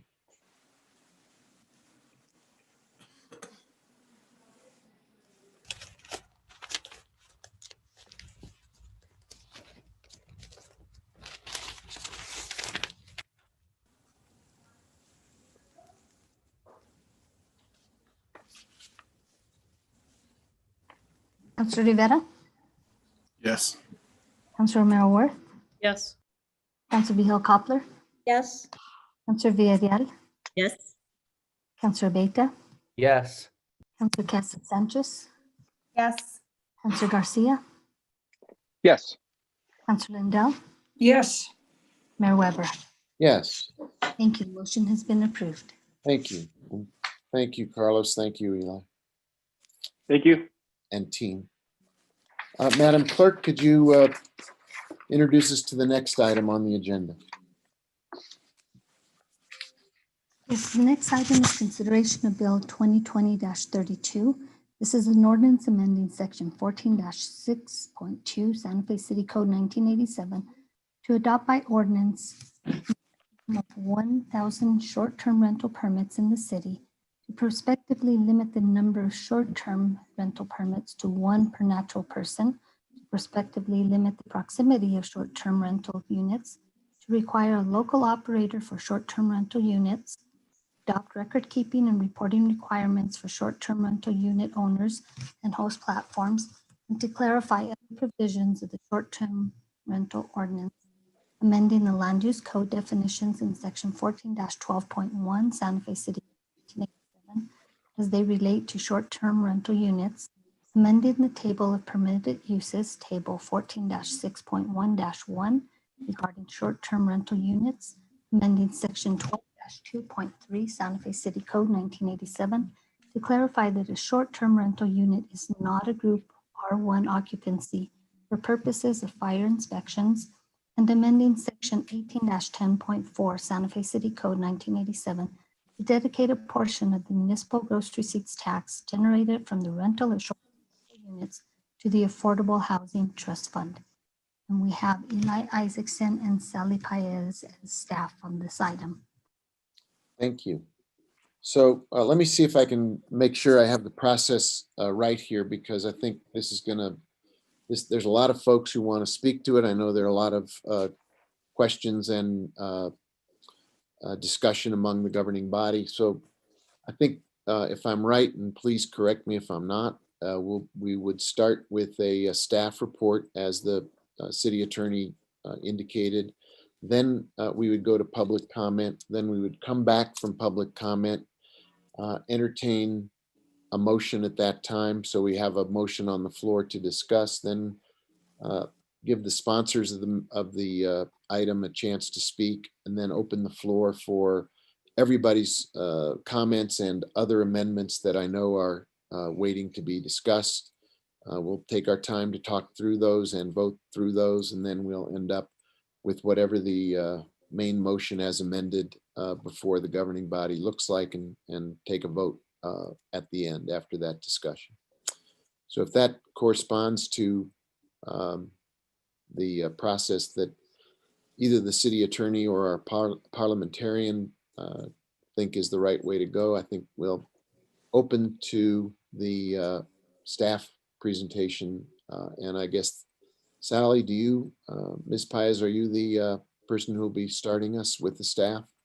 Thank you, Mayor Weber. Members of the governing body, I did speak to Director Isaacson and agreed to take the lead on sort of the beginning of the introduction and overview here.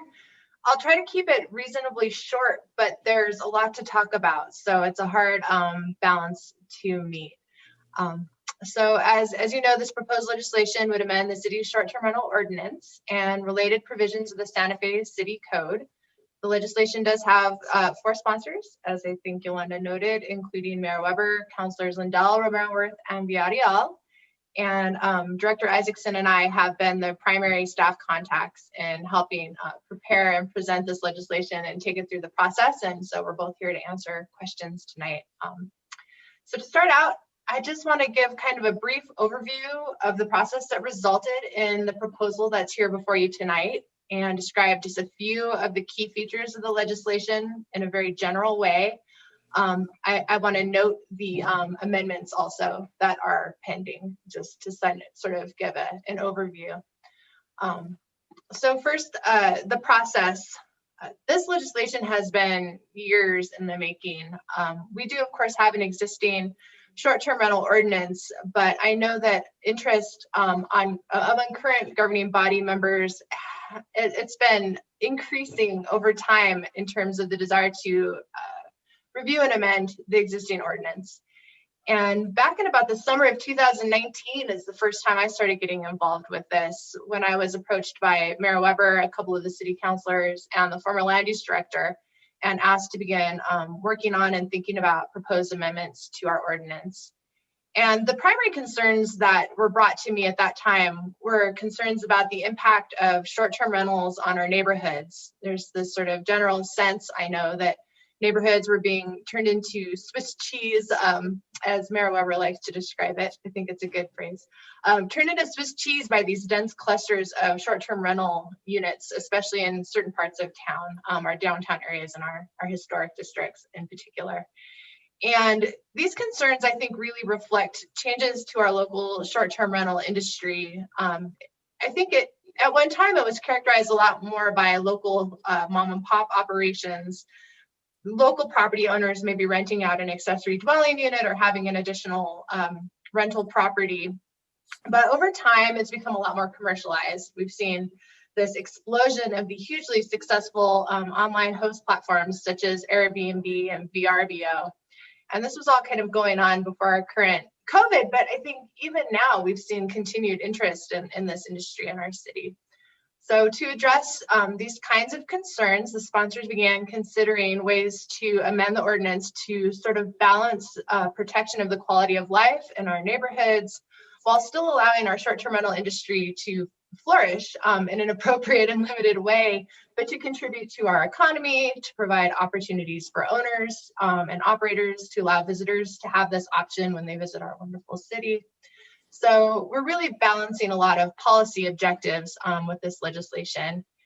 And one of the primary objectives has been to sort of just clean up and reorganize the ordinance, also to improve our enforcement and our administration of our existing regulations, but also to introduce a few new things. So this proposal really sort of entered into our legislative process in June of 2020.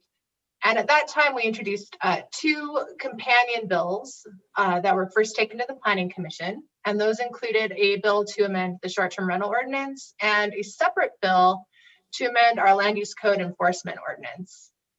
And the land use code enforcement ordinance part was introducing new potential remedies for the city in terms of being able to impose civil penalties, clarifying our provisions that allow us to revoke permits, or require an application waiting period for someone who's been violating our ordinance. So those 2 bills were presented in June of 2020 to the Planning Commission at a public hearing. The commission received just a tremendous amount of public comment and input, both written and live testimony at the hearing. And the Planning Commission ultimately provided the governing body, the sponsors, with a memo that recommended further consideration of several aspects of the legislation.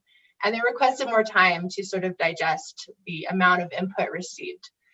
And in response, at that time, the bill sponsors decided to table the amendments to the short-term rental ordinance to really consider all of that input.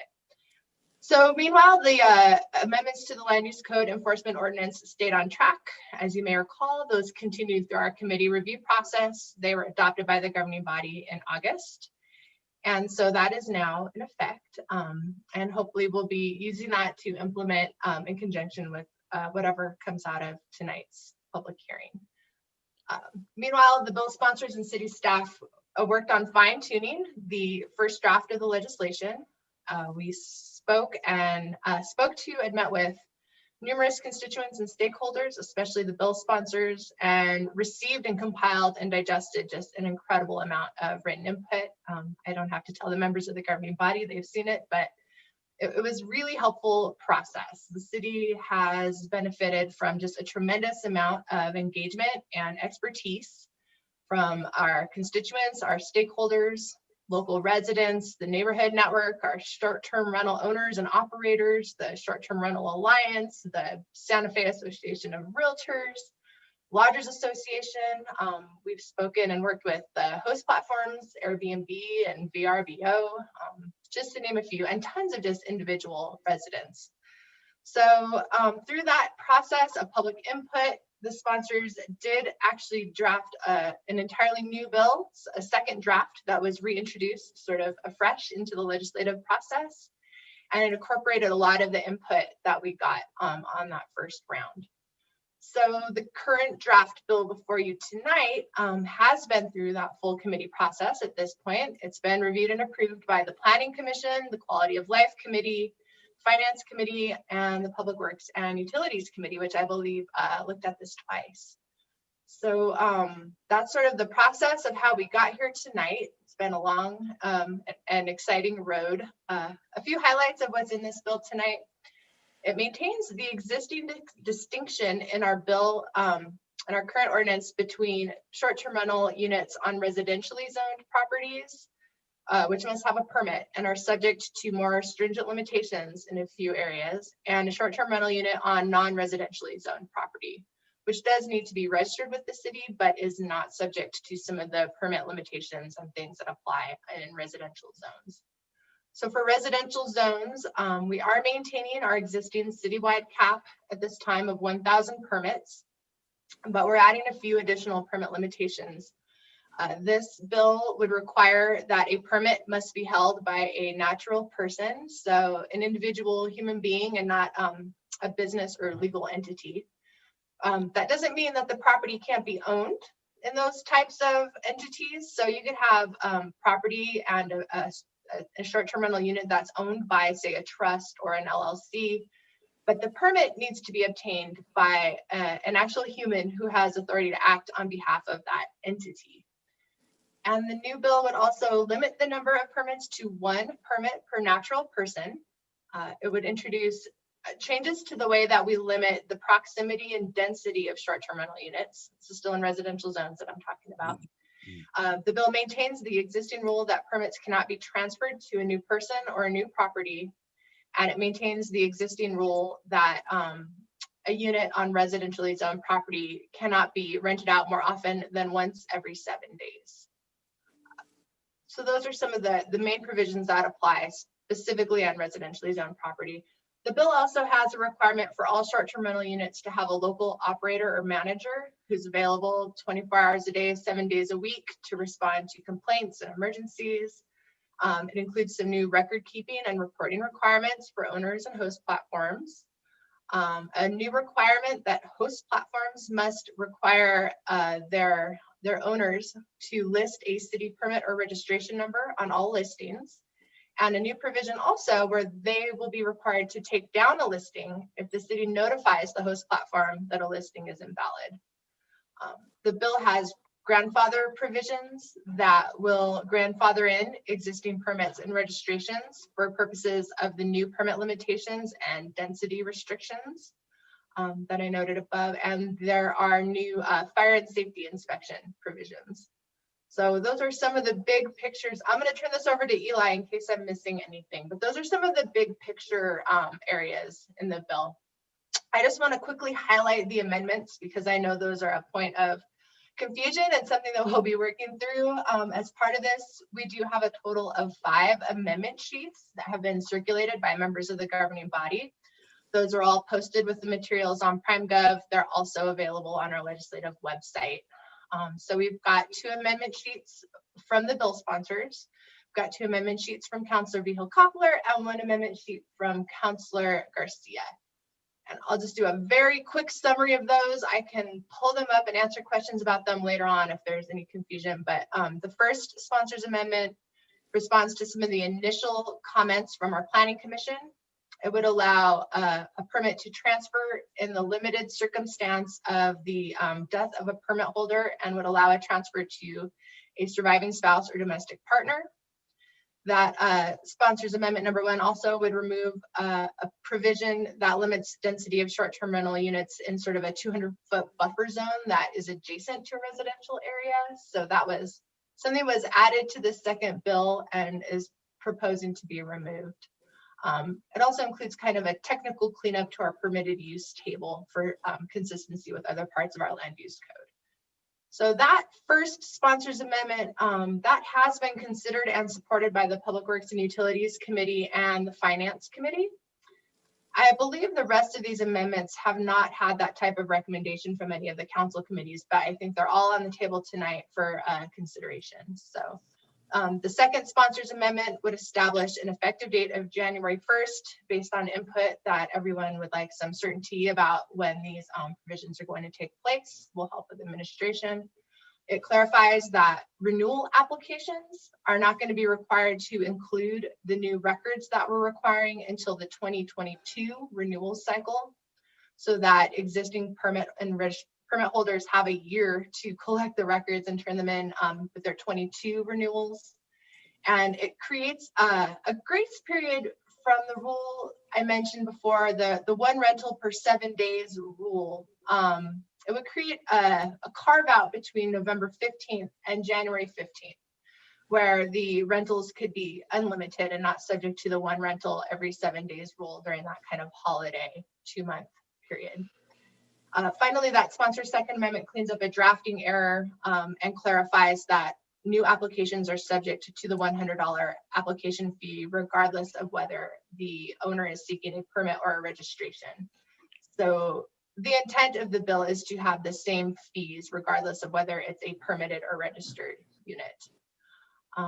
Quick overview of the other amendments. Counselor, and of course the counselors I'm sure will speak to these more eloquently and in a detailed way than I am, but so the first amendment from Counselor Vigil-Koppler would amend the city's gross receipts tax ordinance to provide that a portion of the city's GRT revenue from short-term rentals would be dedicated to the Affordable Housing Trust Fund. Counselor Vigil-Koppler's second amendment includes several proposals, several sections, including amendments to the proposed density limitations, a provision stating that if a short-term rental property is owned by a legal or business entity, the entity shall be responsible for any civil or criminal penalties and not the natural person that holds the permit. Finally, Councilor Garcia's amendment would eliminate the 1 rental per every 7 days rule altogether. So those are the 5 amendment sheets that are going to be before you here. And I will, I think I'll pass this over to Director Isaacson if he has anything to add before we go to public comment. And I also just want to note, Mayor Weber, that you may wish to impose a time limit on public comments. I'm sure you know this, but I do note that we have about 30 attendees, and I suspect a fair number of them are probably interested in speaking. So with that, I'll pass it over to Director Isaacson. Thank you, Sally. I really don't have much to add. I think since we do have around 30 attendees looking to make public comment tonight, I think it'd be appropriate to start the public hearing. Very good. Thank you both. With that, Joe, are you still overseeing the hand raising and recognition process? Yes, sir. Well, I think we do have about 30 folks in the attendee room who've been patiently waiting to speak to this matter. You can admit them. Let's have a 2-minute opportunity for everyone who wishes to speak to address the governing body on this this proposal and the amendments as they see them. So if you wish to speak to it, please raise your hand, and then Joe will let you in. We'll have a 2-minute opportunity to speak to us, and then we will take each person individually. Thank you. Mayor, I'd also like to remind the folks, once you have spoken, you'll be removed from this meeting. We'll be able to continue watching the meeting on channel 28 or channel 928, our HD channel, or they'll be able to watch it on our YouTube channel. And also they'll be able to listen to it on KSFR 99.1, I believe. So just to let them know that there's all those options. Very good. Please, All right. Please admit people. First up is Susan Orth. Let's see. Not really, because Susan Orth is using. Susan, I'm getting a pop-up that says here that you're not allowed to talk because you're using an older version of Zoom. So, Mayor, we need to promote her as a panelist in order for her to talk because of her version. Is that okay? Yeah, Joe, I think that's fine. I think whatever it Okay. takes to give people their chance to speak is the right thing to do. You got it, sir. Okay, Susan. I appreciate, and I'm a panelist. My name is Susan Orth, as they said, and I serve as the president of the Santa Fe Association of Realtors. The association is a nonprofit trade organization representing over 1,200 realtors and affiliated organizations serving the greater Santa Fe area. The association appreciated the opportunity to improve the original proposal, and many of our suggestions were incorporated into the ordinance before you this evening. But even with these improvements, the association remains concerned with the timing of these changes to the industry. And these unprecedented times with COVID-19 pandemic negatively impacting the economy, we believe the city should pause taking action on the ordinance to allow for the short-term rental industry to recover before advancing any new control measures. During this pause, the city should implement recently adopted short-term rental enforcement provisions to address remaining concerns. If there is political will to continue to advance the proposal, the association respectfully requests the following additional changes. Amend the ordinance to ensure that anyone forced to be named as a short-term rental permit holder to comply with the natural person requirement for a property that they do not control or own, that they cannot be held personally liable for violation or fees. By advancing the grandfather provision, you'll create two separate classes of permit holders moving forward. It seems burdensome and unfair to require new permit holders to meet more stringent requirements for the remaining 125 to 150 permits available. Therefore, the association urges removing the more restrictive 50-foot radius from a property's entire boundary proximity control measure, or at a minimum restrict to the front half of the property boundary, and removing the multifamily dwelling development controls. Lastly, the association strongly urges the City Council to support Councilor Beal Copper's amendment to dedicate short-term rental GRT to the city's Affordable Housing Trust Fund. We believe investing a small fraction of the city's GRT for housing has the potential to actually increase GRT over time. The city's recent budget shortfall was mitigated by an increase in GRT funding from numerous development projects under construction. We believe this relatively new funding stream can be leveraged successfully to fund affordable housing programs. Santa Fe have been welcoming travelers to Thank you. many believe is. Thank you, ma'am. Thank you. Okay, Mayor. Next up is Rick Martinez. Mr. Martinez, you are unmuted and have the floor.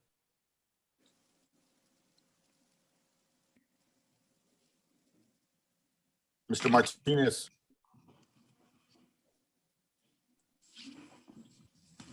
Okay. Give you a few more seconds, Mr. Martinez, and then we'll move on. Okay. There you go. There you go. There you go. I'm on. Sorry. Yes, sir. Yes, sir.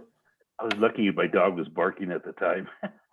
Anyway, this ordinance does not have a primary residential requirement for residential areas, so that a short-term renter can always give it to an agency so that the out-of-state guy can sit at home and collect that check and not put it back in our economy. So I think you need to keep that into this thing to make sure that whoever owns a short-term has a primary residence here and lives here in Santa Fe, and that it close by. I can't still figure out what the permit or registration means. I'm still kind of stuck. I don't know why it's two different things. Should be a permit period. I don't see why that's there. And this 24/7 giveaway for the short-term rentals, give the neighborhoods a break. You know, we need a little break. So it should just take a day off and give the neighborhood that break so you don't have to go at 24/7. So that's all I have to say. Thank you, Mayor and Councilors. Thank you. Next up, Mayor, is Diane. And Diane, you have the floor. Thank you very much. Can you hear me? Yes. Yes, if you please give your name and address for the record, Diane. Thank you. My name is Diane April. I have a condominium on Burger Street, 209 East Burger, Unit D. And I'd like to speak on behalf of Santa Fe Short-Term Rental Association. They have many objectives, but I'm just going to talk about a couple of them. I would really like you to consider Director Isaacson to please concentrate on renters in the city without permits. I think there's a huge number of people, and I realize you have a very small staff, so that's very difficult to do. But as a renter who has a permit, I really see a lot of the unpermitted renters causing a lot of the issues. I would love for you to consider to allow for an inheritance. I've been training my daughter for years to do this. And obviously, if I pass, she cannot do this. And the opportunity will be completely lost to our family. The 50-foot radius, I feel like, is not fair, especially for people who have already have their homes and they've not been in control of who else purchases around them. I've had my home for 30 years. The reservation permit of one per every 7 days is very difficult. If I have someone rent the first week of the month and the second part of the second week, I can't even do anything with it. I can't put another person in there, and that's how people rent. You don't have a sequential renting period. That's not what happens. And why, if this is such an issue, do you have 1,000 permits?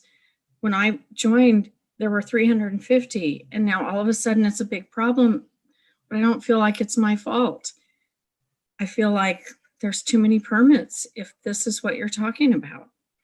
And I thank you so much for your time. I know you've been working for hours and hours, and I appreciate it. Thank you. Next up is Janet Williams. Ms. Williams, you have the floor. Thank you. Janet Williams, 1200 Don Gaspar. I strongly advise you to include a residential requirement. I really feel like out-of-town people are just raping our city by investing in short-term rentals and taking housing off the market for local people. So I really think if you are going to do anything, you have to require residency for anyone running an STR. Thank you. Thank you. Next up, Mayor, is Pat Lillis. Pat Lillis, you have the floor. My name is Pat Lillis. I live at 2119 Conejo Drive in Santa Fe. Short-term rentals like Airbnb and VRBO have gone from a couch to an industry that displaces people from homes. It has become a serious problem worldwide. Generally, this new ordinance remains the same in non-residential areas. In residential neighborhoods, it doesn't even add a primary resident requirement. The successful change that most historic and tourist cities like ours have made to address housing shortages and neighborhood challenges. Instead, it supports and encourages second home ownership for profit, a policy that continues to put Santa Feans in direct competition for housing with those that can afford multiple homes. This ordinance allows anyone in the world to purchase a home in a residential area and run it as a short-term rental business like a mini hotel. Don't be fooled by the term one per natural person. You don't have to be a Santa Fe resident because it does not have a primary resident requirement. There's a July Travel and Leisure article that lists the 15 top tourist cities. 13 out of those 15 cities have a primary resident requirement in residential neighborhoods. Santa Fe does not. Santa Fe is one of two that does not. The short-term rental industry has removed long-term housing from the market. The short-term rental industry has made it more expensive and has driven out residents such as teachers, law enforcement, service employees, and our youth that just can't afford to live here anymore while turning neighborhoods into businesses. Thank you very much. Thank you. Okay, Mayor. Next up is Paula Moya. And Ms. Moya, you have the floor. Yes, so you can hear me? Yes, ma'am. Okay, so thank you so much for allowing us to comment. I just want to say that my husband and I are licensed owners. We would be the mom and pop kind of thing that you talk about. We have a home in the Garcia Alegre complex. We're actually sitting in it right now. So I want to say that we are very invested in the city. I actually grew up here and we plan to come and move back here, and we're looking forward to that. In the course of owning our short-term rental, we work with local Santa Fe contractors, cleaners, landscapers, vendors, and so on. I'm strongly opposed to the residency requirement, and I'm offended by some of the language that has been used by some of the people who support that. Again, we don't live here, but we are planning to move here after we retire. I do support the proposed amendment to remove the 1 per day restriction. It makes it very difficult to do the scheduling of our short-term rental when we're not here ourselves. I'd rather you just simply restrict the number of rentals per year. We very rarely have more than one person per 7 days, but it makes it logistically difficult. We also support the ability of surviving spouses and children to inherit the permit, if that would be possible. And finally, we do not live here in the city full time, but we have no problem managing our property, keeping the property up. And so I, sincerely hope that you will keep people like us in mind in the changes you make. Thank you very much. Thank you. Next up is JD Garfield. And JD, you have the floor.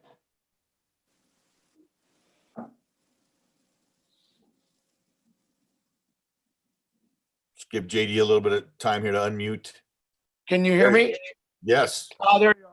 Well, thank all of you for everything that you're doing. We're in District 4 with Representative Councilwoman Koppler. I've been here since 1986 permanently. All three of our children went to Acequia Madre. Our middle one graduated from Mandela this year, so it's second class out of Mandela. One of the things that I agree that we're residents. We're looking to invest in our community. And it's one of the ways, certainly during a pandemic, because I'm out of work otherwise, to do that. One of the things I am concerned about is the fact that of enforcement, where if there are, because I want to play by the rules. I want to be a part of that, where we're paying back taxes and we're following whatever the regulations are. And when they're not followed by others, then it makes it an unlevel playing field for those of us that do want to participate in our community, which is making sure that we don't that we do have affordable housing for people, and I'm all about that. But that's one of the things that I wanted to say. I support pretty much what everyone has said, Diane, Worst, and others. And I just wanted to put our 2 cents worth in and to say thank you. But that I hope we can come to some sort of reasonable agreement. Anyway, thank you very much for your time. Happy holidays. Thank you. Next up is Fran Mayer. Ms. Meyer, you have the floor. Thank you very much. I live at 633 Garcia Street, and I have 2 short-term rental ordinances, and I am also president of the Short-Term Rental Alliance. I've had the pleasure of working and speaking, and our group has shared tons of economic impact data, our personal experiences, our stories, our commitment to being lawful permit holders. We understand at this point that there's probably some of these provisions that we're not going to be able to move you on, but we're very pleased with the Councilor Mike Garcia's amendment to remove the 1 per 7 day. And I'd like to offer that an annual limit of 50 or 52 would be so much easier for us to manage and be in compliance with the law. We also feel strongly, and I'm a divorced woman with 2 sons, and I have 2 houses. And, you know, it seems that if they inherit the house and want to continue to run it as a short-term rental, and I hope my demise is not anytime soon, by the way, I would like that opportunity to have that happen. Again, I want to thank you for your attention. And last thing, you know, 1,000 unit cap is very hard cap. Most of these cities that have a residency requirement do not have a hard cap. So let's all consider that as well. Thank you. Thank you very much. Next up, Mayor, is Laura Decker. Ms. Decker, you have the floor.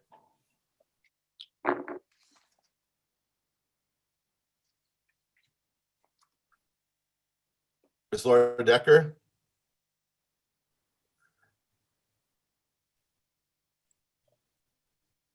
See if there's an unmute capability there. Yeah, I just requested her, asked her to unmute. Hi there, can you hear me? Yes. Yes, ma'am. Hi there, I'm Laura Decker. I'm at 144 Candelario Street. Thank you for hearing me today. I am a licensed realtor and own a vacation rental management company here in Santa Fe. First, I would like to say that through my business, I'm able to see firsthand what a positive impact vacation rentals have on our city's economy. It's not only the money our guests bring to local restaurants, shops, and businesses, but also the paid services of many local providers that help prepare our homes for rentals, from cleaners to landscapers to servicemen. I've also seen many guests use their visits in short-term rental homes as a way to test out Santa Fe as a place to live. I believe that visitors are able to picture themselves living here in Santa Fe when they stay in a private home versus a hotel. And I've seen many of our renters go on to purchase properties and move their families to our city because they were able to experience it firsthand through vacation rentals. I believe that having some regulations on this industry is important to make sure that short-term rentals are being managed responsibly and our city maintains a good residential versus rental balance. However, I think that many of the proposed changes to this ordinance need to be examined in more detail before they are passed. The 50-foot radius is problematic as written and needs to be further developed given the wide variety of Santa Fe's property lines. There's already a 1,000 permit cap within the city limits and a system in place to regulate the proximity of rentals to each other. The 1 permit per natural person rule discriminates against single people when married couples can have 2 permits per household. And the one reservation per 7-day rule is nearly impossible to regulate and extremely difficult to manage. I agree that a limit on the total number of reservations or nights per year would be better. I'd like to see a strong effort to enforce the current regulations before adding new restrictions and making drastic changes that would have long-lasting effects. An economic impact study on both positive and negative effects of this relatively new type of business in our city is imperative. Thank you very much. Next One up, sentence. oop, Sorry. sorry about that. Next up is Amy Bobrick. Ms. Bobrick, you have the floor. Hi, I live at 628 and a half Camino de la Luz, and I want to thank you all for your service. I also want you to know that I understand both sides. I have lived here since 1985. I live at my primary residence, which is a short-term rental, and I am in the current process of adding an addition, which will be a second unit. And this was started almost 2 years ago. And because of the pandemic and hardships with my contractor and his subs, I've had a really hard time getting this, finished. And I would like to recommend that current building permits prior to 2020 should be grandfathered in to get a second permit and would also not be subject to the 50-foot density. I also want to say that it's very hard to regulate one rental in 7 days. And I think that that should be maybe 2 rentals in 7 days, or at least 50 to 52 in a year. I think, we could all use some leadway on that. We don't want to be doing something wrong. I wasn't even aware of that rule prior to this. And I also am a realtor, and I would like to add to help with affordable housing. I think there should be a way with the lodger's tax and perhaps our permit costs that we could add an additional fee for that. I believe in affordable housing, and I would really like to help with that. So thank you very much. Thank you. Okay. Next up is Kelly Gold. And Kelly, you have the floor. Hi there. Good evening. My name is Kelly Gould. My address is 108 Candelario Street. I am opposed to these new changes, but I want to start by thanking each of you for taking into account the feedback everyone's given so far. And I've seen the changes from the ordinance when it first started in June to where it is today. And I'm so thankful and appreciative of everyone and all their time. I own a short-term rental, and I'm also a property manager. And so I'm this hits really hard home to me personally as a small business owner and an owner of a home as well. Specifically, I want to talk about the 1 rental per 7-day section. We've found this very difficult to manage through the platforms, through our direct bookings, and with our guests. In reality, most of our visitors are not coming 1 and 2 nights. We actually have a 3 to 5 night minimum already. So my first wish obviously would be to move this restriction overall to allow the market to work itself and manage itself. If that's not on the table, an alternative suggestion would be to make the maximum number of rentals per year versus week. That really helps actually manage this part and enforce this part. If this is, found necessary to do, it takes the gray area out of the current ordinance. I know obviously there's 52 weeks in a year. I would like a little bit of flexibility. I'm not asking for a crazy amount, but maybe 65 rentals per year, allowing us the flexibility in our calendars. With COVID hitting, cancellations, extensions, all these things, to be able to manage and make sure that it's only that certain number per week really is difficult. I support making sure neighborhoods are not seeing new visitor traffic every day. I understand that part. But I would just like something that's more manageable and enforceable and reasonable on both sides. Okay, thank you for your time. Thank you. Next up, Mayor, is Jay Taylor Education. Jay Taylor Education, you have the floor. I'm unmuting. Can you hear me? Yes. Yes. My name is John Taylor. I'm at 111 Jimenez Street. And I think the thing to talk about is enforcement. We know from the O'Donnell report, there are many illegal STRs operating without a license. I also believe the report showed there were not a lot of corporate owners. I think it was something like 30 that own more than one property and 2 or maybe 3 that owned more than 10 STRs. And I think we want to focus, or at least I think this board should focus on the dichotomy of those that are running STRs legally and those that are not. Those following the current rules are now faced with even potential stricter rules in the face of COVID as well. And my guess is they'll largely abide by them since they're following the rules now. I'm wondering what will suddenly make illegal rental owners conform. They're not following rules now, and I don't know why they'll suddenly have a change of heart and follow stricter guidelines without a massive overhaul on enforcement. I've heard the question asked by, I believe, a planning commission meeting that I was part of. Doesn't the illegal tax revenue still go to the city from illegal renters? And while I believe the answer is yes, if that's the argument for justifying illegal STRs, then why do we have regulations at all? If it's about tax revenues, and we know it should not be, all of us know that, then, I mean, should we have the Wild West for STRs if that's kind of the argument? There's many more important items at stake, such as affordable housing, solid neighborhoods with community feel, and avoiding kind of a revolving door of tourists. And we all want to work to improve these things while balancing the understanding of the money that comes into the city with short-term rentals. It seems logical to me the focus be placed on solving the illegal STR issue first. How can we make accurate assessments on our neighborhoods and what they'll look like when we haven't removed the illegal renters first and cleaned up that piece? I think it's prudent for the body to at least postpone the vote until a practical hierarchy is reached for what components are most important when amending the existing STR policy.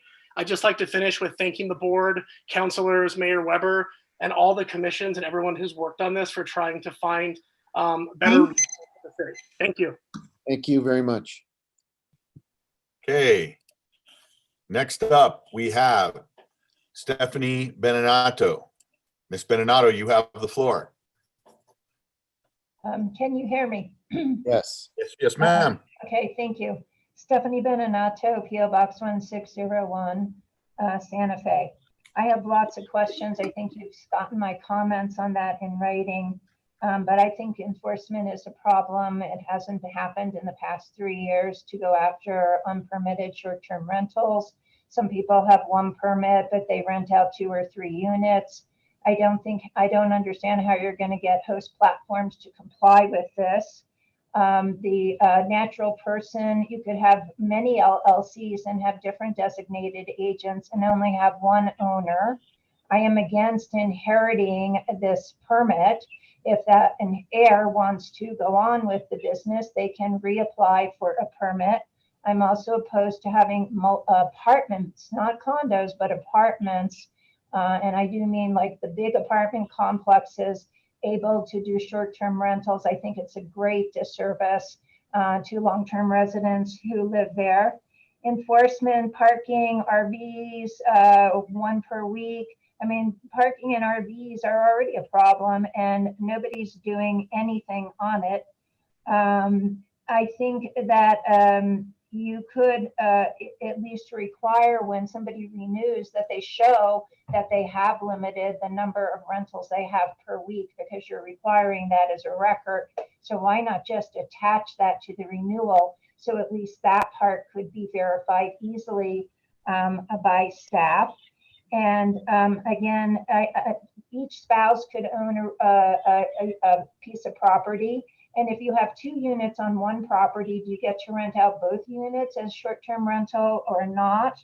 Or if you have trusts and you have children and you have a trust for each child and each one has a property, I mean, you could have 4, 5, 10 short-term rentals with all these different entities, and you wouldn't actually know it. So thank you very much. Thank you very much. Okay, next up, we have Chris Leslie Curtis. And Chris, you have the floor.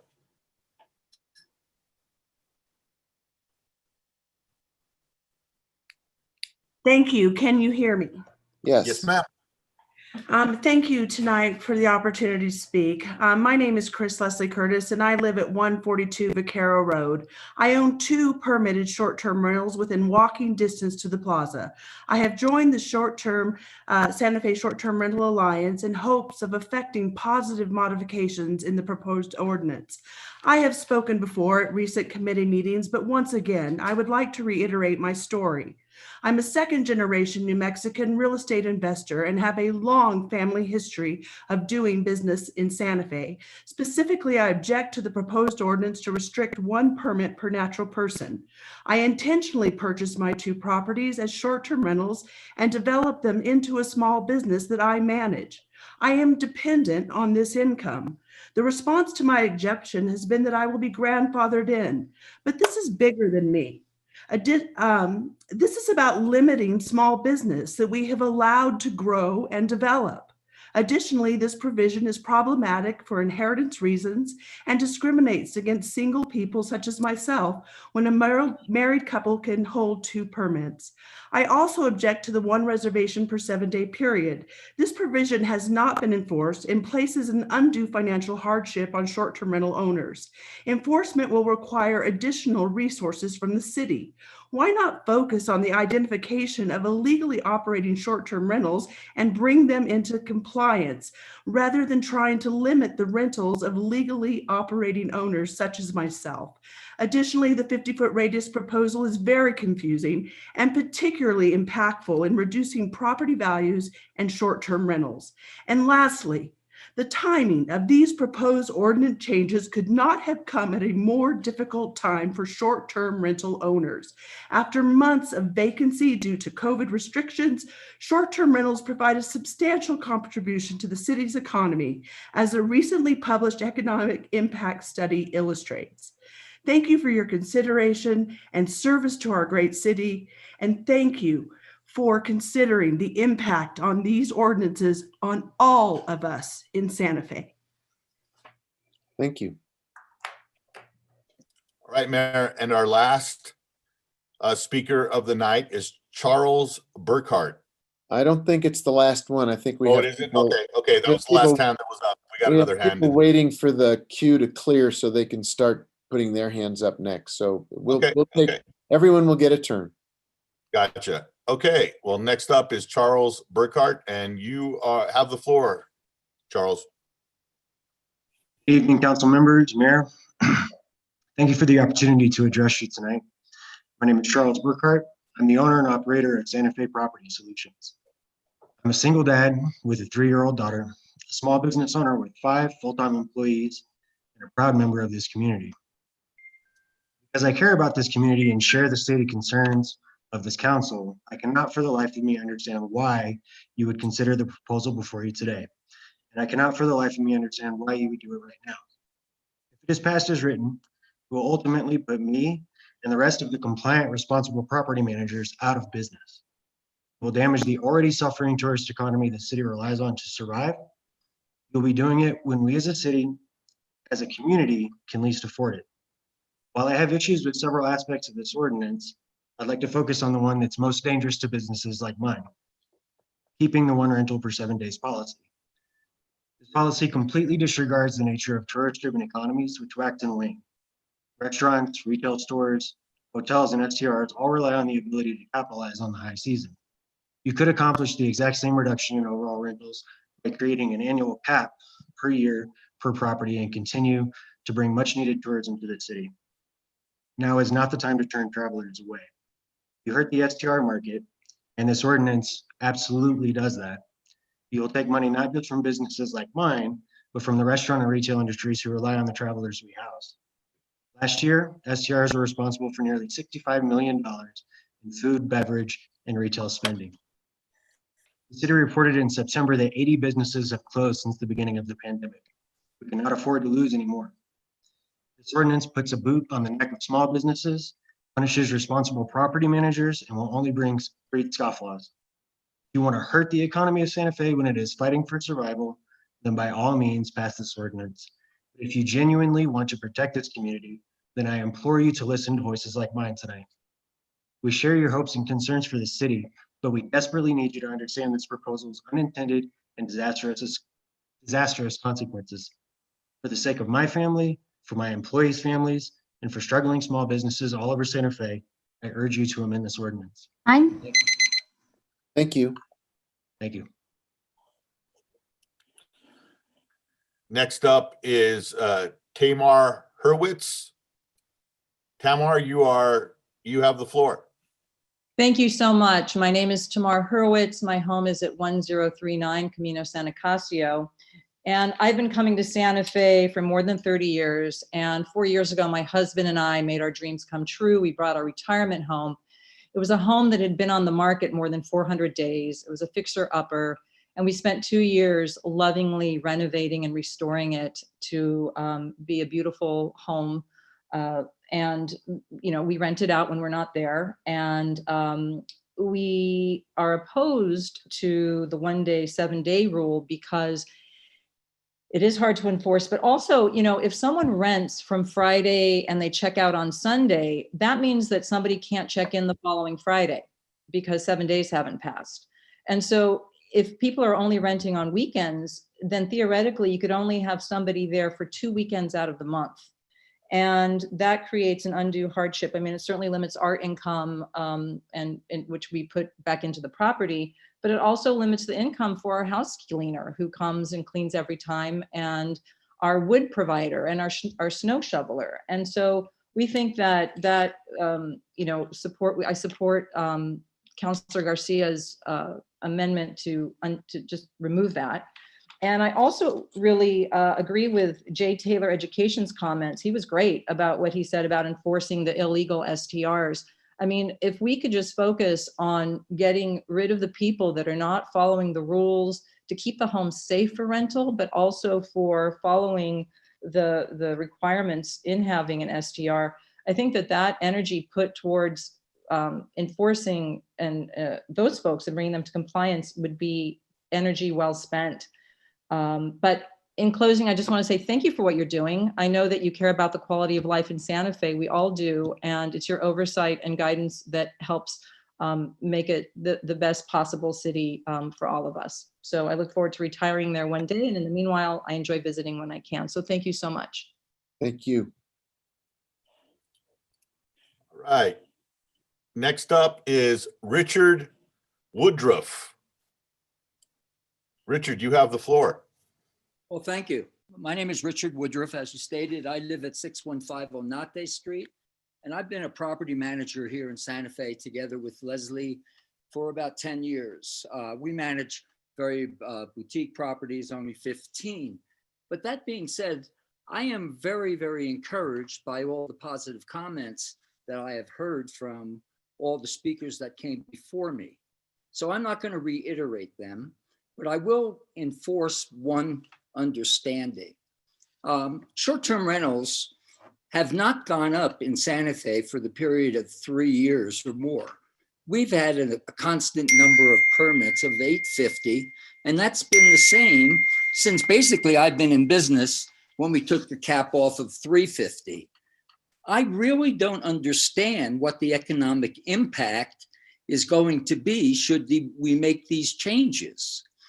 As a property manager, the 7-day rule is really impossible because we work from the standpoint of a guest's instant booking to the home, and then that guest may cancel. So how do we block calendars when a guest books then a guest cancels, then a guest books. It's just really an impossibility. But I'm concerned most about the fact that if we destroy this industry over time with the 50-day radius, with the caps on the permits, with the fact that we consider short-term rentals to be a problem for our city rather than an economic improvement for our city, I'm really concerned that the viability of our tax base will fall. And as a realtor, I sold 10 properties last year to outside investors, but those investors all have the intention of moving to Santa Fe when they retire within the next 5 years. They bought their property now to get into the market. They stay where they are, continue with their work, and then they hope to renovate the property and move into it upon their retirement. So I hope you take all these points into consideration. Thank you. Thank you very much. Next up is Elizabeth West. Elizabeth, you have the floor.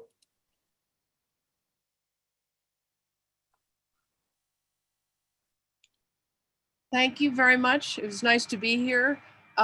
Greetings to the council women and councilors and Mayor Weber. Thank you for letting us all speak.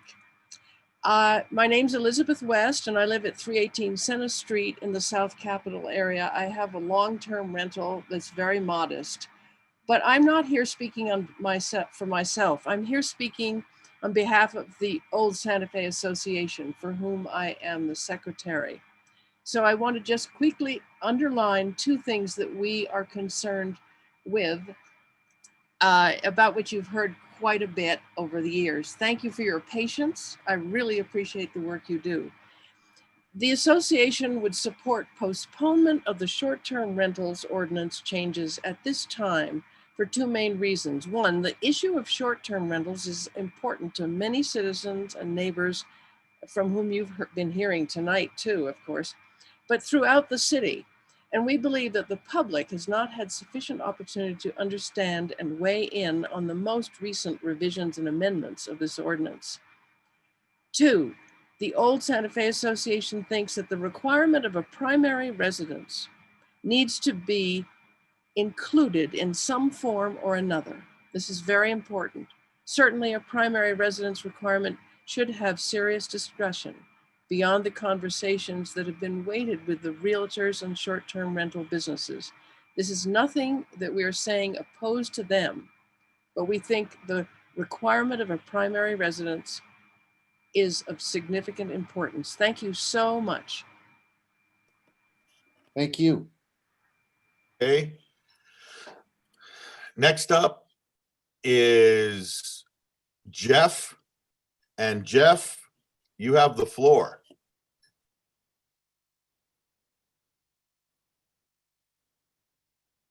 Sorry, I'm figuring out how to use my computer. So can you hear me? Yes. So first of all, I'd like to, there's a Jeff, lot of talk. Jeff, can we get your full name and address, please? Jeff Little, and it's 4129 South Meadows Drive. Thank you. So first of all, there's a lot of talk about bringing people into compliance, but I want to confirm that there's nobody in the city who is actually following the 7-day rule as it sits now. Every single property in the city, unless I'm majorly wrong, is in violation of this rule because there's no way to implement such a rule in Airbnb and VRBO. The only way to comply with this rule is to cancel reservation requests that come in contrary to the rule, and any owner that does these cancellations get moved to the bag of search results because the platforms want to show houses that are likely to work. This means these people get perhaps 10% of the traffic that people who ignore the rule get. And this will be a major drop off on revenue in addition to the actual calendar aspects of this. We've had a major crisis over the last year, and Santa Fe has been hit worse than most areas because of its heavy dependence on tourism. The effect was blunted by the fact that all vacation rentals listed on Airbnb and VRBO have been paying taxes since summer of 2019, whether they're licensed or not. People outside of the city limits, therefore, have a built-in 7% cost advantage over Santa Fe city rentals just based on the taxes, even before you get to the massively lower real estate prices and impacts of enforcement. The COVID crisis hit small vacation rentals owner hard, as while many other industries had decreased revenues over this period. Vacation rentals had a massive wave of refunds in the spring, and this was a major blow to cash balances of these small businesses. So we already talked about the 7-day rule. The Friday to Sunday objection has, we've already gone over that. I'd also like to point out that if we do go into a recession and a 2008 style housing slowdown, then vacation rental owners may be Thank you, Steve. Okay. Appreciate it.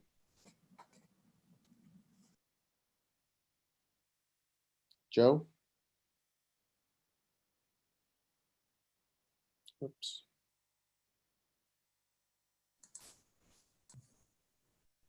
Joe, are you with us?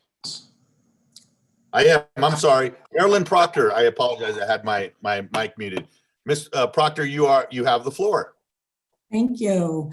Marilyn Proctor, 3037 Sandia Circle. I am a longtime Santa Fean. I have been in the vacation rental industry in Santa Fe since 1979 and have gone through many changes, many hearings, and I've been on committees, and I pretty much agree with the recommended changes. The 7-day restriction is, probably the most important for us. We, we have 4 people in our company, Proctor Property Management and Adobe Destinations. We manage both long-term unfurnished rentals as well as short-term vacation rentals. People love Santa Fe. They are not destructive. They're not noisy. They abide by the rules. We give them all kinds of information. Don't stay out past 10 o'clock, when to put the trash out. They generate lots of revenue. Everybody else, has pretty much said what I said. Many of you know me, and, we do a good job, and we like welcoming people where we feel like we're ambassadors to the town that we love. And that's pretty much all I have to say. The plaza looks great. I watched a cute movie last night called Santa Fe, which had the lights, the cathedral, the shed, the merry-go-round, DeVargas Mall. And it was a fun show, and I've spoken with Eli, and he's been great and guiding me through some of these changes. I'm old school, so we're not Airbnb, we're local. Lost $500,000 worth of reservations since March. We're following the guidelines. It's been tough for our small business, and we're not going anywhere. So look forward to answering any questions you guys may have in the future. God bless you all, and Merry Christmas. Thank you. Joe, do we have more hands in the attendee room? Can we just give anybody else who would like to speak, please raise your hand at this time? Maybe they don't know how to raise their hand, Joe. We may have people who, I know in the past we've had struggles with people who aren't familiar with the technology of hitting the button to get your blue hand up. Okay, I'll just go through and we'll start at the top and work our way down, Mayor. Okay. I assume if they're in the room there, they're waiting for their chance to speak, but I could be wrong. Okay. So first is the person on the phone. Their last 4 is 0978. You have been unmuted, and do you wish to speak to this matter?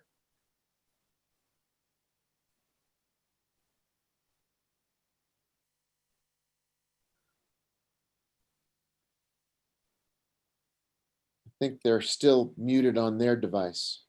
Yes, sir. There you go. Okay, yes, I'm going to pass on discussing. I've listened to all the other comments, and I think my views have been fairly represented.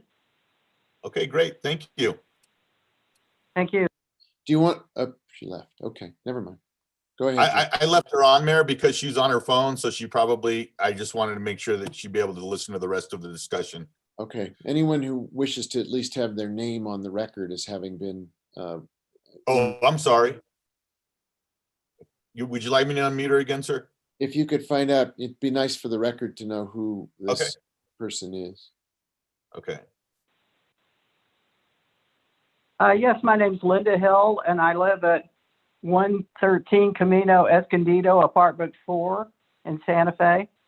Thank you. Thank you. Appreciate it.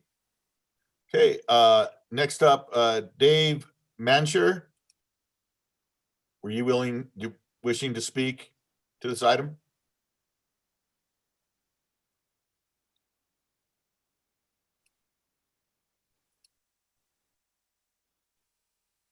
Dave Mansher?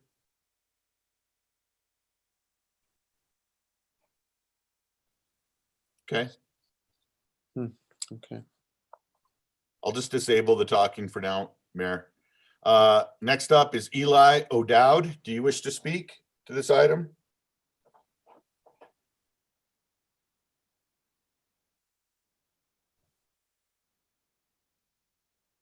All right, Mayor.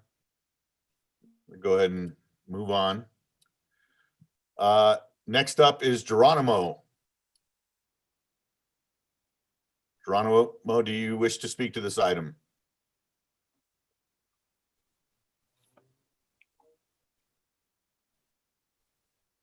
Geronimo? I believe he's yes, not. sir. I guess I'll just stay unmuted. I didn't have to, I didn't want to speak to this. We can hear you if you'd like to say something on this matter in front of the council right now. You have the floor for 2 minutes. Can you hear me now? Yes, sir. Yes. I didn't plan on raising my hand. I apologize if I did. Okay, no problem. Do you want to give us your full name, or are you happy with Geronimo? Geronimo Grego, I'm with the fire department, so I'm part of staff. Mayor, sorry. We didn't. We don't always know who's on the in the attendees room. Sorry to call. My apologies. I don't know how that happened. No, we're all good. Thank you. Okay. Next up is Glorianne Lynch. You have the floor. Do you wish to speak to this item, Glorianne? Hi, can you hear me? Yes. All right. Yeah, I don't need to speak. I think my thoughts were adequately represented as well from the other speakers. So thank you for your time. Thank you. Okay. And then next up, Kenneth Jacks. Kenneth, you've been unmuted and have the floor.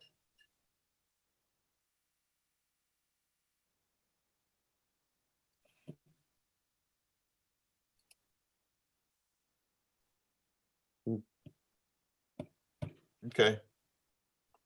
Okay. Couldn't. All right. Then next we have Chris Leslie Curtis. And Chris Leslie Curtis, you have the floor.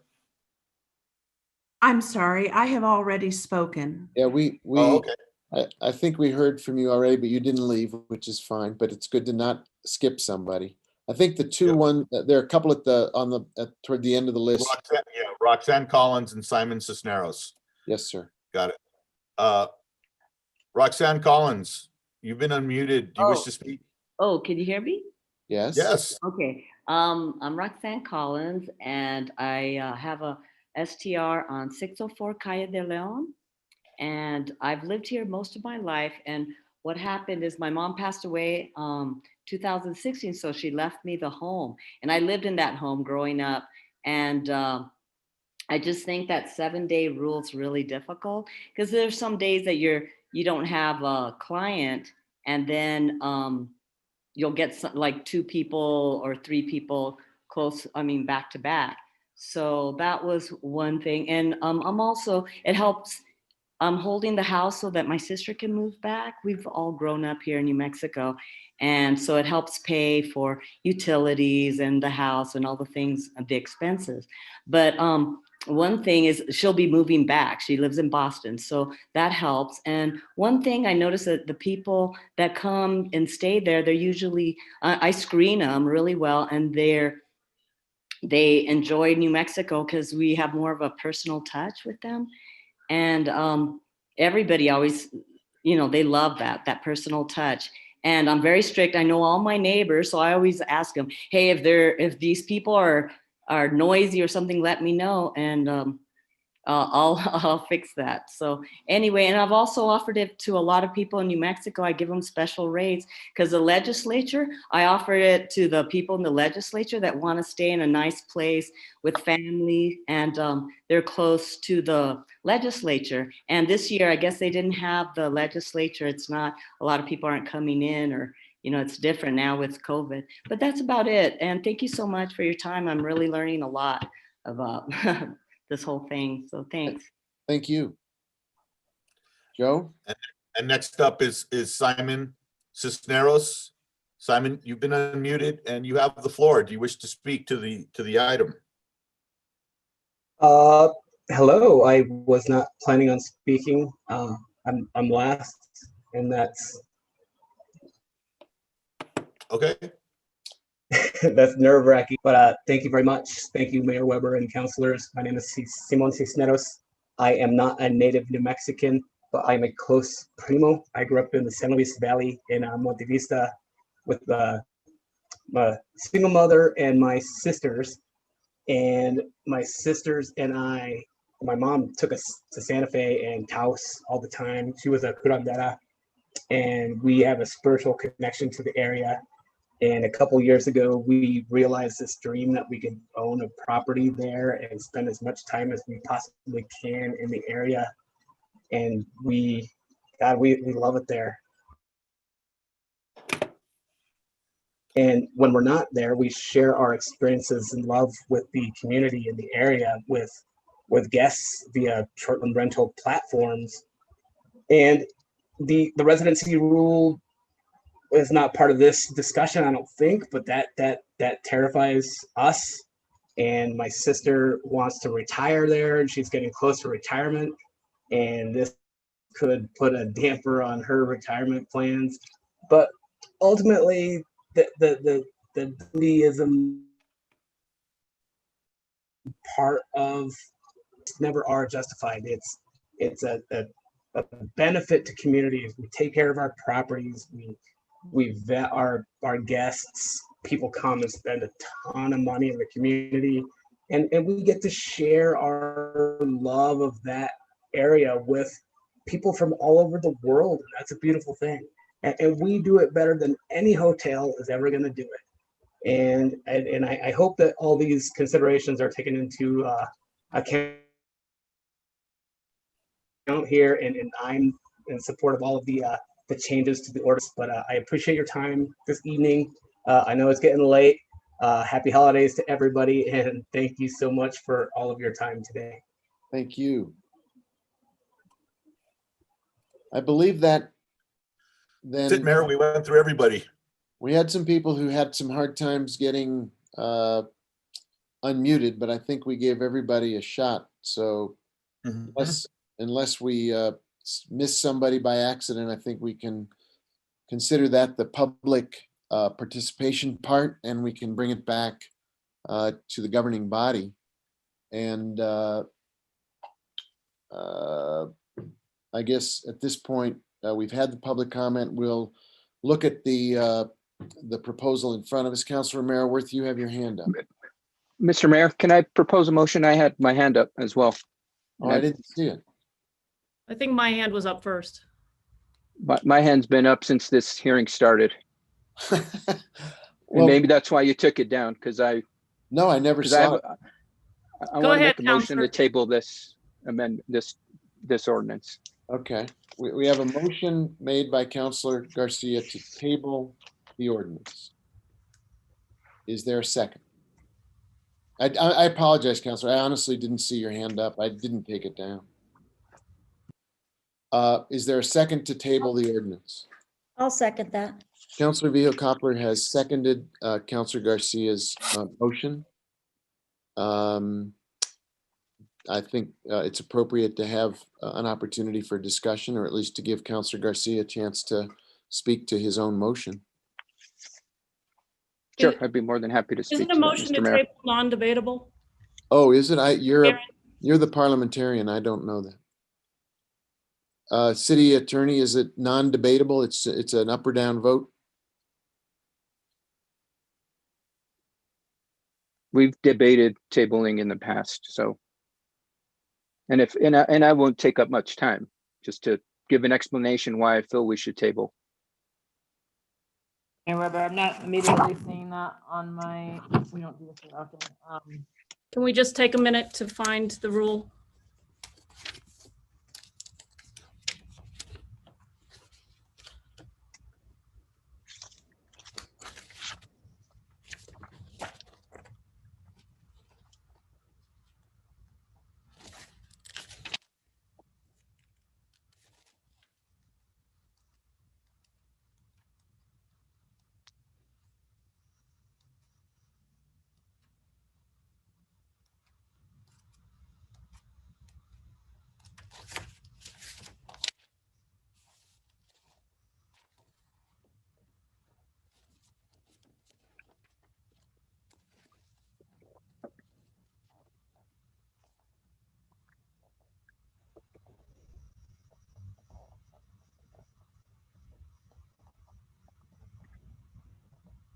I think if you just Google it, it says a motion. Yes, debatable.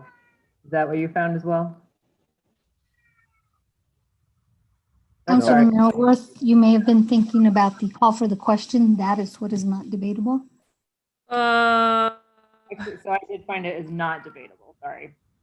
Yeah. I found that it was not debatable. If you just Google the question, is a motion to table debatable? We just take a vote. This motion, as explained earlier, is undebatable and cannot be qualified in any way. This is according to Robert's rules.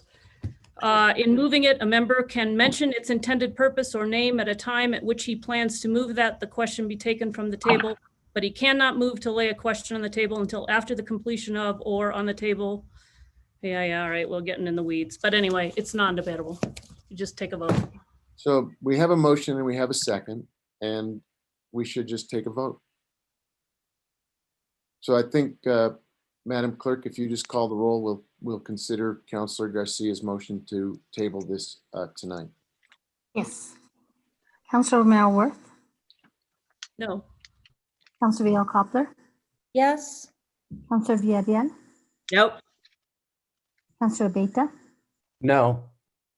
Councilor Cassis Sanchez, No. Councilor Garcia, Yes, and I'd like to request time to explain my vote after we vote. Councilor Lindell, No. Councilor Rivera, Yes. Mayor Weber. No. Motion has failed. Councilor Garcia, you asked for time to explain your vote. Thank you, Mr. Mayor. I think it was pretty evident. There was overwhelming support by the comments given tonight. And I think probably my colleagues can agree that we need to focus on enforcement. That should be priority number one. I coincidentally came across an article this past week that was stated June 23rd, 2019, where we were focusing on short-term rentals, and surprisingly enough, enforcement was key. Two of the sponsors were quoted in these articles. And let me read for you one of the quotes from one of the sponsors. Our ordinance does need changing, but initially what we need to do is step up enforcement. And what we're doing is we are focusing on the wrong challenge right now in our community. We have what, I don't know what our current number of allowed permits are right now, but it's probably in excess of 40%. 40% of short-term rental operators are operating out of compliance. And we have not done a darn thing to set up a proper enforcement plan. That's what we should be working on, not on this ordinance, setting up a strategic enforcement plan. This is what I've been asking for the entire time, and I have not even had a proper plan for this. We don't even have a plan how we're going to enforce should these changes take effect. So right now, we are dealing with the wrong challenge.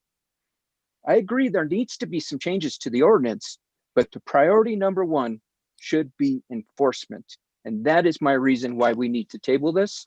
And by moving forward, we're not hearing the community and their concerns, and we are addressing the wrong problem. Thank you, Mr. Mayor. Thank you, Councilor. Councilor Mayor Worth, your hand is up. Thank you, Mayor. I'd like to move that we pass this, what do we call it? A bill with the first sponsor's amendment, which is passed through our council committees. I'm not going to move the second sponsor amendment because I think we need to talk about it. So I'd like to move that we pass this ordinance with the first sponsor's amendment. Second. We have a motion to adopt the ordinance with the first sponsor's amendment from Councilor Mayor Worth. We have a second from Councilor Lindell. And I think what I'd like to do is give the sponsors who've been working on this a first chance to say a few words, and then we'll open the floor to everyone who wishes to address the motion on the floor. So I don't know, Councilor Lindell, your square is lit up, but did you want to continue to have the floor after your second? Yeah, I can continue, Mayor. I'm not going to get deeply into the specifics of this. We've worked on it for the sponsors and staff have worked on this for over 8 months. Many meetings for many hours. Believe me, we have considered everything.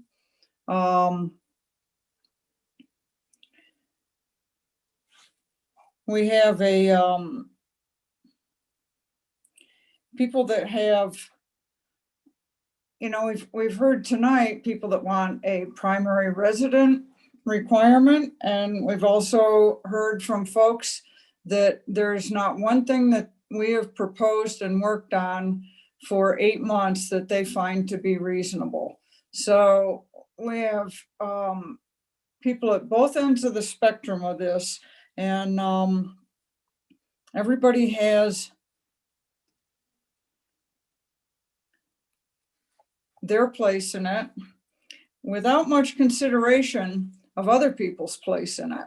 And I can tell you, anyone listening, that this committee spent a huge amount of time trying to find middle ground to preserve neighborhoods and also finding a way to preserve a business model that many people have invested in.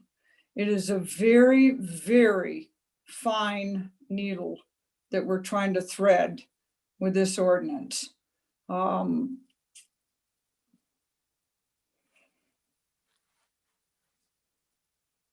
We listened to lots and lots of people. We listened to lots and lots of different groups, all of them with their own self-interest. That's okay. That's who they represent. It's up to us to find the middle ground with this and to do our very best to treat these opposing groups fairly. And I think that the committee did an excellent job in doing that. We've made lots of compromises within the committee. We didn't all agree, but we came to an agreement of what we thought was best, that was the middle ground for everyone. So those don't really address specifics, but they address philosophically what we took on and what we tried to do. So I'll stand down at this point, Mayor. I may have a comment later on, but that's the work that we did. And I really want to thank staff. They spent a huge amount of time on this. We tried many, many different ways of going about it.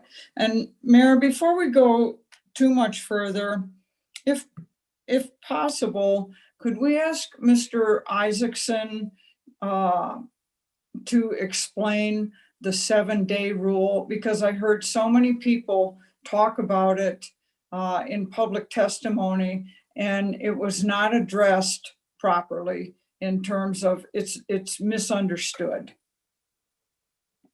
Eli, do Thank you want Counselor. to? Oh, excuse me, Mr. Mayor. I was just going to thank the counselor for the question and thank everyone for being here this evening. Yes, so I think from what we heard tonight in public testimony, there seems to be some confusion around the 1 per 7-day provision. I think it's also important at this time to note the 1 stay per 7 days is in the existing ordinance. That is not a change that's being proposed this evening, but it's something that sort of came to light and existing operators came to realize through these conversations. But anyways, the 1 stay per 7 days basically says that within a 7-day period, you can only rent to one guest or one set of guests. It does not mean that there needs to be a 7-day window between stays. So, for example, if you were a short-term rental host and you had guests arriving on a Friday, staying to a Monday, you would then be able to rent the unit again the following Friday.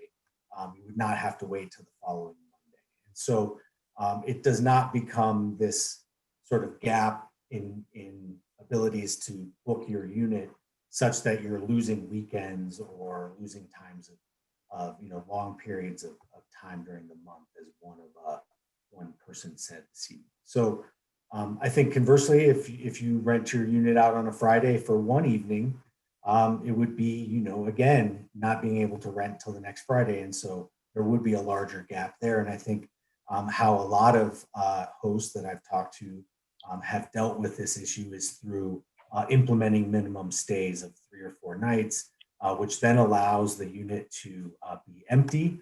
I think it's interesting to note at this time that many of the platforms like Airbnb and Vrbo and others are now requiring a 48-hour window between visits as a response to COVID to ensure that the units are maintained in a safe and sanitary manner. So I think thinking about that plus our provision here, I think that this 1 per 7 day does not seem to be an extreme imposition on our short-term rental hosts. Thank you for responding. Councilor Lindell, were you done for the moment?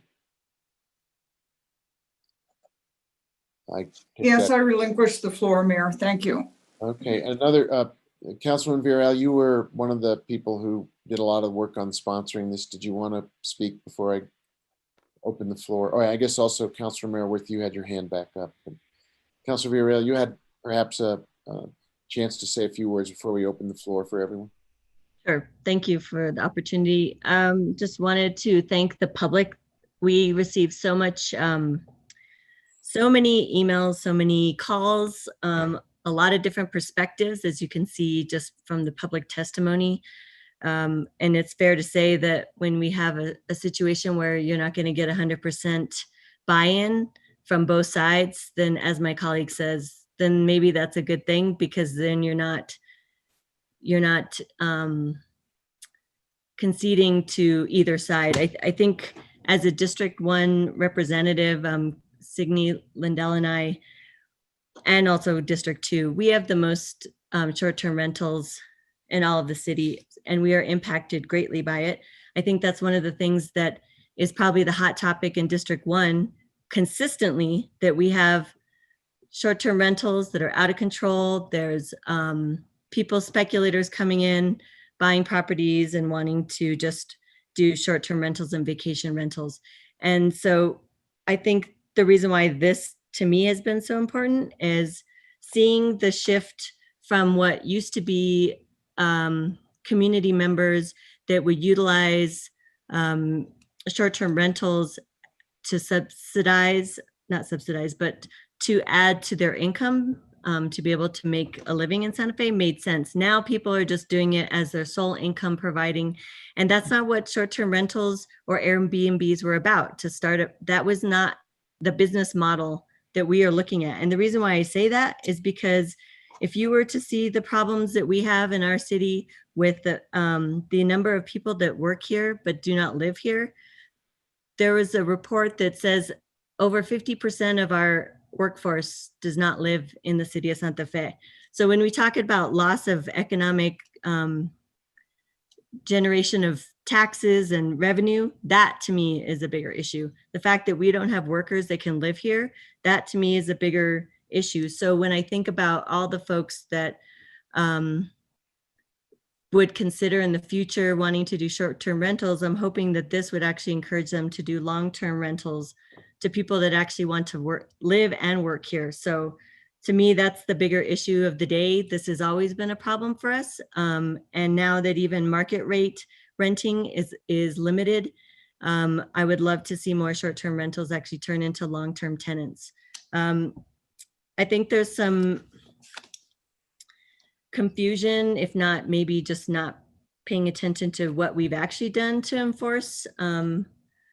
And to say that we haven't done anything is, I find personally offensive. And I think it's demoralizing to our staff who actually have done things to improve the way we've enforced short-term rentals. While it's not perfect, there's definitely things that we've done, including working with the platforms to be able to make sure we're on the same page and working together.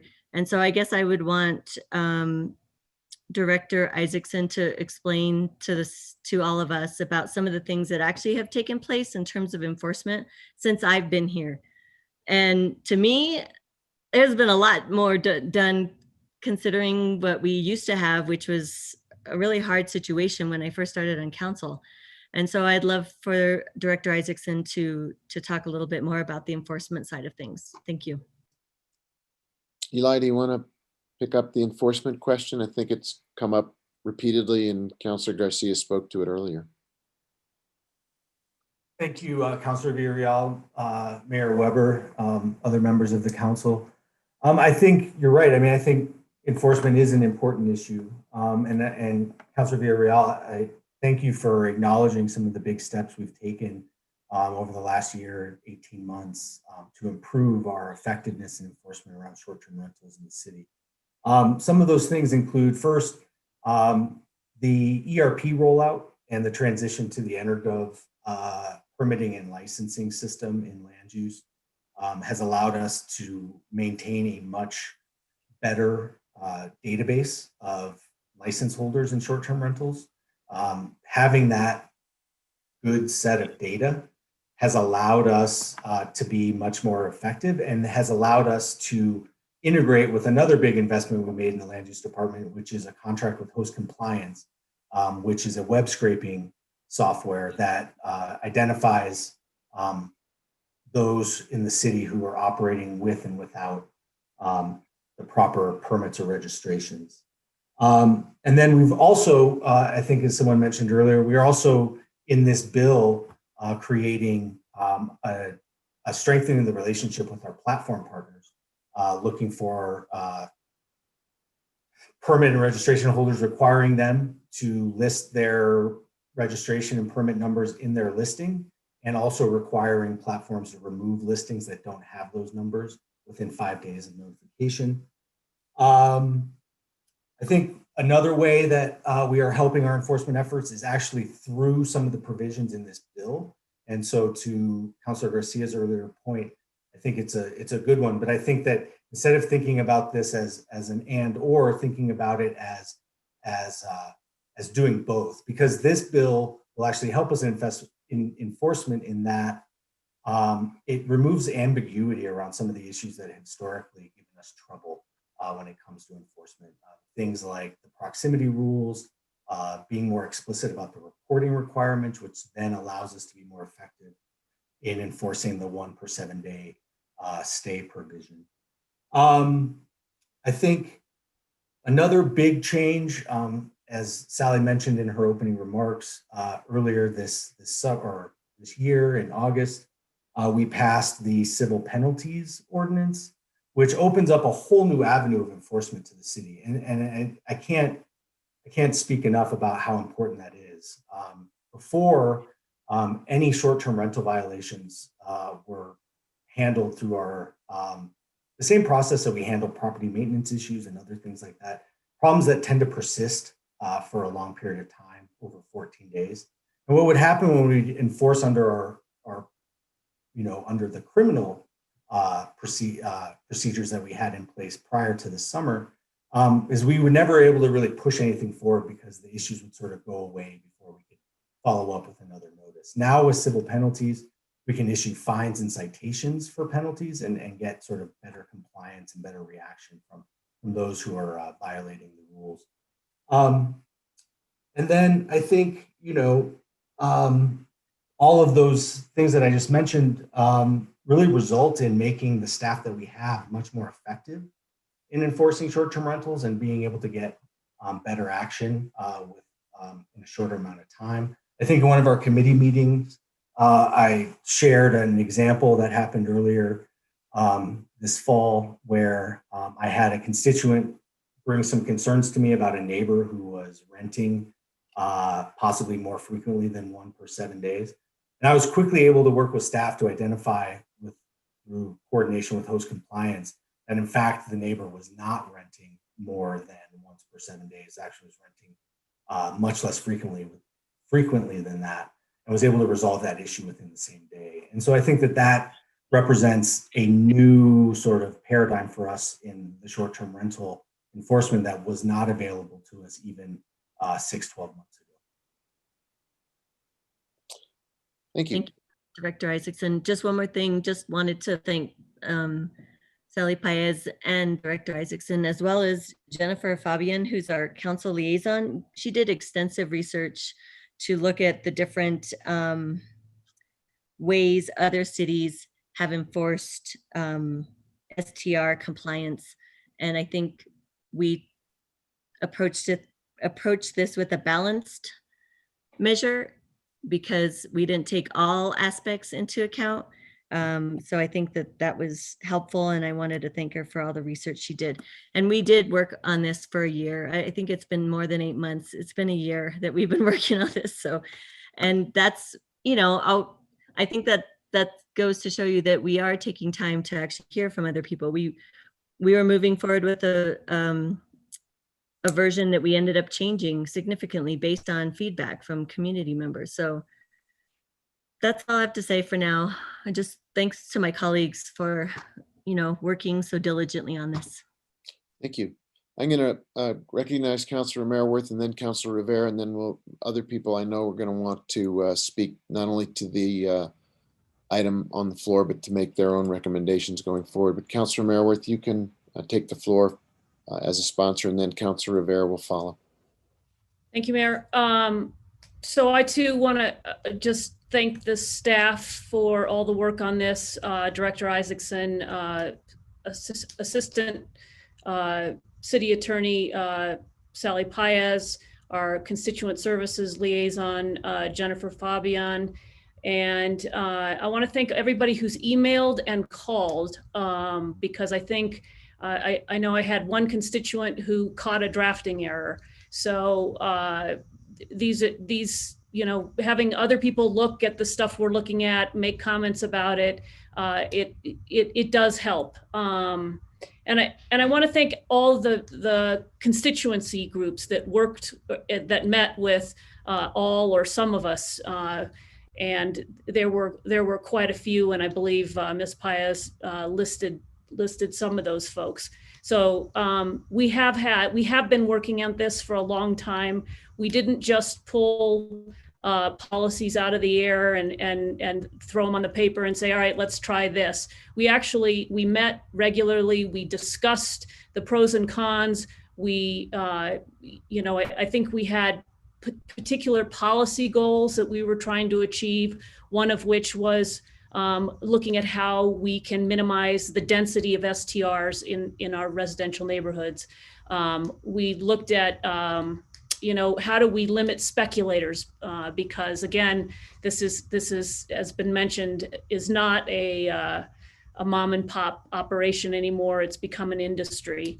So we did look, we tried different things. We applied them to our situation. We looked at the data of the short-term rentals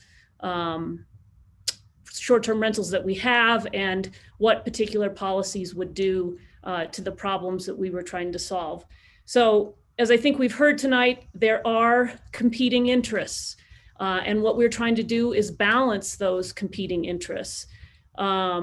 When I was running for office, I went through District 2, knocking door to door, and one of the number one things I heard is, please do something about short-term rentals. They're ruining my neighborhood. They're ruining livability in my neighborhood. I don't have any neighbors anymore. I just have people coming and going to short-term rentals. That said, we also recognize that we're a tourist industry, a tourist city, and that that there's a role for short-term rentals. People do like them. Some people like hotels, some people like short-term rentals. We understand that short-term rentals play a role in our lodging options, and they're important, and not all of them are badly run, and not every short-term rental operator operates outside of the rules or operates without a permit. There are lots of good business owners out there, and many of those people are being grandfathered in. So some of what we heard tonight, this is not going to hurt those folks. There are some additional rules in how you operate short-term rentals that everyone will have to comply with. And I think, again, we're trying to balance the interests. We're trying to rebalance the negative impact short-term rentals have had in our neighborhoods, particularly in districts 1 and 2, which feel the brunt of this type of lodging. There's so many things to talk about. I'm just trying to think. I want to say the primary residency requirement was something we did look at. We ultimately decided that it was too restrictive. Again, that it would essentially kill the industry. And we recognize there's a role for short-term rentals to play, and we're balancing those competing interests. So that's why we didn't put a primary residency requirement in. There's some issues with how do you determine whether it's your primary residency. Is it how many days you spend there? Is it if you sign an affidavit? Is it if you vote in this community? Is it if your kids go to school here? What is it that makes it your primary residence? And so that was something that we found insurmountable in terms of enforcement, and we just opted not to include it. But again, we do have rules for density, rules for limiting speculators, lots of rules around enforcement, as Director Isaacson has said already, that I think are going to really help with how we deal with this. And I just want to address enforcement one more time. And I think touch on one thing that Ms. Pius talked about, that Director Isaacson I don't think mentioned, which is that part of what we're doing is we have rewritten this ordinance for clarity and for ease of understanding. One of the things that we changed was this 50-yard radius. The old rules is if you were adjacent to a short-term rental, you couldn't have one. I believe I'm stating that correctly, and if I'm not, I hope staff will correct me. But the idea here is if we create this 50-yard residency from the property boundary, it's more easy to enforce because you're either in or you're out of that 50-yard radius. Now, we will hear potentially later that, maybe we should only have the 50-yard radius in the front of your property. And as many people understand, if you live in districts 1 or 2, we are not built on a grid. Sometimes the person who lives behind you is a more important neighbor than the person who lives maybe catty corner or in front of you. So this idea of a radius was to help so that we can more easily enforce whether an STR should be allowed to be permitted and to address the density of STRs in neighborhoods. And I would just say some people think that the 50-yard radius is I don't know, too restrictive. And I will say that we did look at what it would mean. We have maps that showed us different radius boundaries, 50, 75, 100. And we looked at what that would do to the number of STRs in a neighborhood. And we settled on 50 because it's very close to what we already have. It's a little more restrictive, but it's pretty close to status quo of what we already have in current law, which says you can't have an STR adjacent to another one. So again, I think that will help with enforcement, is having more clear rules. There was a comment about the difference between a permit and a registration. I just want to be clear that if you are in a residential neighborhood, you have to have a permit, and there is a cap of 1,000 on the number of permits we're allowing in the city. If you have a registration, that means you're in non-residential areas, and we're not limiting the number of STRs in non-residential areas. So that's why there's a difference in language. Residential areas, you need a permit, there's a cap. Non-residential areas, you just register and there is no cap. So they are different animals. And so they require different labels. So I think, Mayor, that's all I really want to say for now. There's probably more that one could say, but I think that clears up some of what we've heard tonight. Thank you.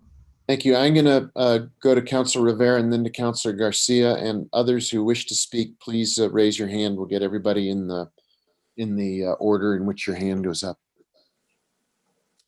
Councilor. Thank you. Thank you, Mayor. Eli, you mentioned the platform, so I'm sure we have a good idea of how many short-term rentals there are throughout the city. Thank you, Councilor Rivera.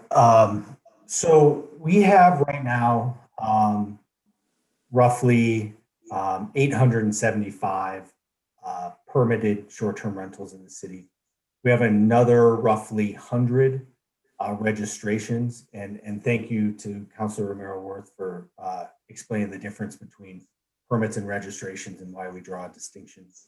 And then we have less clear information about how many units we have operating in the city without the proper approvals from the land use department. And part of that lack of clarity actually comes from COVID, because what we're finding is when we follow up on some of these, we find that people still have listings posted on the platforms when they've actually converted into long-range rentals, either month to month or something longer than that.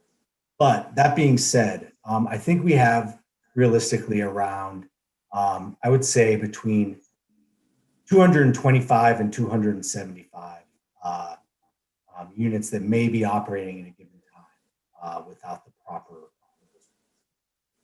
and, you know, as I mentioned a second ago, with the technology we've added to the department, we have a much better grip on that, even though there is some uncertainty than we did even a year ago.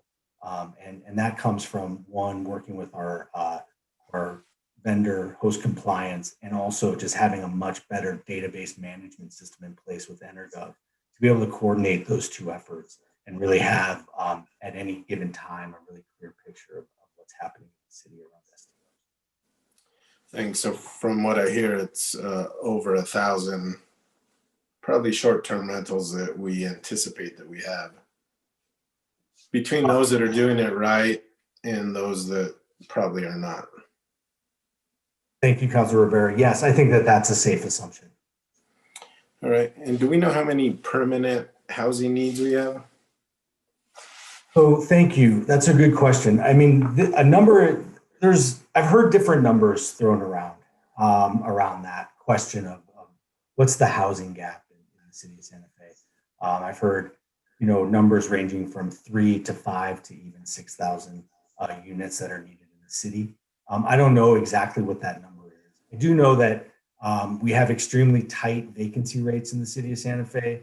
And anecdotally, what I hear from realtors is that, when houses come on the market, they don't stay on the market very long. So I think we do have a very competitive housing market. We're doing things outside of the STR ordinance, as you know, through other efforts in land use in coordination with affordable housing and economic development to try to bring more housing units online. We have about 3,000 housing units in the pipeline as we speak, either permitted and under construction or with approvals from Planning Commission and moving forward in that direction. So I feel like we are making significant progress around issues of housing availability and housing affordability. But there's still a gap between what is projected as a need and what we are currently have in the pipeline to provide. All right, thank you for that. So initially we had, I think it was 350 short-term rentals that were permitted, and then it went up to 750. Now it's up to 1,000. And we still haven't really addressed, I don't think, both enforcement or the permanent housing needs within the city. Would you agree with that?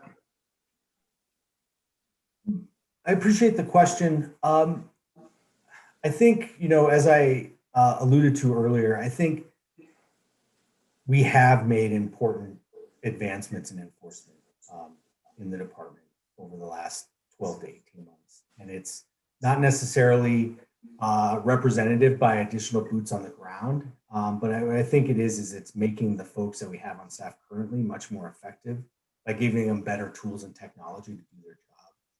So I think that's, those are important, advancements that we've made, and I think they should be recognized. The second question about the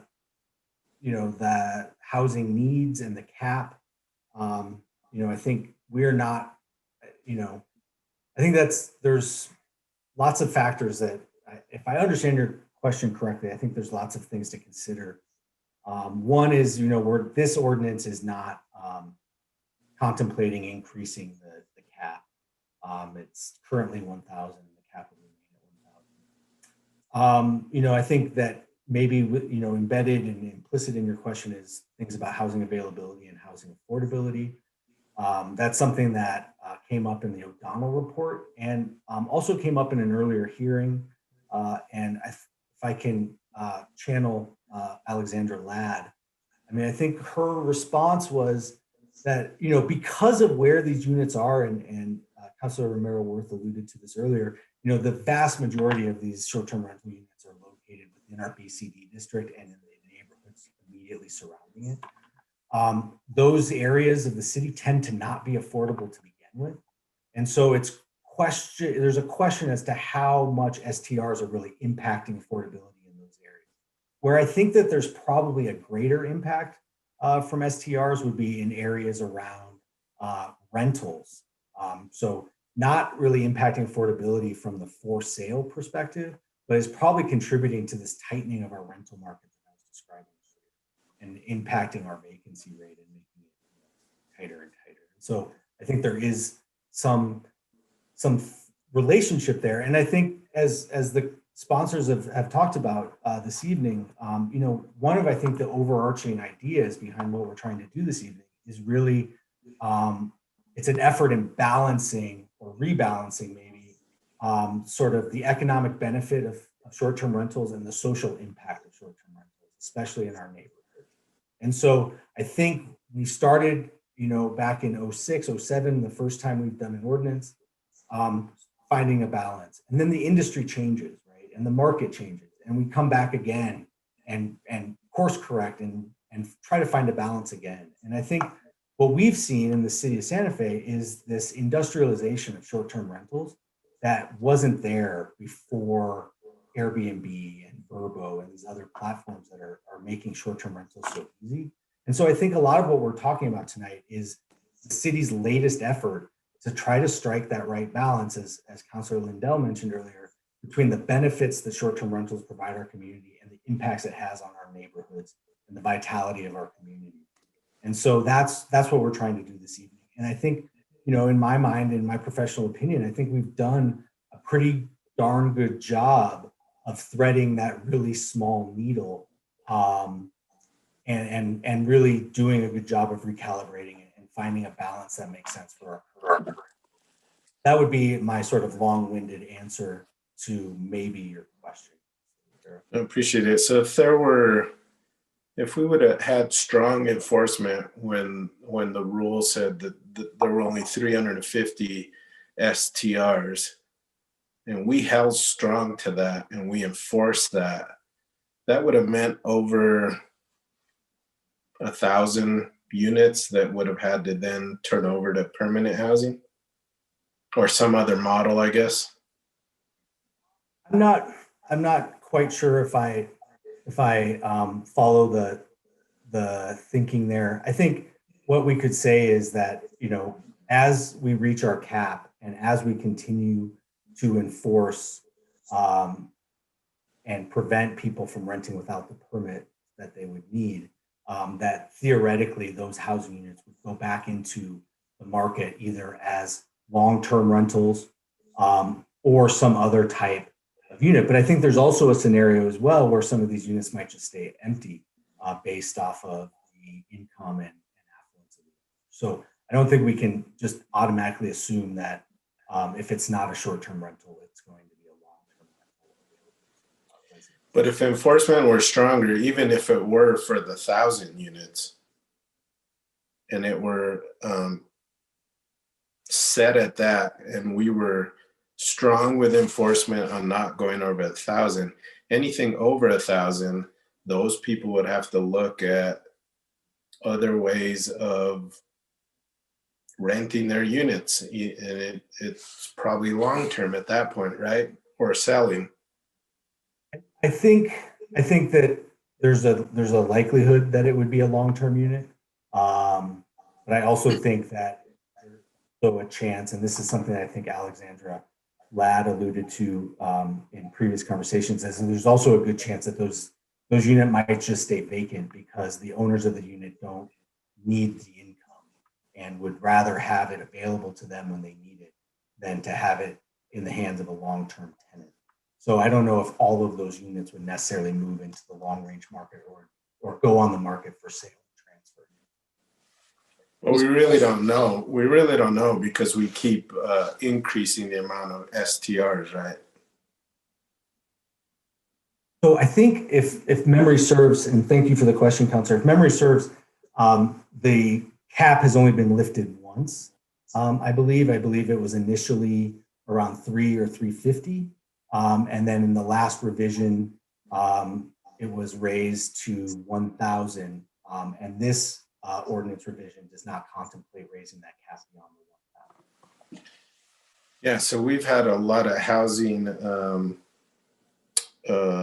proposals in my part of town that have been passed without really much question because of the housing needs that are out there. But here we have a short-term rental ordinance where everyone's seemingly ready to pass along, and it really doesn't help with permanent residences. So that's where I'm getting at with that. Let me ask another question. If I live next to a short-term rental and I called it midnight because the residences or the people renting the place are throwing a party, how would you enforce that? Thank you for that question, Counselor. So in this ordinance, we require, so in the existing ordinance, we require 24/7 maintenance. We further sort of clarify that in this ordinance by requiring the maintenance or management party to be within 1 hour's distance. And so the first step in enforcement would be to notify the responsible property manager of what's going on. If it's a noise issue, that can be pursued through our police department, like any other noise violation. So that would be the typical enforcement avenue there if the designated property management person could not fix the issue. All right, so police comes by, they tell them to break up the party. How does that get communicated to you? That would, I think there's different ways that we could be notified of that. PD could notify us of that. We could be notified by the neighbors who are concerned about the party happening next door. We could be notified by the property management person. So there's several individuals who could notify the city of any wrongdoing. So I think the average neighbor is going to call the police department. How does that get then communicated to you that a short-term rental property is violating the rules? Yeah, so we would rely, in that scenario, we would rely on PD to notify land use of the party. And do they do that now? So that's actually not that scenario has not come up recently. There's probably would be worthwhile to strengthen that relationship and to make sure that PD and land use are better coordinated on communicating those issues. But I don't have direct experience with that because it's not something I've dealt with. Okay, and I think that's part of my point. And I appreciate everything that the sponsors have done. I think they've done a great job in trying to figure out a balance and do everything they can to make this thing work. Again, it bothers me that everyone talks about the need for permanent housing, and here we are increasing or not increasing, but it's 1,000 short-term rentals that we're allowing into the city when it could be permanent housing. So really, what's important to us?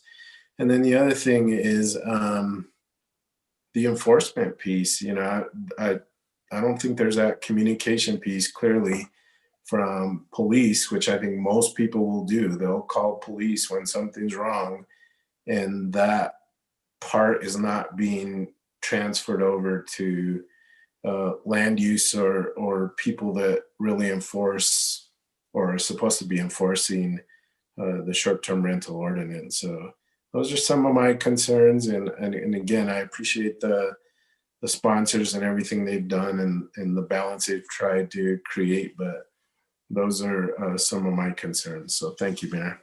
Thank you, Counselor.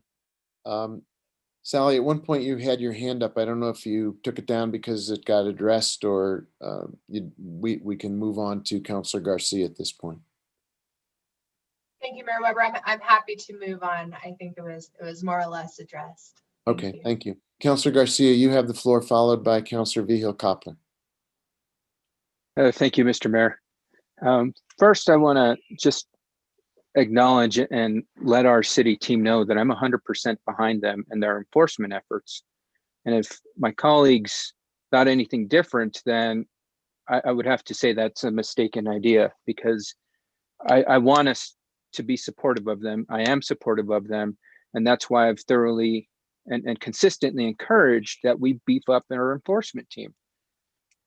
So with that, I guess, Mr. Isaacson, how many enforcement staff do we currently have? Thank you, Councilor Garcia, Mayor Weber, members of the council. So we currently have a enforcement team of 5. And that focus on short-term rentals, because I was under my assumption we have specific staff dedicated to short-term rentals. Correct. So we have a team of 5 that's cross-trained to deal with a wide range of issues. Within that staff of 5, we have 2 individuals that I would say are sort of specialized in the area of short-term rentals. Okay, so and a supervisor who also contributes and helps. And then we also have someone in the ITT staff, our business analyst, who provides quite a bit of support on the database side and the integration of EnerGov, host compliance, and enforcement. So that's also a resource that we have helping more in the back office side. So would it be safe to say 3 staff that are dedicated to this, or are they spread out? Because from my understanding, in that staff is stretched thin, that they don't have the capacity to focus on specifically, let's say, short-term rentals. Is that true? Thank you, Councilor Garcia. I mean, yes, I think that staff is stretched thin. But I think that that's true of, business units across the city right now. So, okay. So again, so yes, that's what I would say. Yes, it is stretched thin. So with this ordinance change, this bill, there's going to be additional restrictions, which is going to require additional enforcement, which only adds to the full plate that our stretched thin team doesn't have the capacity to manage currently. So that was my big concern and gripe about the enforcement issue.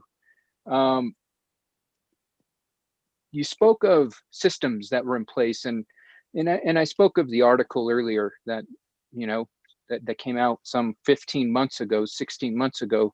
I think it was even 18, last June of 2019, where these specific systems were being implemented, computer systems. If these systems were doing what they're supposed to be doing, why are we still in excess of 1,400 short-term rentals when we've only allowed, what you said, about 875? So something's not working there. And to my point earlier, we've got to fix the system instead of adding additional workload to our already stretched thin staff. What leverage do we have to enforce these proposed changes with the platforms like Airbnb?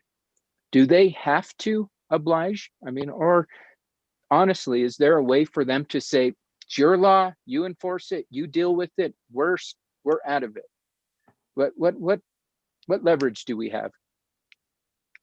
Thank you, Councilor Garcia. So if I could go back to sort of your previous statement, I don't know if I'd rather not, because I think we're past that. I have a question. Okay. It was more of a statement, and I wasn't asking a question, and I apologize, Mr. Isaacson, and I want to respect the time of my colleagues. So Absolutely. My question is, what leverage do we have of enforcing Airbnb to comply, ensure we're complying? So this might be actually a good question for Sally, and I'm happy to speak to it as well. We have commitments from the host platforms to re-engineer their sites so that there is a required field in the listing to enter your permit or registration number. And that's something that they have agreed to do and given us a firm commitment to have that available March 15th, which coincides nicely with our renewal timeframe. We also have a commitment from them to remove listings at the city's request within 5 days of notification for any listing that we suspect is operating without the proper permits or registrations. Now, that is limited to some of the big players in the space, right? So we're talking Airbnb, Expedia, Vrbo. As you know, there's many smaller platforms out there, and coordinating with them has been a challenge. But in terms of market share, just working with those three that I named, I think we cover 75 to 80%, if not more, of the short-term rental market and listings that are out there. So I think we do have a commitment from the platforms. They want to be a partner with us. We've seen that in the past with their commitments to help with GRT collection, and they see that strong enforcement is actually an ally of theirs, and they want to participate in that and help the city how they can. But on the flip side of the coin, it is a business, and the more they rent out, the more revenue for them.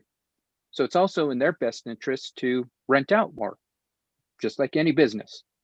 So I guess my question, and I guess Ms. Paez, can you answer for me? Do we have it in writing? Do we have a contract with these platforms? What leverage do we have to ensure that these platforms are going to ensure compliance? Thank you, Councilor Garcia, members of the council. I don't think we've really imposed very many burdensome requirements on the host platforms. And we do have a strong commitment. I mean, we've been meeting just this week with both Airbnb and VRBO in terms of engineering their sites to add the field for the mandatory listing permit number or registration number. And in fact, it was suggestions from the platforms that helped us refine the requirements that we're imposing on them. And they've been, to this point, very good partners, because as you know, they are businesses. They do have an interest in ensuring that our short-term rental program is operated in a good way, assuming we didn't get rid of it altogether. I think that they're very interested in making this work and working with the city. So they have been excellent partners. I think overall, we're not adding a lot of provisions to the ordinance that will require more enforcement. It's really clarifying in a lot of instances what's already there. We're already evaluating applications that they come in to determine if somebody's eligible for the permit or registration. We're already conducting inspections. We're already doing a lot of the administration. And so a lot of these clarifications, if anything, hopefully will reduce, I think, some of the impact on the land use department.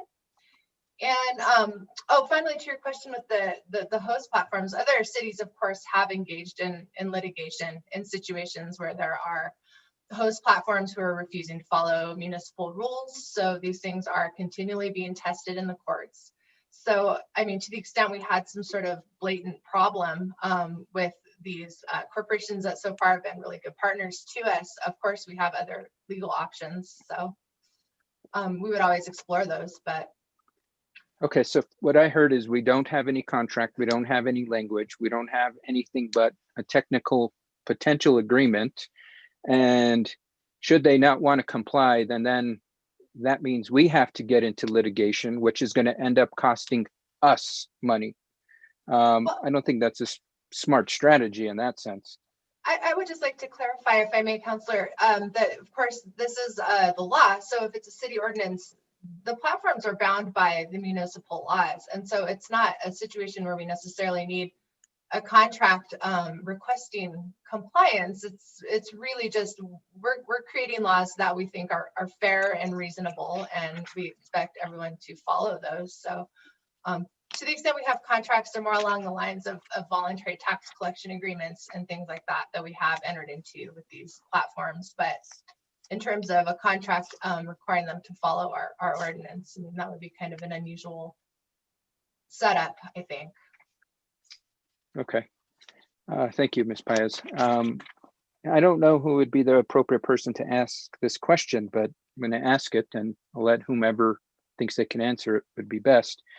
Didn't see an economic study impact study for this. This is going to impact the economy in some way. Why wasn't there a study conducted?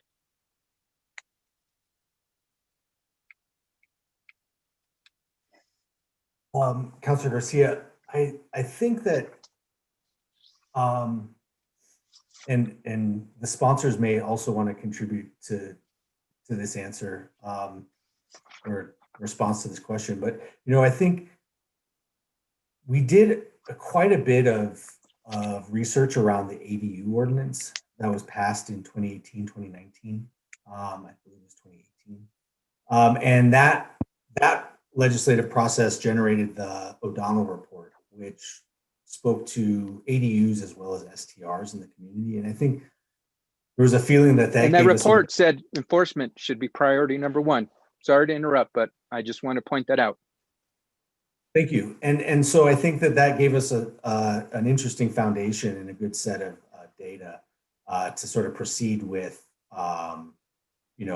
these changes to the short-term rental ordinance. And again, I think if we start thinking about the nature of the changes, as Ms. Paez alluded to a second ago, a lot of what we're talking about in this ordinance is really about clarifications of existing provisions to, again, give us much better tools, because this ordinance is an enforcement tool. It really is. And having better, clearer language to interpret amongst staff is one of the best ways that we can get better at enforcement, because it removes a lot of the gray area and ambiguity that challenges us sort of daily.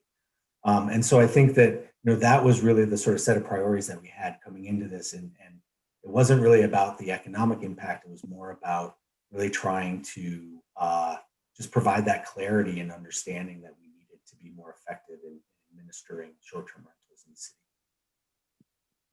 Okay. I mean, I think should have been a critical component of this, because these are going to be long-term affecting changes. And if we don't know how it's going to impact the city, is that a smart move to move forward?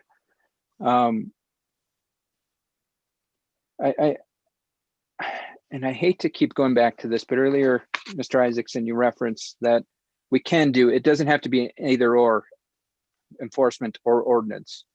I completely agree with that. But it seems like the ball was dropped on the enforcement side, because if we were working towards enforcement, we wouldn't have the outrageous number of folks that are out of compliance, which could be, like I said, if you look at the numbers, we just don't even know, but it's usually over 1,400 at any given time. Pre-COVID, we know COVID's impacted that, but once COVID gets addressed and we're back to our normal lives, folks are going to operate out of compliance because they know that the city barks loud, but we're not going to bite. We need to ensure that we are going to do what we say we're going to do. And we can't overcommit our already stressed and stretched thin staff with more of a workload when we currently don't have the capacity to manage that workload. So with that, I think we really, I appreciate all the work that the sponsors put into this, but I think we need to take that into consideration as well. I got a question for Mr. Mayor. Is now the time where we should be talking about a proposed amendments, or are we going to do that at a later time? That is a great question, Councilor. Let me deflect it to the city attorney for some guidance about when we would entertain additional amendments from people who have their amendments in the packets. Mr. Mayor, councilors, I think you probably just want to see if there's any more questions about the main motion. And then after that, it's probably a good time. Okay, so let's let other folks have their say, Councilor Garcia, and then we'll come back for both you and Councilor Vigil-Koppler who have amendments that need to be taken up, if that's okay. Mayor, Okay, the no, sponsors absolutely. Just point of clarification, the sponsors also have an additional amendment. Yes, there's also the amendment that you did not include in your main motion intentionally. Okay, Councilor Garcia, you still have the floor. At this time, I just want to, once again, I do thank the sponsors for bringing this forward. You know, as a counselor from District 2, and just like Councilor Romero Worth mentioned, you know, I was on the campaign trail last year as well. And this is what was priority number one: enforcement. But we have to understand, with these proposed changes in front of us, you are going to grandfather in a lot of properties that there's not going to be changes to, which I understand. I think we need to focus on the enforcement piece. Let our staff be able to get the ground underneath them, understand how we're going to work out the enforcement game. Then we come back and look at how we're going to make changes to the ordinance and adjust accordingly. Because I think, you know, if we're able to enforce, we can knock out 500 plus short-term rentals, which is going to make that immediate impact felt in those communities that are saturated, such as in District 2 and District 1, where you're going to have a lot of that concern potentially go away. We don't know until it happens. But with that, thank you, Mr. Mayor. I'll go and relinquish the floor. Okay, thank you. And I think Councilor Vigil-Koppler, your hand is up next, and then Councilor Abeyta, your hand is up next. Thank you. I'd like to thank the bill sponsors for the work that you've done. I appreciate that. I appreciate your efforts. But I also want to give thanks to Councilor Chris Rivera, because if it hadn't been for him putting this item on the Public Works agenda, I would never have had a chance to vet any of the proposals. And tonight would have been the first time I would have had a vote. So I know that many of you have said you've been working on this for a year or over a year, but I want to remind you that when I found out about it, which was not even within the year. I had to get fingernails on chalkboard just to get a copy of what you all had worked on. And it wasn't forthcoming. So, it goes back to transparency, and I have a little of a bad feeling about it because of that. So having had to play catch up with everybody and stakeholders that I think have had an interest in this and now are very aware of what's going on. I want to go back to a comment that was made earlier about some neighbors some homeowners that were sad they didn't have neighbors. And I want to remind this council, many of you weren't on the council when the other council passed in this ordinance passed that gave realtors and that's realtors, not realtors, the responsibility to provide this ordinance to any buyer in this whole city who is inclined to either consider a short-term rental or to know that their neighbor's house might be a short-term rental or anything. I mean, the whole ordinance we have to discuss with buyers, with signatures, proof of everything before we can move on. And so realtors are doing our job because it's in the ordinance. We have to communicate in writing and get signatures. So,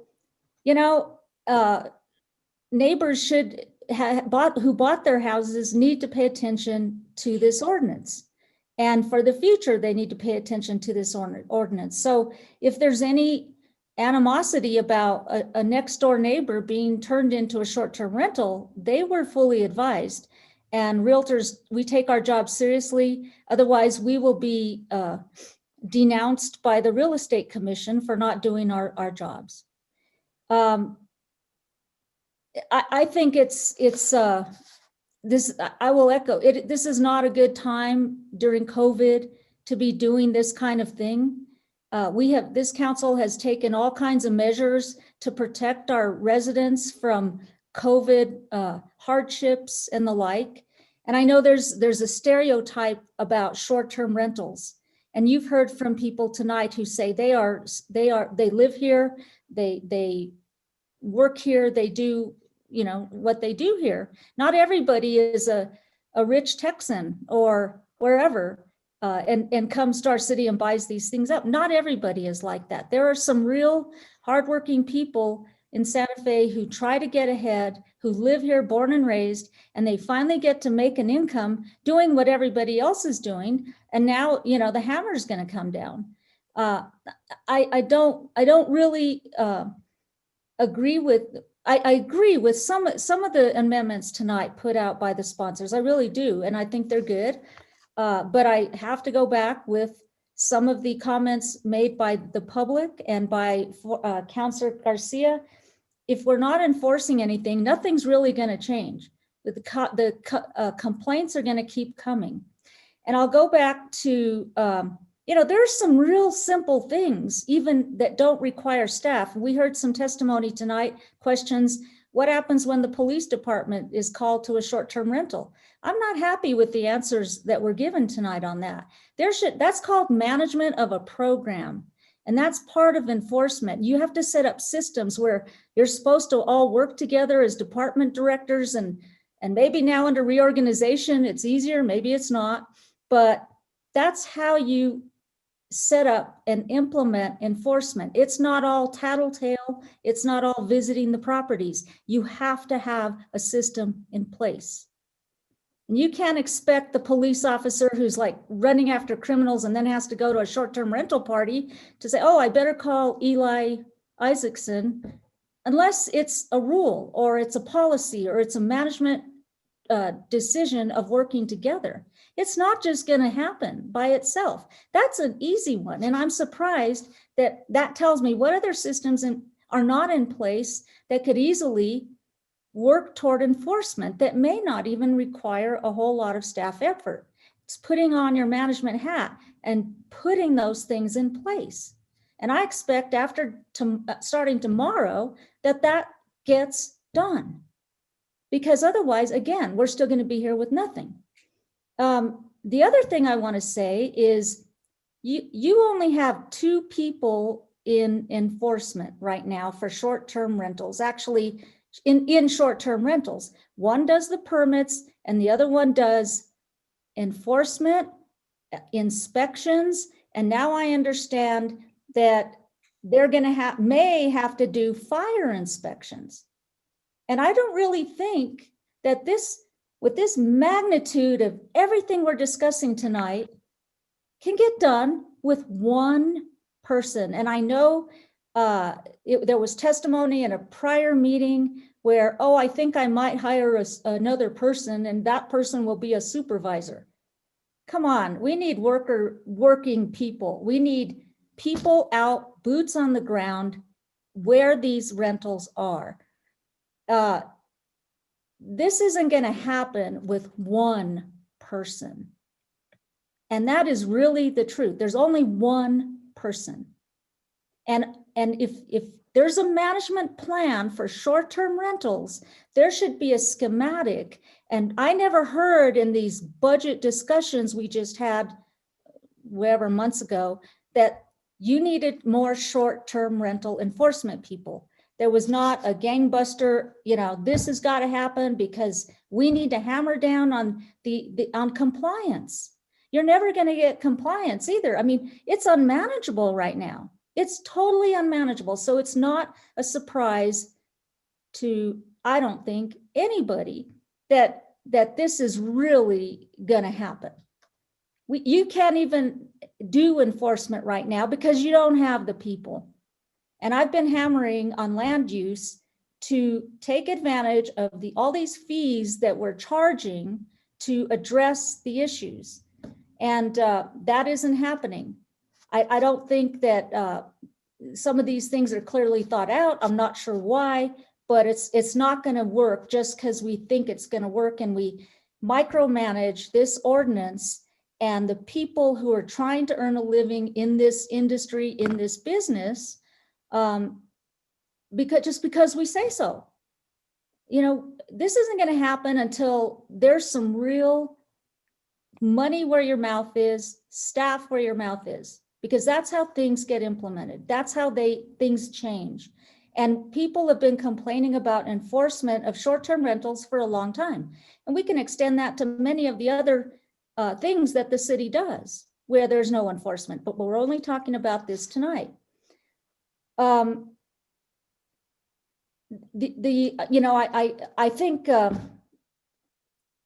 I just will say that I don't have anything to say about my amendments yet because I know that's going to be in a different portion of this meeting, but I have questions on the other amendments as well. But I like some of these things that are being proposed. Many of them are not well thought out. This is a horrible time to be doing this. That was why I supported Councilor Garcia's amendment to postpone. We don't have an economic analysis. There's many things we don't have, but we have a hammer. And by golly, we're going to put the nail in this thing till everything oozes out somehow. But that's not the way to do business. And I'm just not, I'm not about this tonight for some reason, for a lot of reasons, because we don't have a logical, forward-thinking plan that addresses all of the issues. And the biggest one is enforcement. Much as, one person, no way. That's just not going to happen.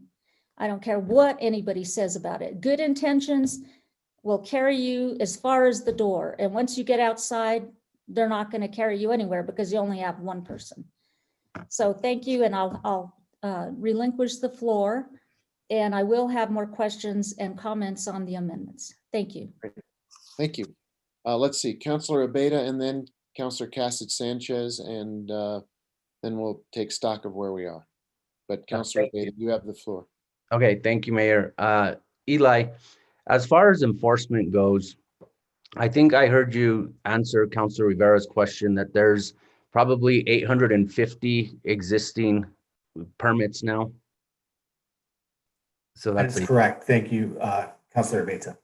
okay. And so is any of these regulations that we're passing or that may pass this evening going to apply to those existing 850 permits? So, Are they Thank you for that question, because I think that's an important point to clarify that may have gotten glossed over in some of our earlier conversation. So no, these permits, the existing permit holders, assuming that they renew in a timely fashion every year, and that is by March 15th, every calendar year, they will be in essence grandfathered into many of the sort of the eligibility requirements that are imposed in the new ordinance. Now, they will be required to adhere to the new operating requirements, whether it be about reporting on an annual basis or providing insurance information, things like that. They will be required to do that moving forward. But in terms of will they be able to keep their permits if they have more than one, or if they're closer than 50 feet to another permit holder? Absolutely. They will be grandfathered into those changes. So a lot of the rules and regulations, we're talking about enforcement towards 150 other permits, not 1,000. Because that's correct. I mean, we're probably even closer to 125 that, permits that these new provisions would apply to until we hit that 1,000 cap. That is correct. Okay. And then if I could, Councilor Beta, sorry to interrupt, but just I think that brings up an interesting point. About enforcement and what we're able to do with the limited staff that we have. We've actually seen a spike in applications over the last few months, which is really atypical for this time of year. And the reason why we're seeing that increase in application activity is because we've been able to use host compliance to send letters, warning letters, in essence, to these 200 some folks that are operating without permits or registrations in the city, and letting them know that we are cracking down and that they need to come into compliance quickly, or they may be foreclosed on the opportunity to get a permit moving forward because we'll hit our cap. And so we're actually, again, another example, and I think I've mentioned this before, is an example of us using our tools and technology to make the limited staff that we have more effective in their enforcement efforts. And instead of having an enforcement officer go around delivering notices to people or snail mailing a letter through our reproduction office and mailroom, we're actually doing this all by email, digitally, click of a button. It's part of their contract. They give us a template, we edit the letter, and we send it out. We've also been really effective, while I'm talking about sort of letters from host compliance. Another area we've been really effective is being able to quickly respond to the new COVID restrictions that are being put in place by the state and the public emergency health orders. So for instance, the latest order that came out mid-November that said you can only operate a place of lodging if you've been New Mexico Safe certified. Within a couple days of that ordinance, or that order, excuse me, we were able to reach all of our permit and registration holders with a letter of informing them of that change and providing them with a link that took them to the New Mexico Safe certified website and told them how to become New Mexico certified safe. And so that's a capability that we've never really had before, and I don't think should be glossed over. I mean, I think that's a significant change in our ability to communicate and enforce that's very new to the city and allows, as I said before, as Councilor Garcia mentioned, a stretched and small staff to really sort of punch above their weight and really make an impact on enforcement here in the city around us. Okay, thank you. I heard a lot of testimony this evening from the public and also even from certain counselors. We keep referring and using the word business and make a living and business.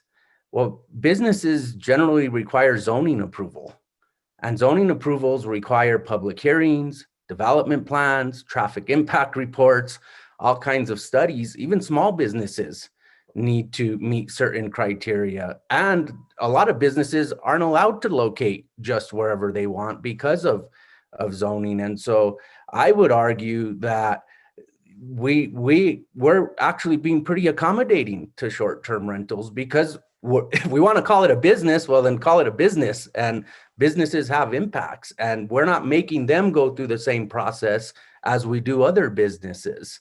And if you talk to people who live in neighborhoods that have these short-term rentals, they will tell you it is like having a business in our neighborhood, and we should be doing more. And so I think, again, I think we're actually being pretty accommodating by not making them go through public hearings and submit traffic impact reports and these other things that we are requiring of small businesses, other types of businesses.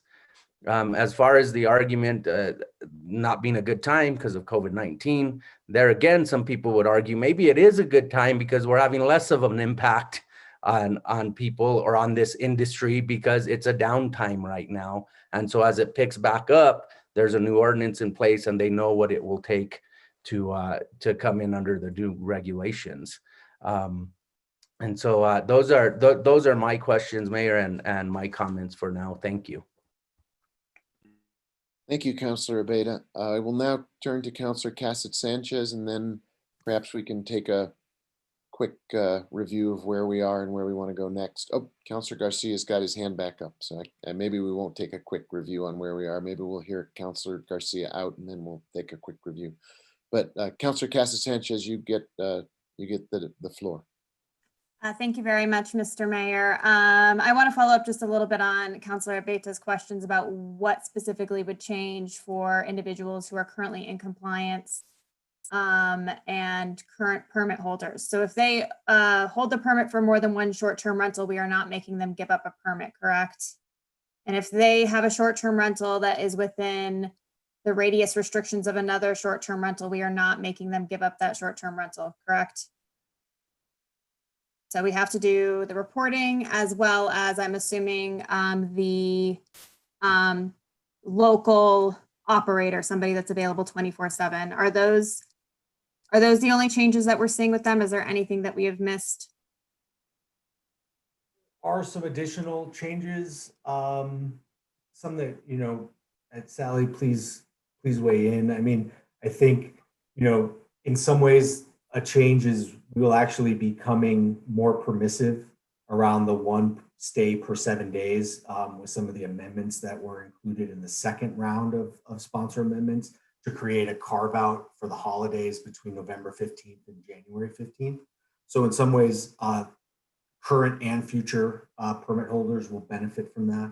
I think there's there's a number of other sort of operational changes, but in terms of who can hold permits, the number of permits they can hold, and where they can locate those in the city, no changes will be made to existing permit holders.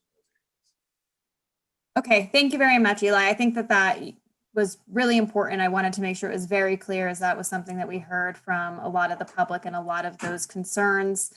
And that same concern with the industry recovering and the individuals who are already in compliance being able to recover. Not much is going to change. So in terms of recovery, that's a COVID focus, so that's a little bit of a different topic. The other thing that I'd like to come back to that I want to make sure that I highlight is I've heard a few times from both Eli and Sally that there are aspects of this ordinance that will make enforcement easier. You just spelled it out for Councilor Abeyta, but is that a correct statement that I can make? I would agree with that assessment. And the reason why I would agree with it is we've provided, as I mentioned earlier, a lot of clarity in areas that previously were sort of muddled or ambiguous, and led staff to apply the rules unevenly over time and between staff members. And so I think just around that specifically, those clarifications that we're providing in this proposed ordinance will make quite a bit of difference in the day-to-day application and enforcement of the short-term rental program in the city. Okay, thank you. I just wanted to make sure that was a very clear yes or no answer, just from listening to the conversation. You know, this is an extremely complex topic. We've been discussing housing in so many different ways. You know, I think I've shared that in terms of the housing market, I believe that I am the only city councilor that is not sitting in my own nicely owned home. And the housing market is extremely tough, and for whatever impact short-term rentals does have on the housing market, which we do know that it's there. I really am in favor of looking for ways that we can start to regulate this industry, start to look at these caps.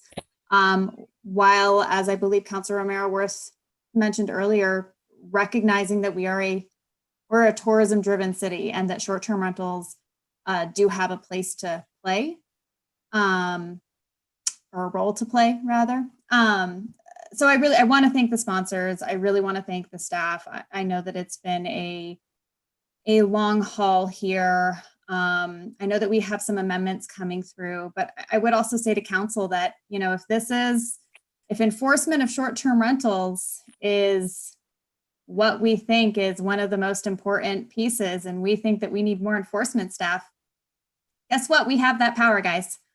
We have the ability to fund those positions. And so, you know, that's something to think about, especially as we start to, you know, get into some conversations coming forward about where our funding sources come for our staff. And if this is one that we think is going to take priority in the city, you know, it's a conversation that we can be looking at. So that's all for now. There's a lot more coming, but thank you. Thank you, Councilor. Councilor Garcia, and then I really do think we should hit the pause button for a minute and see, because as Councilor Casa Sanchez said, we have a bunch of amendments that we need to take up. We're going to want to discuss them, and it's 9:45. So I don't want us to lose sight of both the amount of work we have to do and also the amount of time we have to do it in. But Councilor Garcia, you have had your hand up, and it's your turn. You have the floor. Thank you, Mr. Mayor, and I'll make it pretty quick. I just wanted to clarify what I thought was a misleading statement, because Councilor Abeyta asked, you know, the 150 figure, right, that will deal with enforcement. Well, could be the farthest from the truth, because our enforcement team doesn't solely focus on those that are permitted or working on permitted. They're going to be working on those that are out of compliance, which at this given time, I mean, given the latest numbers, was in excess of 400. So I thought that was a very misleading statement. It's going to be the 150 plus whatever out of compliance operators there are at any given time. And we all know that there is going to be out of compliance operators, no matter what ordinances we pass. There's always going to be more than 1,000 operating. We want to keep it closer to the 1,000. That's the goal. But we know there's going to be those rogue operators that say, rules don't apply to me. Airbnb's not going to allow it. I'm going to do this other platform that the city doesn't have teeth to tell me no. So with that, I just wanted to clarify that, Mr. Mayor, because it is in excess. It's not 150. It's right now 400, 500, and who knows what it's going to be in the future. Thank you, Mr. Mayor. Okay, thank you. Hit the pause button for a minute and take temperature. I know the original idea that Councilor Romero Worth had was let's take up the motion that she made with the one amendment as part of it. We still have another motion for another amendment from the sponsors, and we have amendments from both Councilor Garcia and Councilor Vihel Koppler. I guess I'm looking for some guidance about the best way to structure the next round of discussions or motions. City Attorney, do you have a recommendation? Mayor Weber, councilors, I suggest that whoever wants to make a motion to amend the main motion with one of the amendments, go ahead and raise their hand. One or more of the amendments, however. Whichever ones want to go forward, and then address them directly, and then take a vote on that one, and then do it serially, and then see where we are. Yep, and then discussion on each amendment. Okay, fair enough. So we have 3 hands up. Councilor Garcia, why don't you take the floor, followed by, well, we'll take it you first. Thank you, Mr. Mayor. So my amendment deals with what we heard a lot of tonight, was the one rental per 7-day restriction that is currently in the ordinance. And after much thought and hearing from the operators, I would like to amend my amendment to read: a permitted short-term rental unit shall not be rented more than 52 times within a calendar year. It is, in essence, what is currently the law that's on the books, but it is a better tool for our community. The operators clearly said it's easier for them to manage that. There was the confusion: how do we track the 7 days?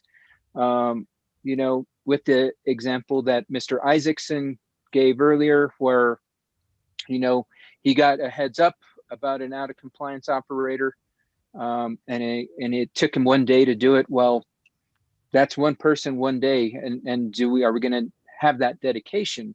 Whereas I feel if it was just the operator had to track, if they're not exceeding the 52 times throughout the year, it's going to be easier to manage for the operators, for our enforcement team, and I think it's the best middle ground right now. With that, I guess, and I've asked these questions before. Point of order, Mayor Weber. So we do need to state it in the form of a motion, and then we'll need a second, and then we can start asking questions and debating. Yeah, I think let's get the motion in front of us, and then the conversation can address the motion. Okay. So, So Councilor I make a motion. Yeah, there you go. Okay. You have the floor for a motion.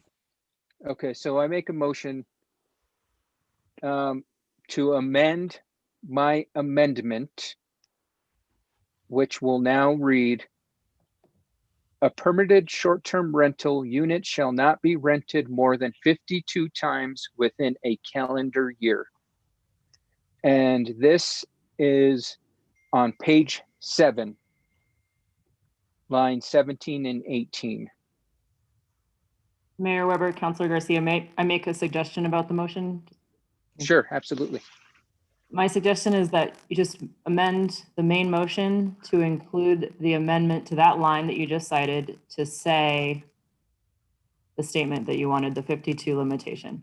Because you don't need to amend your amendment, you just need to amend the main motion to include whatever the amendment you want is. Okay, so I amend the main motion to include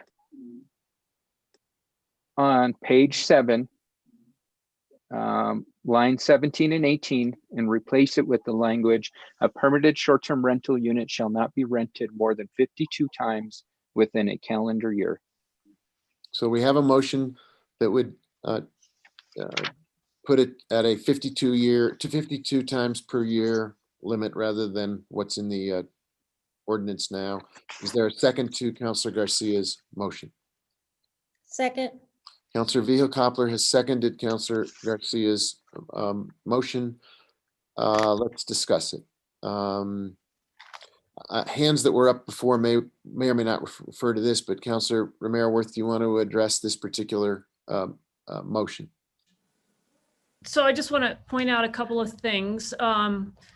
One, the sponsors do have an amendment that would also provide some change to this once in every 7-day rule, being responsive to some of the comments we've heard. And our proposal would be that we allow over the holiday period, November 15th to January 15th, the opportunity that you could rent more than once every 7 days, to be responsive to some of what we've heard. So just want to, throw that out as an alternative.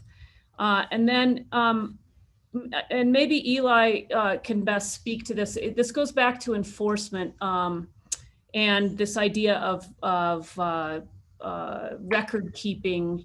And if you, so when you apply, so in the ordinance I think it's new. When you apply to renew your permit, you will be asked to provide records showing that you have only rented, showing when you rented, essentially, not to whom, but how many times you rented. And if we see from that you have not followed the rules, we have the ability to have consequences for that, including, I think, losing your permit.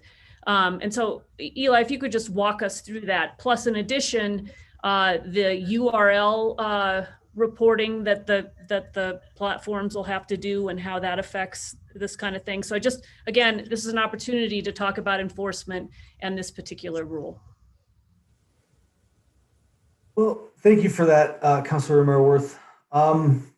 So I think in terms of looking back retrospectively, say after the records have been turned in upon renewal, I don't think that there's a lot of difference, and I'm talking about from an enforcement perspective, a lot of difference between 1 per 7 day or a cap at 52 per year. Where I do think there might be a difference in enforcement, and one where the 1 per 52 might be a disadvantage, is in the fact that if we have somebody who's renting more than once per 7 days starting in January, and they're doing it habitually through January and February, we'll be able to catch it, right?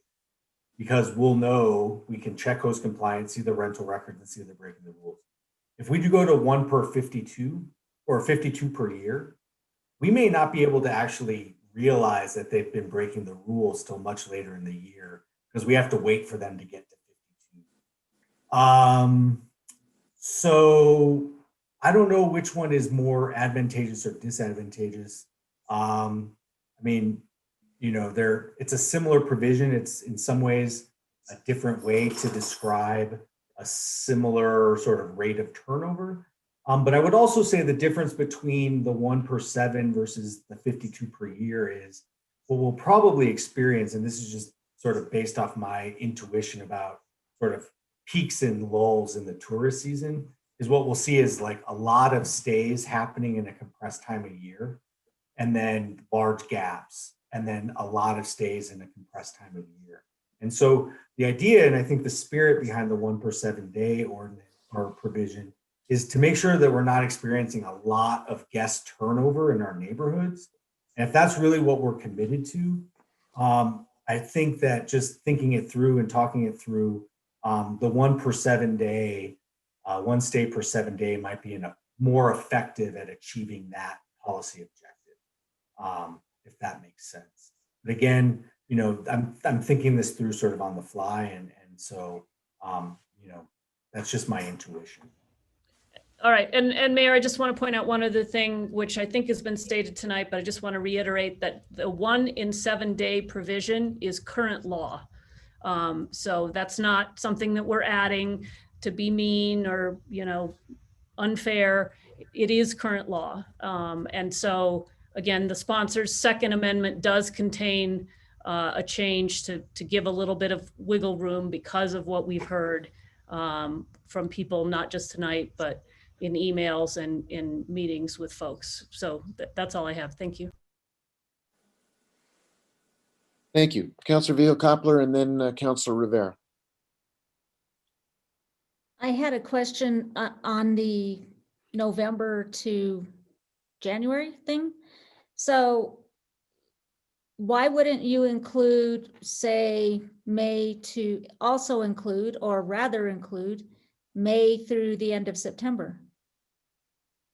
So what we were responding to people who were specifically calling out the holidays as being difficult because you wouldn't be able, under their, and I assume that they were correct, that you couldn't rent out for Christmas and then New Year's.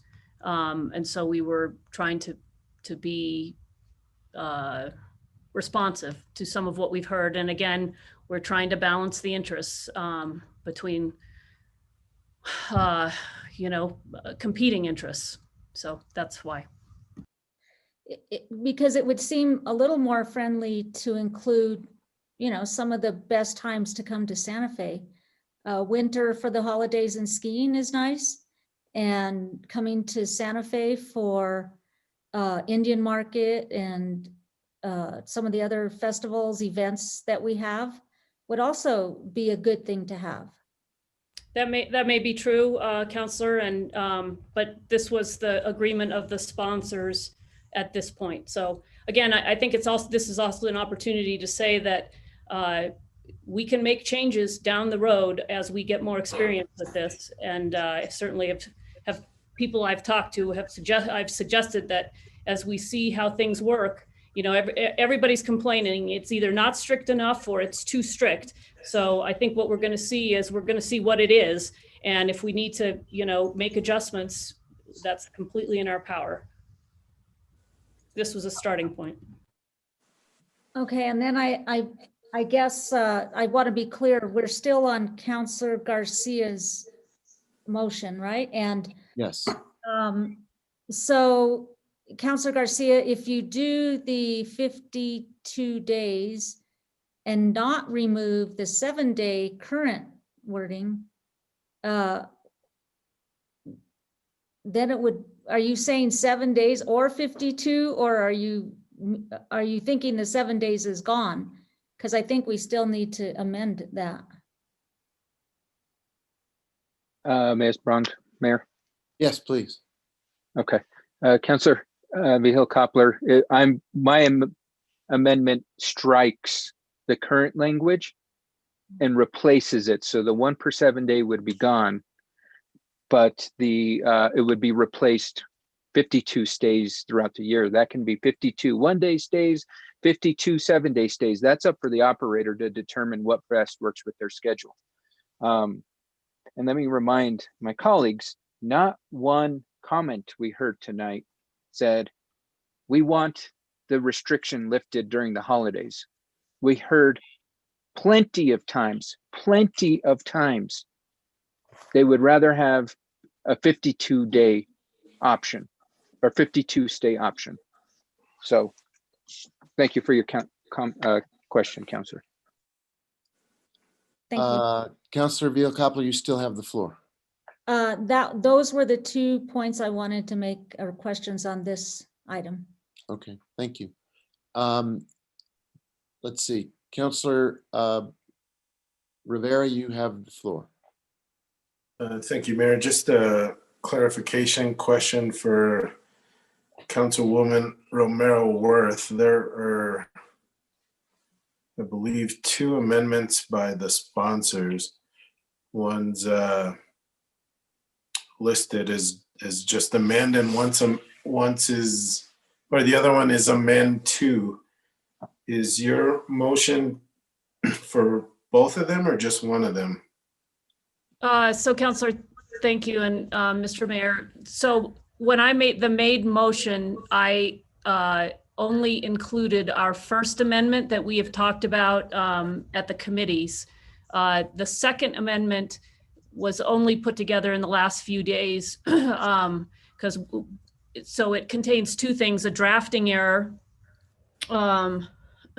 that was discovered by a constituent around the fees, excuse me, and then it's around emails that we've received that the holiday period is really tough, and if we could give some wiggle room in the 1 per 7 days over the holidays, that would be helpful.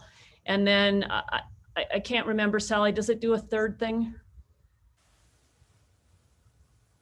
Councilor Romero Worth, yes, the second sponsors amendment includes 4 items, enumerated items.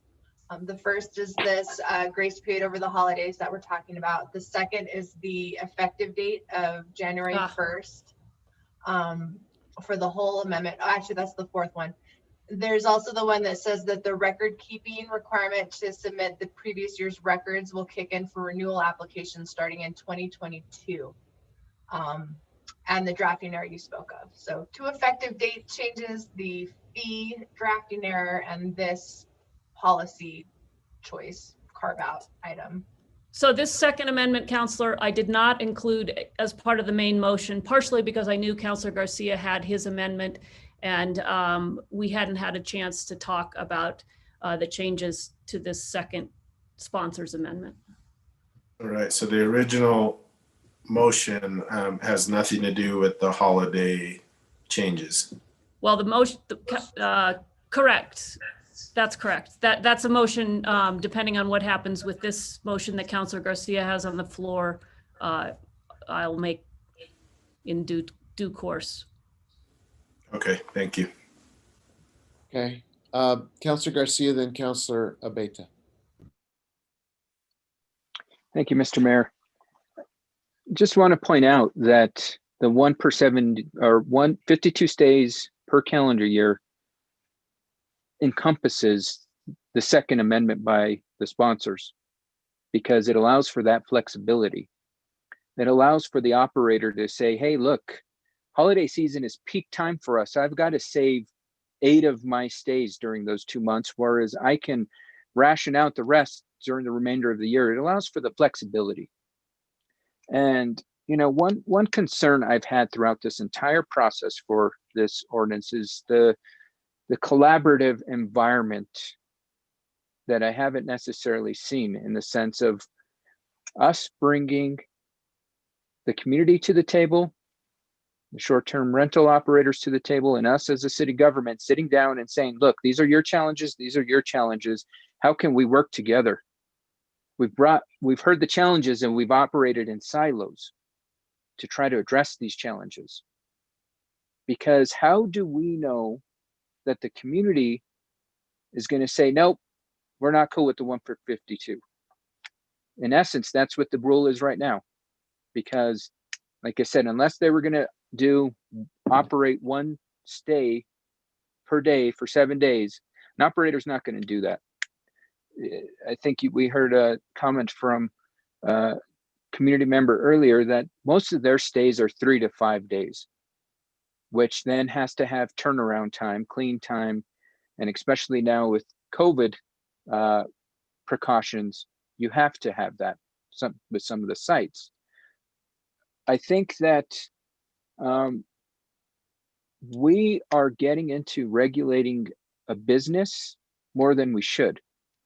Is there any other business industry where we jump in and say, you can only do X amount?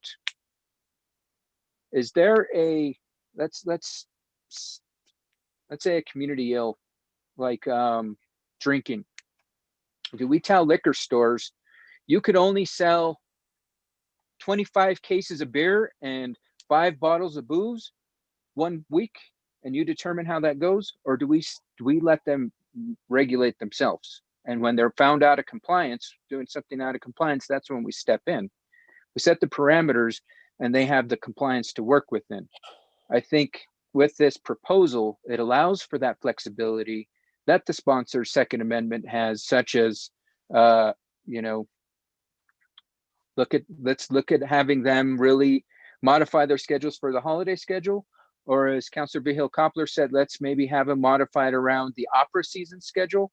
I think that's where we shouldn't really get into dictating business. We don't do it with any other industry. And I know that we have a lot of concerns from community members, but that's where the 52 stays regulates that. It really will. It's not like we're pushing for 100 stays in a year. This is a measure that's practiced in many different cities across this country. And I'm sure the sponsors can tell you that, given they've worked on this a long time. This is a measure that will be easier for our staff to enforce. As one of our compliance or enforcement officers, all they have to do is go through and check the next year that they haven't rented it out 52 times. In excess is 52 times versus having to look out their stays and say, well, these are 5 days apart, these are 7 days apart, these are 2 days apart. That's so much more time consuming. And are we going to really put that burden on our staff to do that? I think this is an easy way for our side of the city to manage and enforce, and it's easy for the operators to manage and enforce themselves. So to me, it's I can't believe we're getting so much pushback from this, because it's in essence what's currently in the bill. It just puts it in a different, states it in a different way. Thank you, Mr. Mayor. Councilor, thank you. Any other comments on this motion as proposed by Councilor Garcia and seconded by Councilor Vigil Koppler? All right. If in that case, let's call the roll on this motion, please. Counselor Vihel Coppler, Yes. Counselor Villarreal, No. Counselor Beta, No. Counselor Cassidy Sanchez, No. Counselor Garcia, Yes. Counselor Lindell, No. Counselor Rivera, No. Counselor Romero Worth, No. Mayor Weber. No. The amendment has failed. All right, I think that we need a new, we still are considering amendments. Counselor Romero Worth. At this time, I'd like to move the second sponsors amendment to the main motion. And Second. Okay, and I think Counselor Merriworth, for people who don't have it in front of them, could you summarize briefly what it says? I'm going to ask the city attorney to do it again. Would the city attorney please summarize what it says? Mayor Weber, members of the council, the second sponsors amendment sheet contains 4 items.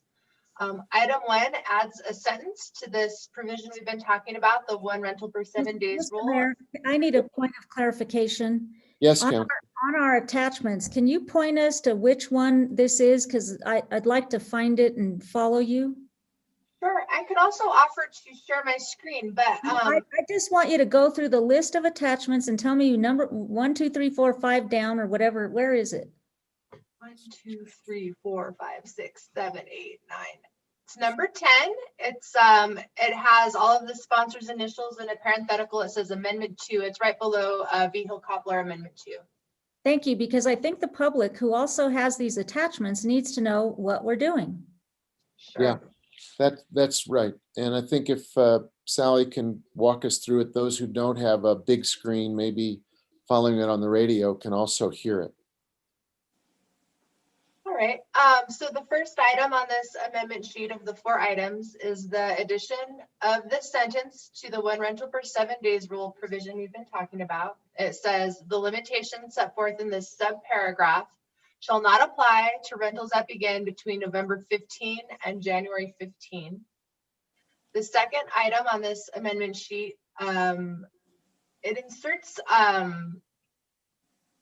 let's see.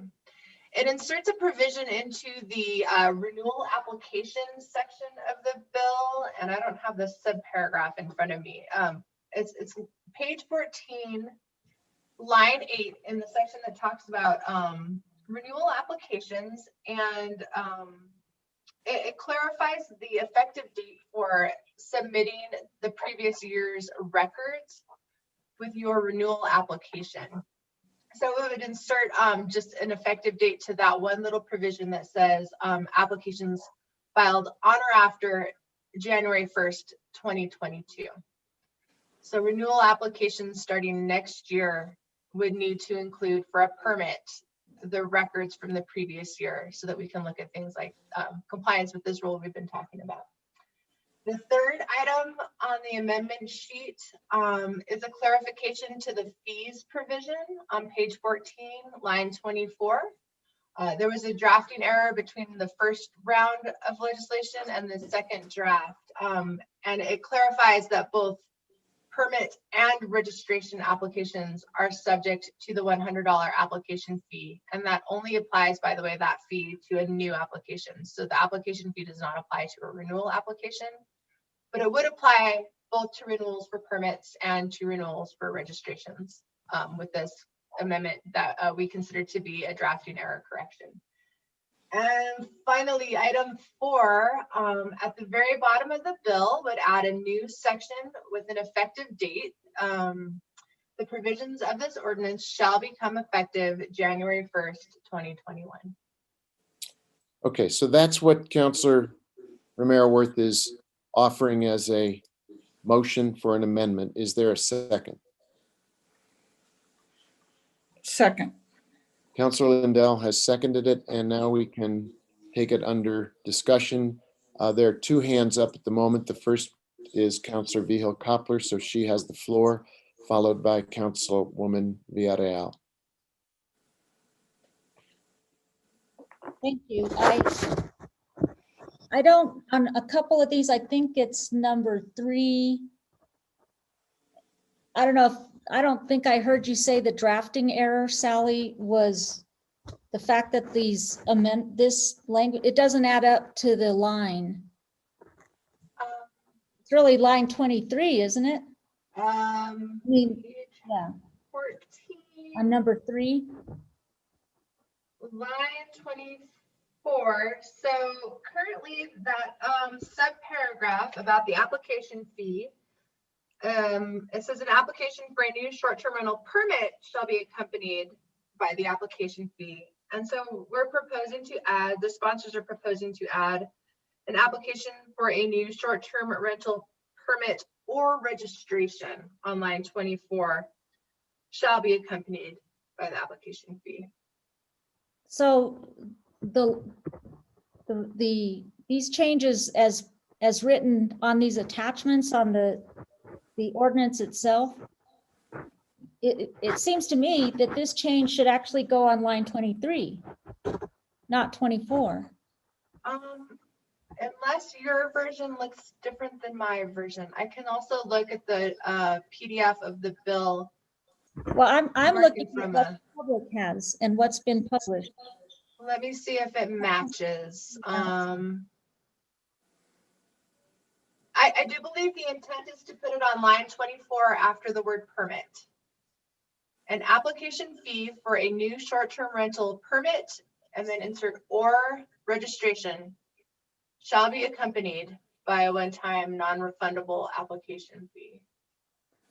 Well, I double checked it, but you know, whatever you say. I guess the same thing I have on page 22, my line 12 doesn't have any wording on it.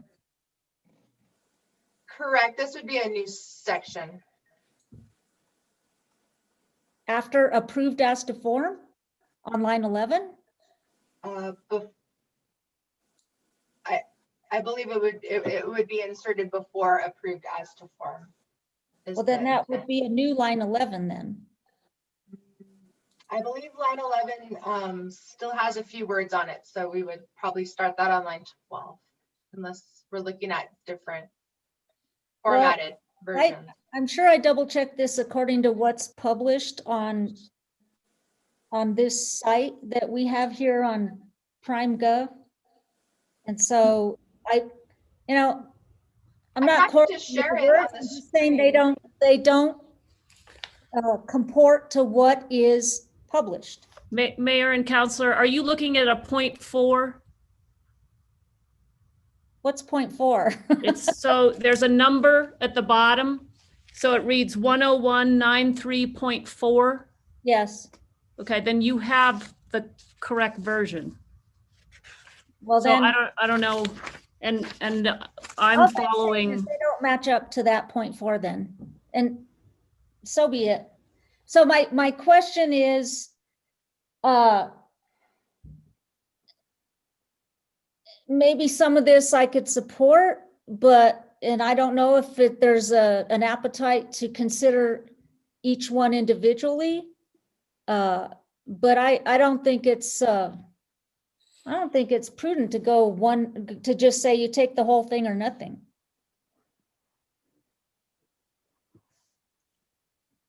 So if any, I guess it's Councilor Lindell's. Oh yeah, no, all of you there. There you go. So I don't know if any one of you wants to take them individually or not. I think the motion was made by Councilor Romero Worth and seconded by Councilor Lindell. So To take the whole full swoop. to do it as a single amendment. Yeah. Let's try it that way and see where we get. Well, I know where you're going to get. So that's why I was just trying to be supportive of most of it, I guess. But anyway, okay. Okay. Councilwoman Villarreal, your hand is up. You have the floor. Mr. Mayor, just a point of clarification. There was a constituent that asked about the effective date and why we're adding it as January 1st. Most ordinances do have an effective date. What is it typically? And how did we arrive at January 1st? Is that just the standard? Can you just clarify that for the public? Counselor Villarreal, is that a question for me or to whom? I think, I'm happy to answer it. Yes, please. I think if the city attorney's office can address it, would be helpful. Mayor and councilors, the default rule for an ordinance is that it would take effect 5 days after the city clerk publishes it. And so some of that is in Ms. Vihil's hands in terms of how quick she can get that out. So that does create a little bit of uncertainty for something like this, where it really is a kind of a regulatory scheme like this. And I think the reason that I think Director Isaacson proposed January 1st is because that begins our renewal period for our 2021 licensing calendar year. And so this was intended to provide really an obvious cutoff for folks to know whether they're coming in before under the old regime or after the new rules take effect, rather than the default, which could potentially be a little variable depending on how fast the clerk can publish it. Okay, so what I'm hearing you say is the default is typically when an ordinance passes, it takes effect 5 days from the time we actually vote on it. And in this case, we gave more leeway for January 1st. 5 days after the city clerk publishes the approved ordinance. And I'm not sure how she does that piece. But she actually takes a step to publish the ordinance that's been approved, and then it's 5 days after the publication. Okay. And Director Isaacson, what did you say about March being a date that's permit date? Yes, thank you, Councilor Villarreal, Mr. Mayor, members of the council. So March 15th is our renewal date without penalty. And then April 15th is our renewal deadline with a late fee. And then after April 15th, your permit expires. Got it. And so when it came to working with the host platforms to re-engineer their sites to allow for permit or hosts to include permanent registration numbers in their listings, that was the date we set so that we would know that that would be available to permanent registration holders by the end of the renewal period. Got it. Okay, thank you for the clarity. Thank you. Other questions or comments about this proposed amendment? If there are no other hands, could the clerk please call the roll on this motion? Mayor, I have a quick question. Sorry. I'm sorry, Counselor, I didn't see you. I didn't raise my hand. I just thought of it, but you have the floor. Regarding the January 1st, 2021 date, what does that do to number 1 on, I guess it would be Amendment 2 that the sponsors are proposing, which limits set forth in this subparagraph shall not apply to rentals that begin between November 15th and January 15th. Thank you for the question, Counselor. I don't see that really, those two things being in conflict. This is about sort of, well, let me think this through a little bit. I was actually, so permit holders would be exempt from the 1 per 7 day for the period between January 1st and January 15th. That would apply to existing permit holders. Now people are able to apply now for permits. If they were to receive a permit and complete all their inspections during that 15-day period, they also would benefit from that carve out. I think that's the way that would impact how those two amendments relate to one another. Part of the other reason we wanted to put the sort of certain effective date is we have a lot of people that are asking questions about if I apply now, which set of rules will I be evaluated by?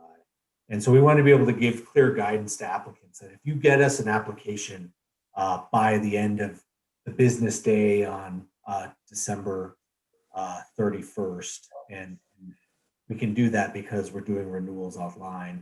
If you get us that application and submit it online by the end of that day, we will treat you under the old rules. If it comes in after that, we'll treat you under the new rules. And that I think that level of certainty has been really helpful to people asking questions about which set of rules will apply to their application. So really, if you rent your place out prior to the start of the year, then the new rules don't become effective till after January 15th? Eli, we can't hear you. I think that's a concise way of explaining it. Okay, thank you. Just wanted to be clear on that. Thank you, Counselor. Any other comments? I would just say that I think the proposal advanced by Council Garcia and this carve out are coming from a similar spirit, which is how can we show some accommodation to different circumstances at different times. This is, I think, somewhat easier to, we've had a lot of discussion about enforcement. I think this will be easier to enforce than something spread out over the course of an entire year where you've got to modulate 31, 32 up to 52 and see how compact that is. It makes it a very specific period of time correlated to a very specific season. And I also think Councilor Romero Worth's point is well taken, which is this is an attempt to rebalance things. That's the whole spirit of the ordinance, is to adopt an ordinance that comes to terms with both the interests of people who are hosting in their short-term rental and also the residents who are looking for some certainty about how much impact there will be on the social fabric in their neighborhood. So I think it's a reasonable effort at a compromise that carves out space for people to be flexible. Thank you, Mayor. So do we have to consider Councilwoman Vigil Coppler's amendments now as well? We will. Yes, we're going to get to that next, Council. We need to vote on this one first. We have to vote on this and then we bring up Councilor Vigil Coppler's amendment. Well, I think on the one that happened earlier, she had to change her amendment in order to get it through.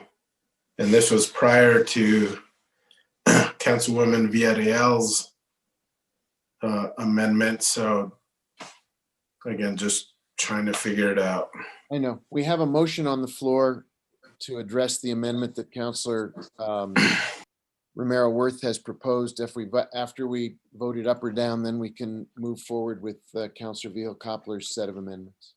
But on that point, Mr. Mayor, Councilor Rivera makes a great point, because when we were hearing the legislative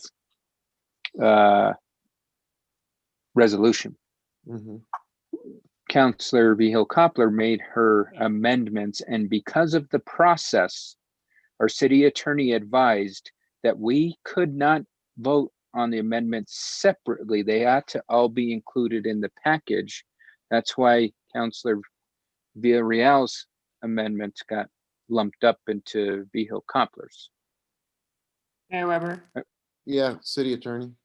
It really just depends on what the motion was. Earlier, Councilor Vigil Coppler withdrew her motion and then made a new motion to only include one of the items on her amendment sheet. So initially the motion was for the entire amendment sheet. It appeared based on debate that that wasn't going to be successful. She withdrew, the second withdrew. She made a new motion to only move one of the items.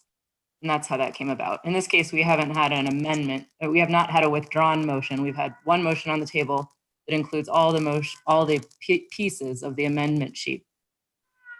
Right. Great. But we were not able to vote on Councilwoman Vigil Coppler's amendment until after Councilwoman Villarreal proposed her amendments. She tried to wait. But we took it serially. We started with one amendment and then we amended the main motion as amended. So we vote whatever we do with this current motion, then we'll have a new we'll have a new set of propositions, and then we can, Councilor Vihel Coppler's amendments can address the bill as amended, and we'll take it up in that form. I'm pretty sure that's the process we've used. Before we get to a vote, Councilor Vihel Coppler, you have your hand up. Thank you, Mayor. I'm wondering why these amendments on right now before us stepped, even though they were the newest ones that we just got not long ago, stepped over amendments that have been vetted through committees. I mean, some of these amendments were on the floor for consideration, not this floor tonight, but other floors prior to. So now these ones that we just got get to jump over everything else. And I'm wondering procedurally, what is that? What is that about? Whoever Counselor, is that a point of order? There's not a rule on that. So basically there's potential amendments. Our procedural rules don't address it. So basically it's whichever motion's made first at this point. Well, it's not a rule, it's a practice of maneuvering, and it's not lost on me. I mean, I just want to bring that up. Well, we did, I mean, I think it's an interesting point. We don't have these time stamped. So for example, Councilor Garcia was made an amendment into his, as he thought through the lessons he had heard from public comment, he proposed an amendment in real time. And we took it because he had the floor and he made that motion. So it was not, in a sense, time stamped as to the order in which amendments could be addressed. But Mayor, forgive me, but that was related to the 7-day thing. That has been discussed and vetted through committee for a while now. So, it was based on that amendment that, yeah. But these, I think we just got them today. I mean, I'm not sure, but I think we did. And so, all of a sudden they're given priority vote. And I understand, there's not a rule of thumb for this, but I think it's courteous. And if I had the floor earlier, I should have just run through my amendments, but I was following, dignity and decorum of how these meetings should be run, and politeness and courtesy. And so, Mayor, Counselor, I think we can hear yours. Let's just vote on this one, and then yours is next. Yeah, but mine may conflict with what, I don't think it does. Well, I'm just saying that. I mean, it's not. I just think my thing is a matter of timing, and forgive me, but I guess there's no rhyme or reason for how these amendments are placed on these attachments in the order. Seems to me that, some of these, like this one we just got and we're considering now, is down at the bottom, number 10. And maybe that's because that's when it came in. I don't know. I have no idea, but I do know this is the first time we've discussed them. So I just wanted to make that point of clarification. Carry on. Thank you. Mr. Mayor, can I ask a point of clarification? Yes, Councilor, you have the floor. Either from Ms. McSherry or from our parliamentarian, but we voted down Council Garcia's amendment to a resolution that hadn't been passed yet. So how does that work? Mayor Weber, Councilor Rivera, I think are you talking about on this bill? Is that what you're talking about, just in this matter? Yes. We voted down the amendment to the main motion. So the main motion is to pass the ordinance as introduced with the sponsor's first amendments. That was the original motion. And then there was a motion to amend the main motion to include Councilor Garcia's amendment as amended. And that failed. But now the floor is still open for other motions to amend the main motion, which could include any of the amendments that have been previously introduced or any other amendments the governing body may have. And if they conflict, whichever the last one that passes would be the one that's part of the main motion. And that's Well, thanks. possible, fine. I don't think we have that case in front of us tonight of that possibility. Thank you. That was my initial question about considering Councilwoman Vihil Coppler's amendments now, since that's what we did prior, is amending the original motion to consider her amendments as well. Mayor Weber, Councilor Rivera, that's fine once we vote on the motion that's on the table, which is the one that Councilor Romero Worth made. So we do have to dispose of that motion first. But we didn't do that with Councilor Garcia's motion. That's what I'm saying. We voted down that one before we took any action on the initial motion.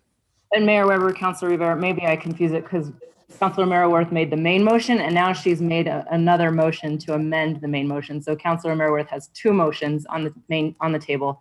One is the main motion and one is her subsidiary motion, which is to amend the main motion. And so if that one passes, then we'll have a different main motion. If it fails, then the floor is open for additional subsidiary motions, as it will be if it, either way. The floor will be open for additional motions to amend the main motion after we take a vote. So Councilor Garcia amended the main motion to include his amendment, which was voted down. And now shouldn't the same consideration be made to Councilwoman Vihil Coppler's amendments? Can I help? So just so this is where we're going. So if we vote on this particular amendment, this second sponsor's amendment, if it passes, it gets added to the bill and the first sponsor's amendment, and then we take up Councilor Vihil Coppler's amendment or amendments, I don't know, I can't remember. And then we vote those up and down, up or down, and then we still have to vote on the underlying motion, which is the ordinance with whatever changes we've agreed to in this whole course of things. So we've still got a number of different votes yet. We haven't passed. I know where the confusion is coming because we handled another bill a different way, which is what I was trying to keep us from doing. But we can talk about this some more. Okay, thank you, Councilwoman Romero Worth. Okay, so are there other comments about, we have a motion on the floor concerning the amendments that have been proposed regarding the carve out, as well as some language changes, as well as adding the effective date. Are there other comments regarding those amendments or that amendment? It is a single one amendment. If we don't have any other questions or comments, could the clerk please call the roll on the amendment to the main motion? I'm sorry, just to make clear. So this is for the amendment number 2 that was yes, sir, put out by the original sponsors. Correct. This is not amendment 1, just amendment 2. Correct. Okay, and we're amending a resolution that hasn't been approved yet. Correct. Okay. We're gradually building a final package, which may resemble what we originally started with, or it may be changed as things are amended within this discussion we're doing right now. So this is amendment number 2 as proposed by the sponsors. Yes, and just so that I could add, Councilor Rivera, so the first set of sponsor amendments were included with the main motion Correct. that Councilor Romero Worth did. That is. Now this yeah. is for the second sponsors amendments. Councilor Villarreal, Yes. Councilor Beta, Yes. Councilor Cassett Sanchez, Yes. Councilor Garcia, Yes.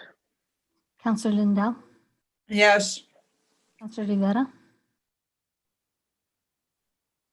So if the entire resolution or ordinance gets passed, then yes, these changes would be good. Councilor Romero Worth, Yes. Councilor Vihil Coppler, Yes. Mayor Weber. Yes. Motion has been approved. Okay, so now we have the main motion as amended, and now we have proposals from Councilor Vihil Coppler, which are still on the up for discussion, and Councilor Vihil Coppler has the floor. Okay, so I'm going to go in order. So this is 1, 2, 3, 4, 5, 6 item down on the attachments. And this has to do with dedicating a portion of municipal gross receipts tax generated from the rental of short-term rental units to the Affordable Housing Trust Fund. And my overall comments are that I know there was some testimony from counselors tonight about how short-term rentals affect housing and the like. And there have been not so much tonight, but in previous testimony and in emails that we have gotten previously, that we should be doing something about affordable housing. Not that it necessarily relates totally to short-term housing, but it is nevertheless a housing issue. And so this proposal, which has received support from the Housing Coalition, and I know it has received support from the Home Builders Association, from the Santa Fe Association of Realtors, and there are probably others out there. But what my amendment would do is it would take a portion of the gross receipts tax received from short-term rentals and put it into the Affordable Housing Trust Fund. And previously, I think the numbers were that it was about 1 million or 1.5 million. The new number is 500,000. And it is, but it is recurring money. It's not a one-time thing. And it could go up, it could go down depending on short-term rental income that we get. And I really think that by doing this, that we will make some impact on our affordable housing program. And we will recognize that through our short-term rental housing program, those who are operating short-term rentals and pay their gross receipts tax will also be giving to a very important housing program that we also have, which is short-term affordable housing. And so I know many of you have received emails. It's not just people wanting to write you because they have something, because they have an interest and they're realtors or they're organizations related to real estate. But these are folks who have a real vested interest in providing affordable housing. Many of them work with affordable housing clients. Many of them work with HomeWise and many of the organizations that support affordable housing. Here's an opportunity for us to make some headway to show our commitment to affordable housing and keeping like-minded resources in the same compartment. That is housing that's provided by short-term rentals and housing that can be affordable and provide affordable opportunities for those who rent or for maybe other buildable projects in the future. We just had our national economist from the National Association of Realtors, Lawrence Yun, a very respected professional and a major economist. I mean, he's an expert witness. He made very good points about how cities across the country need to start paying attention to affordable housing as well. And so this is an opportunity for us to do something about it, which we haven't really made a great deal of headway with the program that we have now, although I would say that Alexandra Ladd does a wonderful job. And I know that through the Affordable Housing Trust, we've been able to help many, many people get into housing by giving them assistance, whether it be through their mortgage or through rents, but it's very important. And, you know, I'm a realtor. I work with people all the time in this category. I've sold affordable housing units, and these are folks who get an opportunity to get into their first home, and there's no other feeling like it. At any rate, we need more people to experience success, but most importantly, we need more people who don't have the ways and means to really get something for themselves. And so through the Affordable Housing Trust Fund, we can make a difference in that regard. And here's one opportunity where we can do that. So I'll stand for any questions. We need a motion and we need a second. So I move to, let's see. 2, dedicate a portion of the municipal gross receipts tax generated from the rental of short-term rental units to the Affordable Housing Trust Fund. Second. And We if have I may just offer a point of order, we're amending the main motion to incorporate this amendment again. Sorry, Right, thank you. Right. If there's any confusion, this is an amendment to the main motion proposed by Councilor Vila-Koppler and seconded by Councilwoman Villarreal. And, So and now- just to further clarify, the main motion now has 2 amendments to it. Both sponsors' amendments are in the main motion. Correct. So the floor is open for discussion about this proposed amendment. And Councilor Abeda's hand is up. Thank you, Mayor. I understand the intent of the motion. My concern, though, is if we continue to dedicate GRT to specific uses like this, then eventually we're going to run out of GRT to use for other things. And the bulk of our budget is made up of GRT. That's where it comes from. And so I don't think it's a good idea to just keep, eventually we're going to run out of slices of the pie to allocate to things. But like I said, I do understand the intent.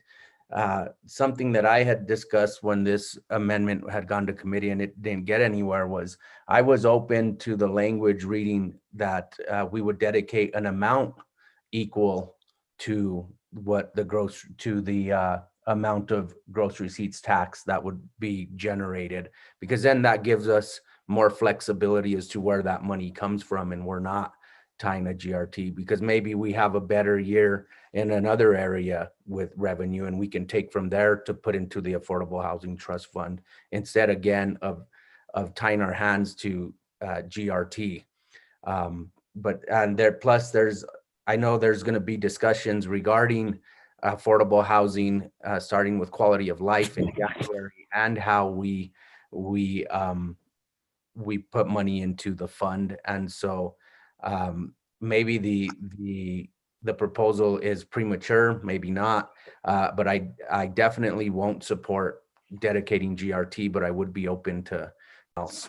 Thank you, Mayor. Thank you, Councilor. Let's see. Mayor, I want to respond to that. This isn't taking all GRT. We get GRT from many places. This is a specific amount of money garnered from short-term rentals.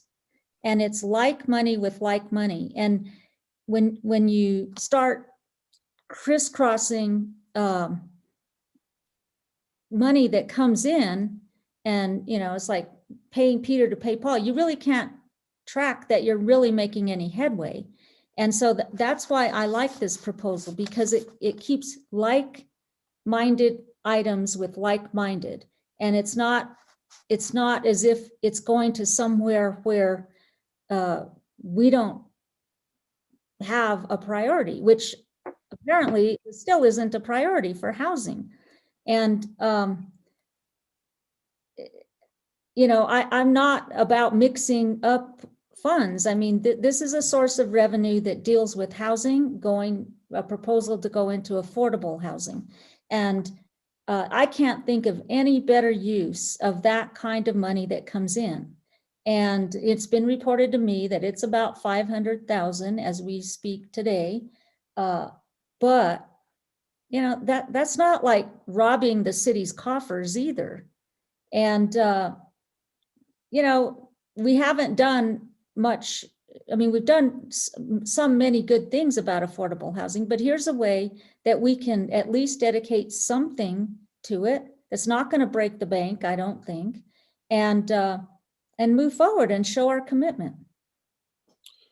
Okay, let's let other folks weigh in, and maybe Councilor Villa-Koppler, you can, there are going to be a number of questions or comments, and let everybody else or let other people weigh in, and then you can address them as a group rather than one at a time, perhaps.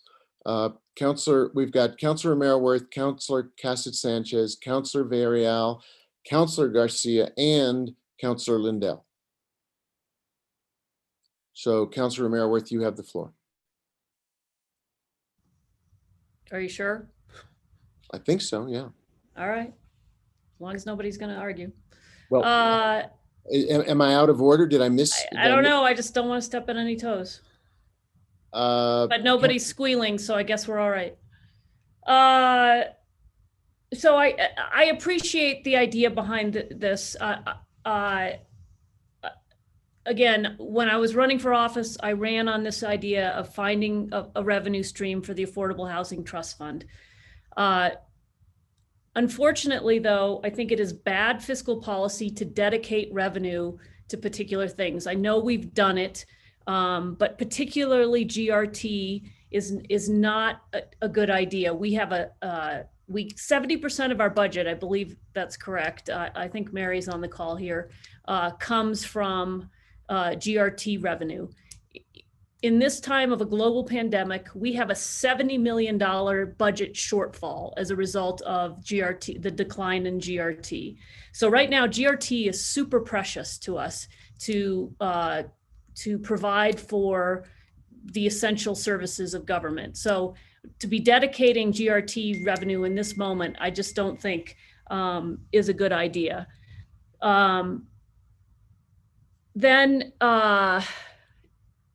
I just lost my train of thought. So glad we started at 4.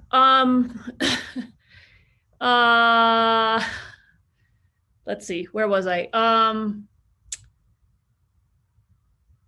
$70 million shortfall.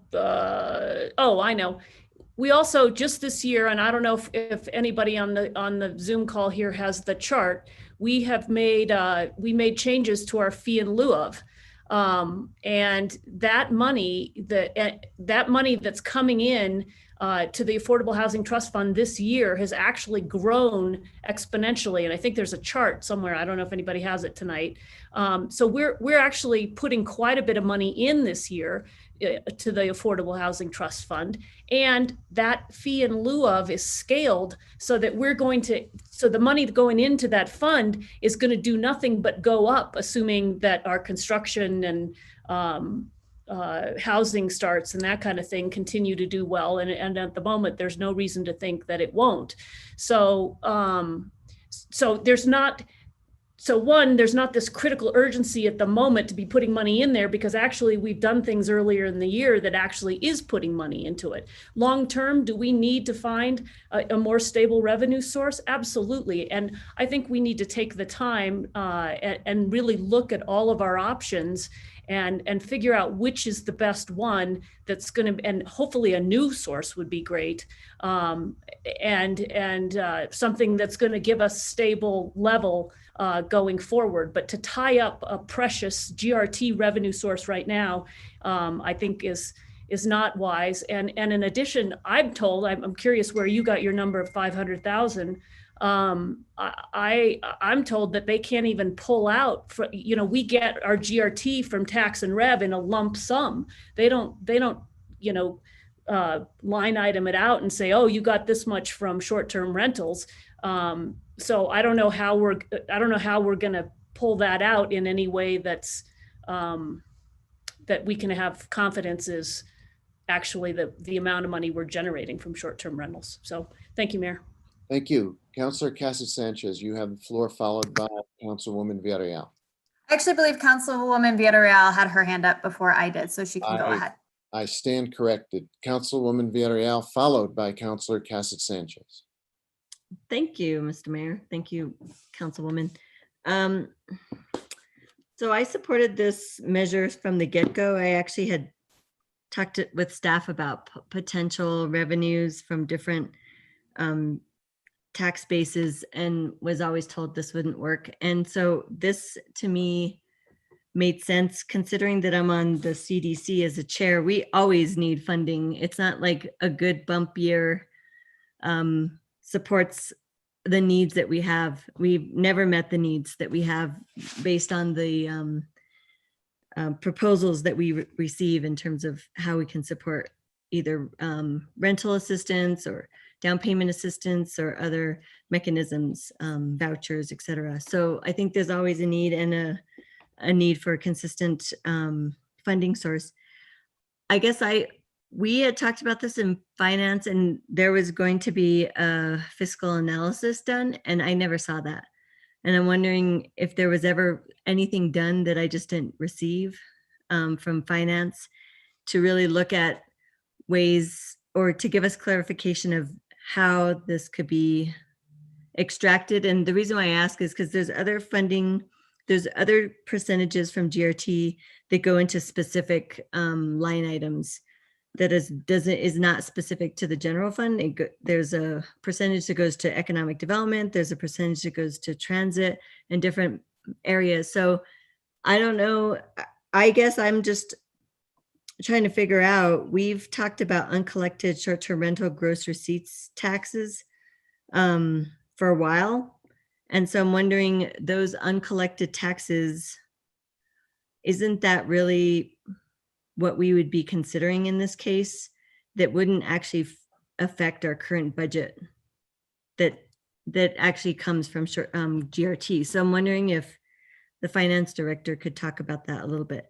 For one, the differences of those funds that I just mentioned that come from GRT percentages, and that there is this percentage that we keep talking about of uncollected short-term rental GRT. And if that actual amount, whatever that is, could actually support this effort. Mary McCoy, can you address the question of segregating sources of revenue and then other dedicated funds that Councilwoman Villarreal's asked about?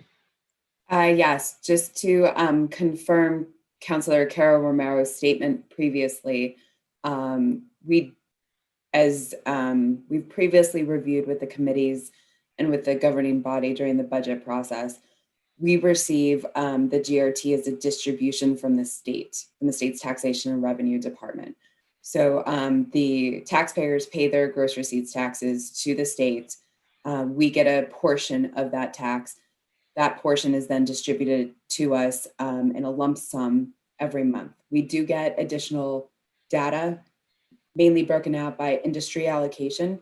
We do not receive, however, and nor is TRD able to provide us the level of detail on how much GRT is paid by this very specific sub industry of short-term rentals. So I just want to make that confirm Councilor Romero's statement earlier. That being said, there has been studies and confirmed that there is GRT that is not being paid on short-term rentals. So there is a delta, that the state is not capturing.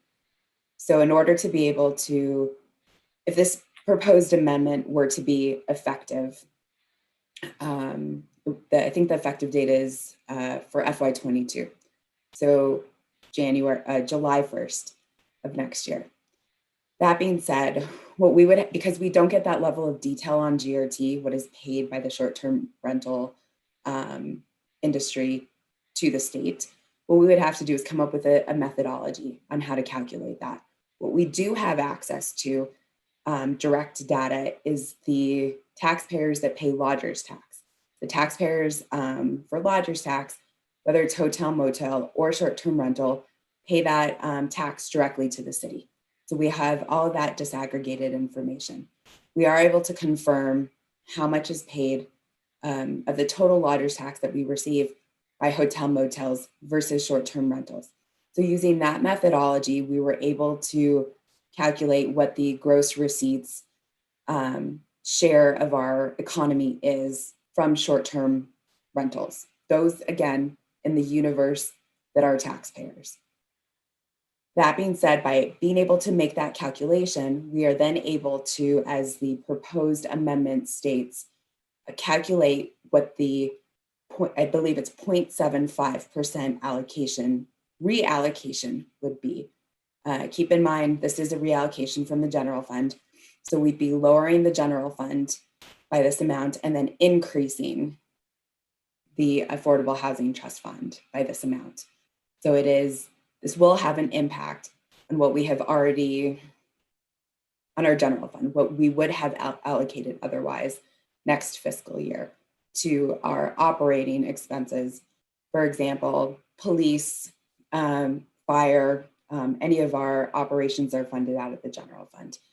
So based on those calculations, for the range of 3 years, the last 2 fiscal years and the current revenue projections, the range is anywhere from 100 to 200,000. Again, this is using the data that we currently have available to us, which is the amount of lodgers tax that is paid by short-term rental units.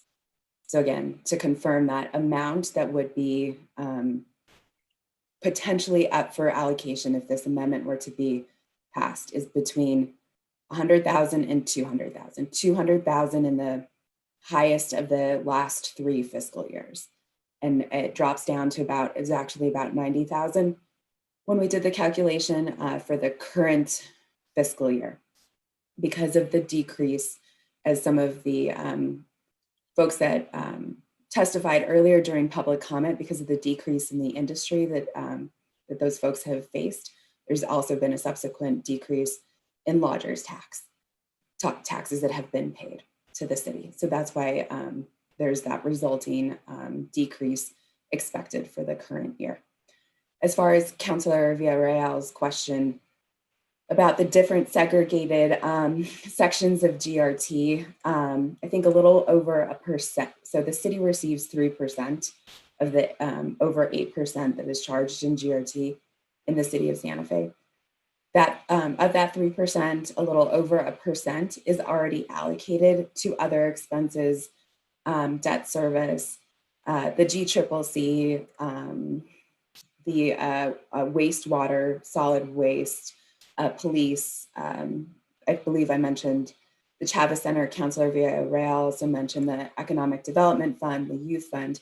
These are all those allocations that Councilor Romero Worth was referring to earlier that have already been passed by previous councils and already dedicated. So we can't capture the full 3% that comes to the city in the general fund because all of those are split out to other to portions of our other 70 funds. Thank you for the clarification and also the information about the lodgers tax. That was helpful.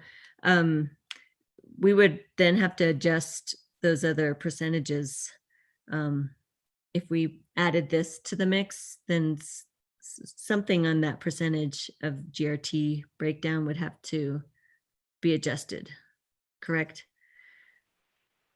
I believe the way the amendment is currently written, the allocation comes out, the amendment creates a new section in the GRT, in the ordinance that dedicates GRT, and that's section E. And that section refers to the 0.75% that currently goes into the general fund.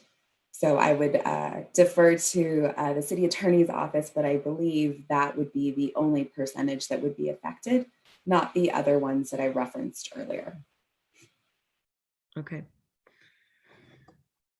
Well, I guess I see this as a piece of the picture that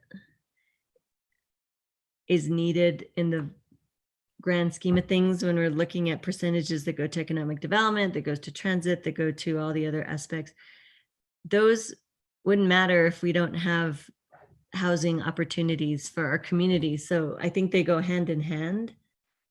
And yes, something will have to be adjusted, but I guess if we're really committed to affordable housing and looking at all possibilities for funding sources that may come to us, revenue sources, this is one of others that we need to consider. So that's why I still feel like it's something that I can support, and there will be some adjustments that we need to make, but that's all I have. Thank you.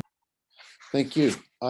Councillor Cassett Sanchez, you have the floor, followed by Councillor Garcia, followed by Councillor Lindell. Very much, Mr. Mayor. Mary, I just want to clarify something. So with the formula that you just described for how we would identify how many dollars would be allocated, would that be allocated like at the beginning of a fiscal year? So would we essentially be looking at the previous year and then taking those dollars?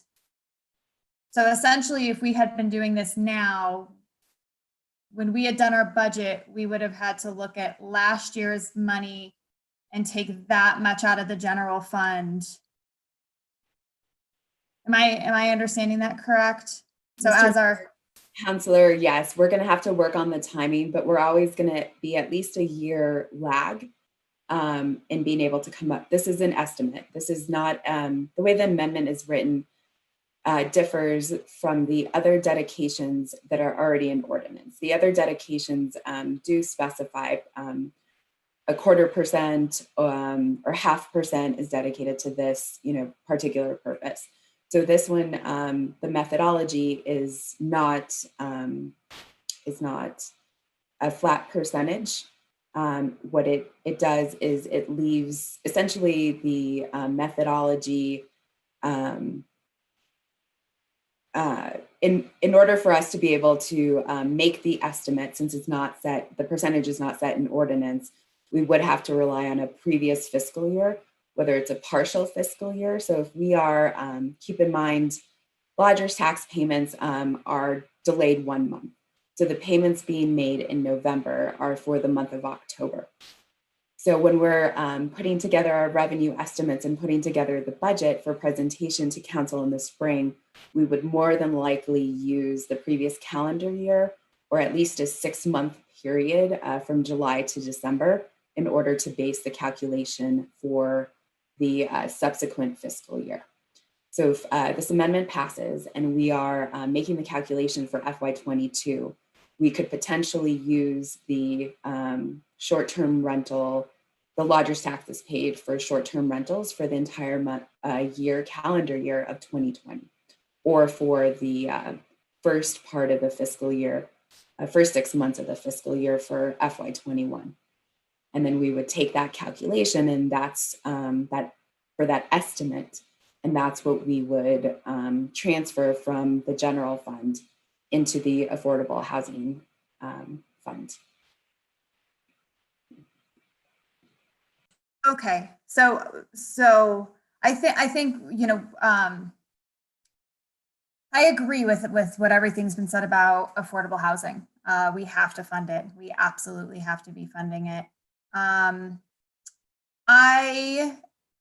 am not ready to approve this proposal, but I also think that it needs to be part of doing some more legwork here, and really looking at a lot of our funding options. I know that is something that's coming up. I was hoping that we would have had it scheduled earlier, but it looks like we're not going to be getting that in finance until January. Am I correct there, Councilor Abeyta? Yes, in January. Thank you. Okay, and so that's the piece that I think I'm really struggling with, is just having that opportunity to really do the deep dive and see some of the different funding opportunities available, as well as what may come out of the legislature, especially given that this wouldn't start until the next fiscal year. So I think that does give us some time to do some vetting of the various options. I have concerns about pulling from the general fund more, especially given how many conversations we have specifically around staffing these days. And we had one earlier about land use having enough staff to do enforcement. And I think that's why I'd like to look at what other options there are before seeing if this is a revenue stream that is one that I would want to support. And again, I'm after that deep dive, I very well may say in March or April, yeah, let's pull it. But I think that for me, what's really important is doing the legwork, looking at some of the different options that might be coming down the pike after the state session, as well as I know that we're going to be receiving some information from who is it? Who's talking to us again? It's Housing late. Coalition. Thank you. Yes, and I believe that they're going to be producing a white paper of some different options that we can be looking at. So I do think this is extremely important. I think that we need to fund it in the next budget cycle, and whether that is through a one-time infusion while we get our ducks in a row, or whether we have figured out those revenue streams. I do think that this is extremely critical. And again, this might be something that I would be interested in supporting after doing a little bit more of the research. I do have concerns about how we calculate this, that we have to be looking at a previous year, especially when I look at a year like this, when we were caught, so unawares by hopefully we do not see another global pandemic for another century, but you never know what's going to happen. And that we would have been using previous years. Am I understanding this, Mary? Would have been using previous year's calculations. And so therefore, when we were going through the budget process, when we were trying to plug this revenue shortfall, we wouldn't have had the flexibility to adjust based on our current revenues, but we'd be looking at previous year's revenues. And so the way that this is written does concern me in that way. But again, I think it's something that I want to continue to explore. And I think that we do have some time, especially given where the time frame was for this to begin. So I think that's all for now. Thank you. Thank you. Councilor Garcia, followed by Councilor Lindell. And I'm mindful that it's 10 after 11 and we do have the requirement if we want to extend our meeting to make that happen before we hit 11:30. So I'll keep an eye on the clock. I know Councilor Lindell, but I'll try to keep it. I know you're eager to move us ahead, but we do have people who want to speak. Councilor Garcia, you have the floor. Thank you, Mr. Mayor, and I'll make it pretty quick. I think we got to look at this for what it is this proposal, and it's an investment in our future. I think that's why I took such I guess, offense to my colleague's comments earlier that this isn't a critical moment to invest in our housing. I can't think of a better time. I mean, we have people who are on the verge of losing their housing at the beginning of the year. There's a housing crisis on the forefront caused by this pandemic. We had a housing crisis in the city before the pandemic.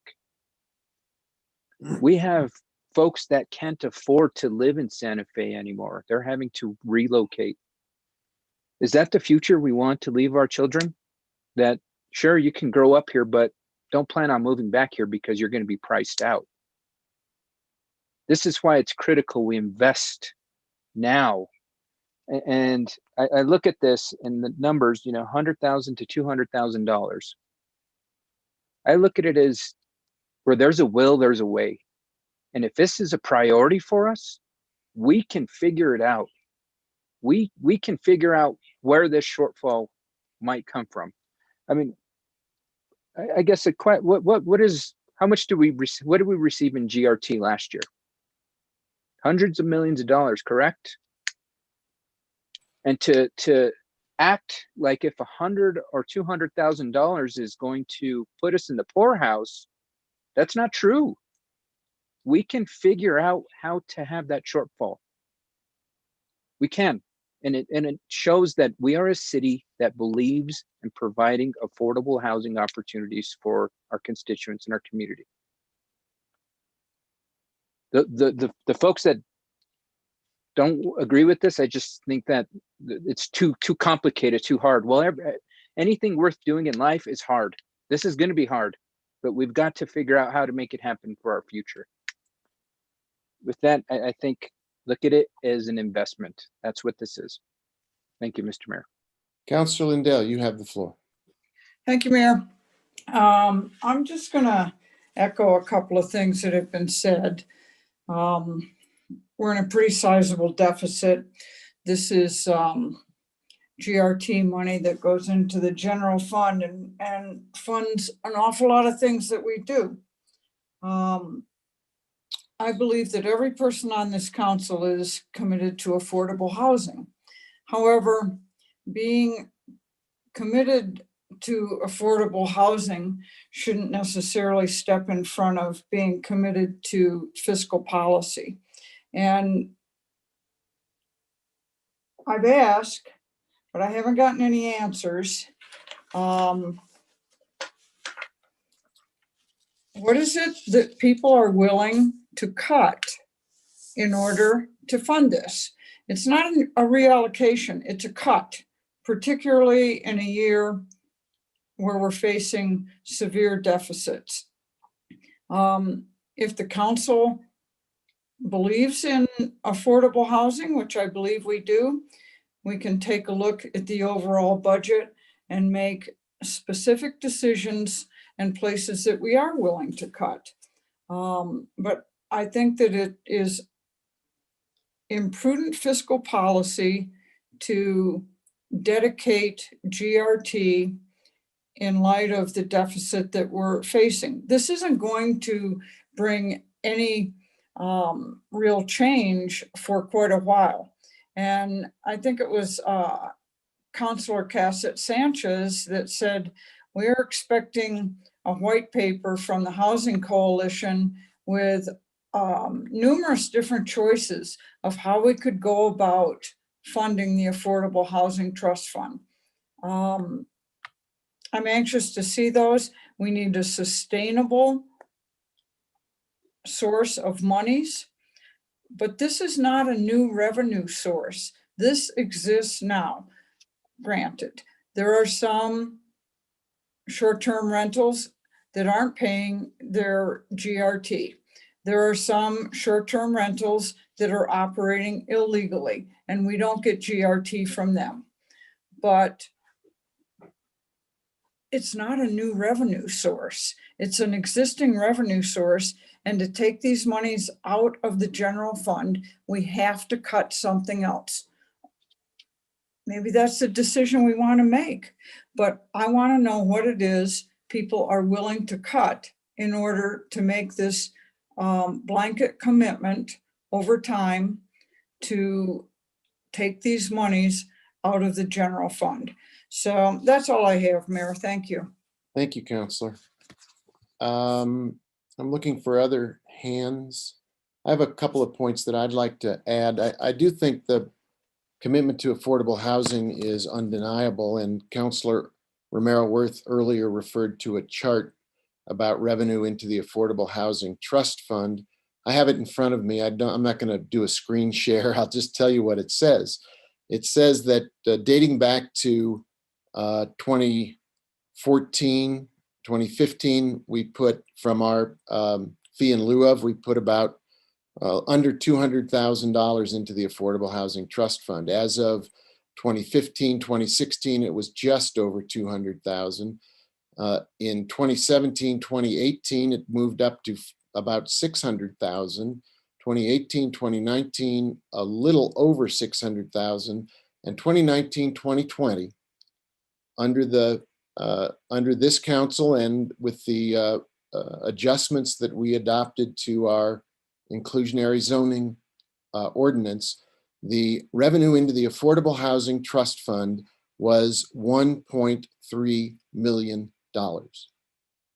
So it is clear that there's a commitment to affordable housing in this governing body, and through the work of our land use department to stand up e-permitting and move forward with those units that Eli earlier said were in the pipeline that make us feel confident that we're on the right track to building the Affordable Housing Trust Fund in a sustainable way that doesn't take money out of our general fund. As a general matter, taking money out of our general fund after we just had a robust discussion about funding more positions for enforcement seems a little inconsistent. I don't know how many people Eli could hire for enforcement officers with $200,000, but I'm sure it's more than one or two. Three. So now we're responding to the earlier concern that was an overriding concern about enforcement by giving additional revenue to the general fund to speak to the things we said we are committed to. Where could we find money for the Affordable Housing Trust Fund? This is the question that we need to address in a systematic way. And as Councillor Cassett-Sanchez says, we need to do it with legwork and research. But a very superficial review suggests there are a number of items that if we put together a series of proposals, we could do it with new money. For example, using the Capital Improvement Project program. It's been done in the past under Mayor Koss. The city designated a portion of the Capital Improvement Program funds to be deployed for public infrastructure that benefited with the development of new affordable housing. We could certainly get the proceeds from the sale and lease of city-owned property, amend our current approach to that, and divert some portion of that new money into the Affordable Housing Trust Fund. We talked earlier tonight about the support that I feel for Matthew McQueen's idea for increasing property assessment of second and third homes. That could be a new source of revenue. We've spoken about the possibility that New Mexico will, in the upcoming session, legalize, regulate, and tax cannabis. That's a source we could add to the Affordable Housing Trust Fund that's new money. Another proposal that has come our way is to do a gross receipts tax set aside, but only after we have achieved a certain financial benchmark so that we're dealing with additional revenue rather than taking revenue away from the general fund. So it would be a set aside once we hit a particular cap. Anything above that gets put into the Affordable Housing Trust Fund. That's 4 or 5 new sources of revenue that I believe we ought to take up in concert with this proposal, not instead of, but as a series of options that we then review to see which ones make the most sense, give us the most flexibility, take the least away from our existing general fund options, and are sustainable, predictable, and new revenue rather than existing revenue. And I'm open to all of those options, including the one on the table. But I think it's taking an item out of turn to consider this instead of looking at a more broad-based menu that would get us up to the $3 to $4 million that we've heard is the annual amount we probably need to get in order to have a robust affordable housing trust fund. I think, as Councilor Maraworth said, we'll see continued growth because of the way the fee in lieu of increases incrementally year over year. We're already going to anticipate additional revenues from that. So the 1.3 million that we're seeing this year as a substantial increase over the historic levels, I believe will continue to grow, and we can augment it with other sources that don't deplete the general fund. So totally sympathetic to, and in fact have been committed to from the get-go, affordable housing. That's why we're moving forward with the purchase of the Santa Fe Suites project. That is probably the single largest chunk of affordable housing that the city will create in one fell swoop with using CARES Act money to the tune of $2 million. That's almost the same as putting $2 million into the Affordable Housing Trust Fund from the CARES Act. So I think we're making steady, good, strong progress. This proposal ought to be put into the package with a much more broadly considered set of items, agenda opportunities and possibilities, and then we move forward with a strategy rather than a one-off proposal.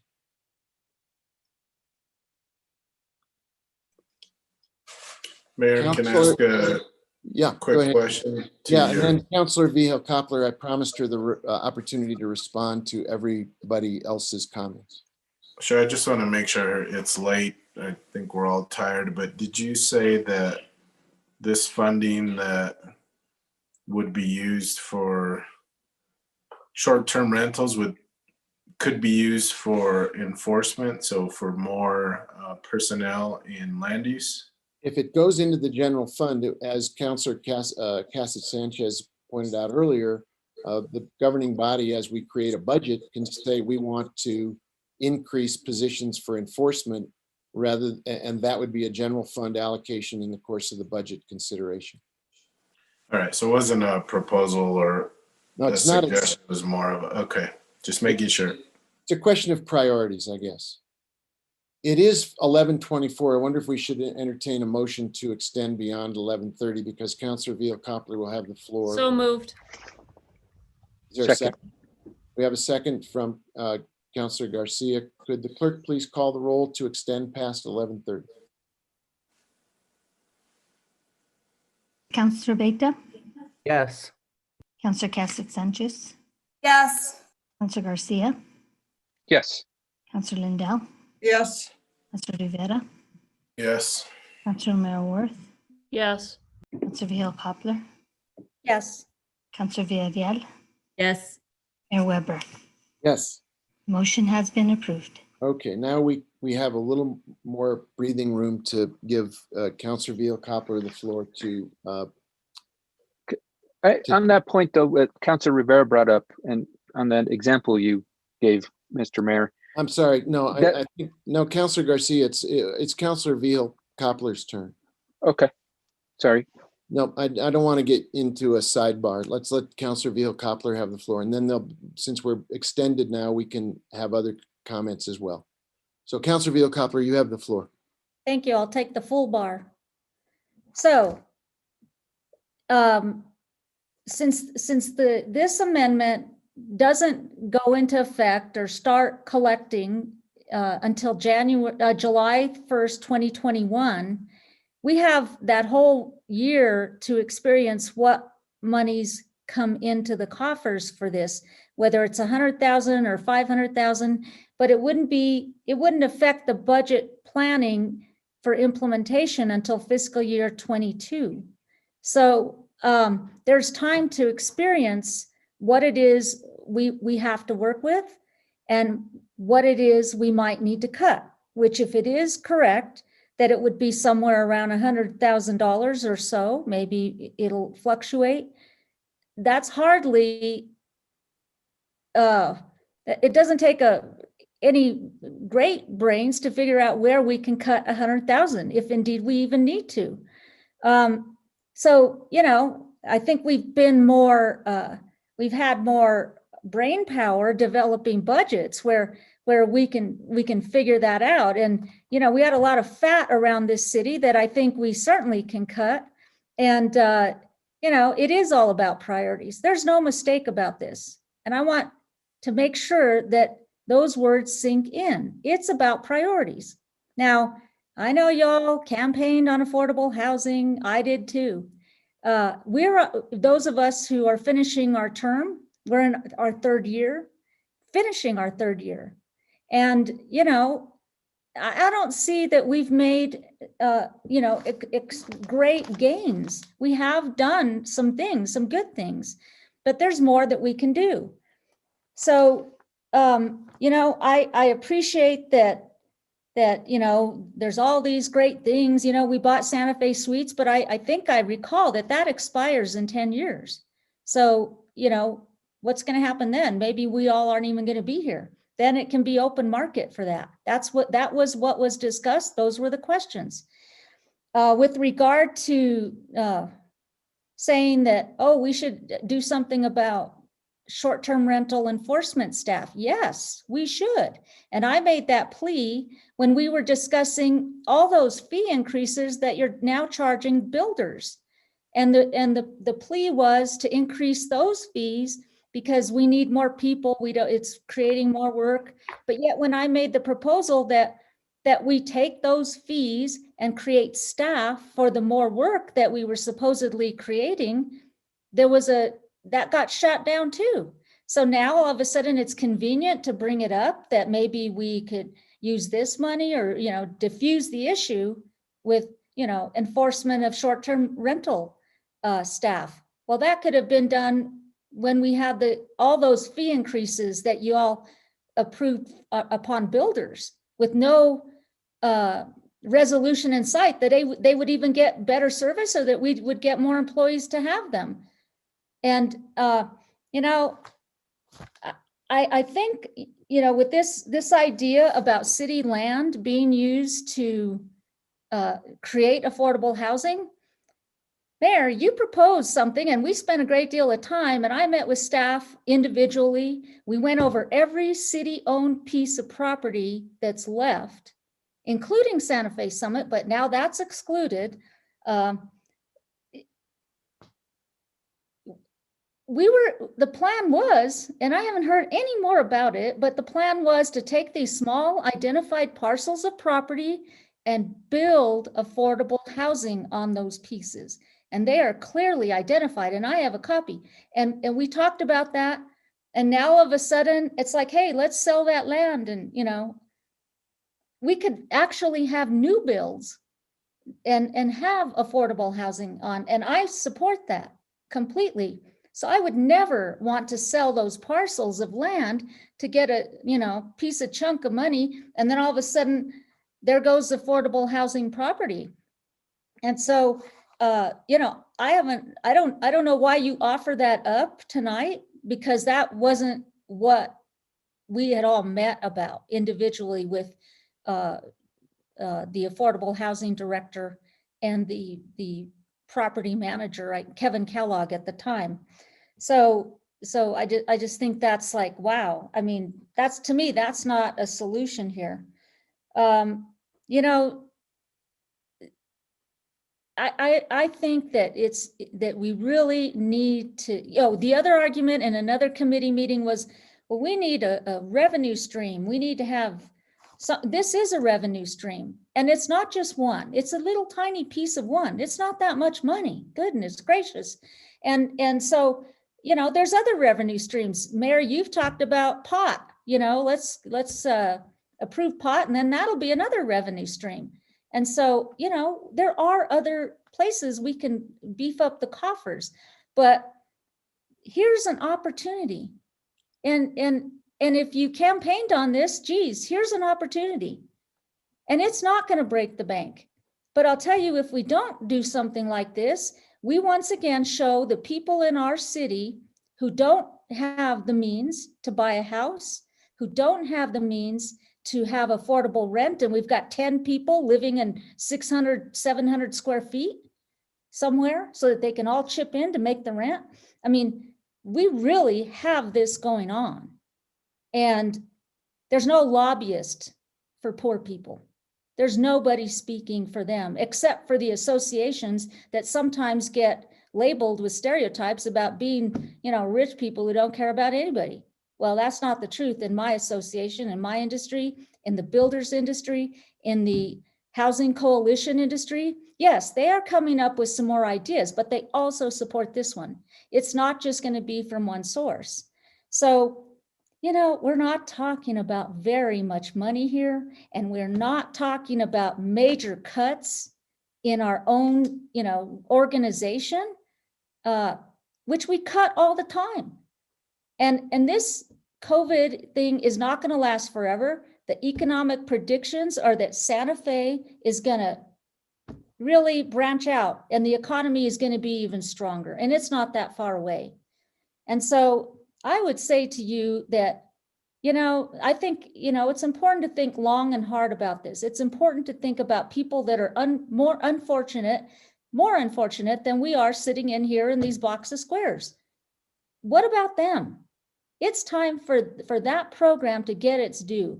And this is barely a drop in the bucket. So, I'm pleading with you to vote for this, because it's not going to hurt like, all these stories that have been told tonight. It's not going to hurt. In fact, I venture to say we would hardly feel it. So Oh, yes, the other thing is, the last word I heard from the Housing Coalition was we still need like 5,500 real units. We need real housing. And so we're not making much headway on that. And, the more people live here and it's good for them to be here. Guess what? You all know we have a lot of our workforce. I don't know a percentage. I forgot it. They don't even live here. They can't afford it. Our police officers, our firefighters, and then some of our other folks that work here, they can't afford to live here because we don't have affordable housing. And I'll say this again, we used to joke that the rail runner was the city of Santa Fe's affordable housing, because our people get on that train when it's running and they drop themselves off in Rio Rancho and Albuquerque, and they live there and they take our money that we pay them and spend it there. So what about that? That's revenue that's escaping right before our eyes. And nobody talks about it. And yet here we are talking about a measly $100 to $200 to maybe $500,000. Oh boy, the sky is falling. Goodness gracious. Let's set this as a priority. Thank you. Thank you, Counselor. Counselor Abeyta, you have your hand up. Thank you, Mayor. I have a question. Maybe it's for legal. Is it possible for us to postpone an amendment for say 60 or 90 days so that we could have some of these other discussions? And then that way, if we don't come up with another solution, we could revisit this around March when we're looking at our budget and say, look, we didn't move in any of these other areas. And so maybe we need to approve this. Mayor Weber, Councilor Abeyta, I think it would be cleaner to propose it as a separate ordinance, because it's not a standalone ordinance right now. It's an amendment to the proposed ordinance. Okay, thank you. Counselor Garcia, you have the floor. Unless, are you finished, Counselor Abeyta? I'm sorry, I didn't mean to cut you off. Yeah, I was just, like I said, I was looking for a way so that I don't vote no on this now, and then, we don't land up doing these other things we've been talking about, and we missed this opportunity this evening. So I was hoping there was a way that we could put it on hold, have these other discussions, come up with maybe better options, or this is one of them, or this is the one we finally pick, and then we move forward. So that's all I was trying to do, but it sounds like I can't. So thank you. Thank you. Counselor Garcia, you have the floor. Certainly the opportunity to re-raise this issue and vote on it again later. Yeah, I don't believe we're precluding anything in the future, including the options that I mentioned as potential possibilities. They could all be brought forward with this or separately. Counselor Garcia, one more time, I apologize. You do have the floor. No worries, Mr. Mayor.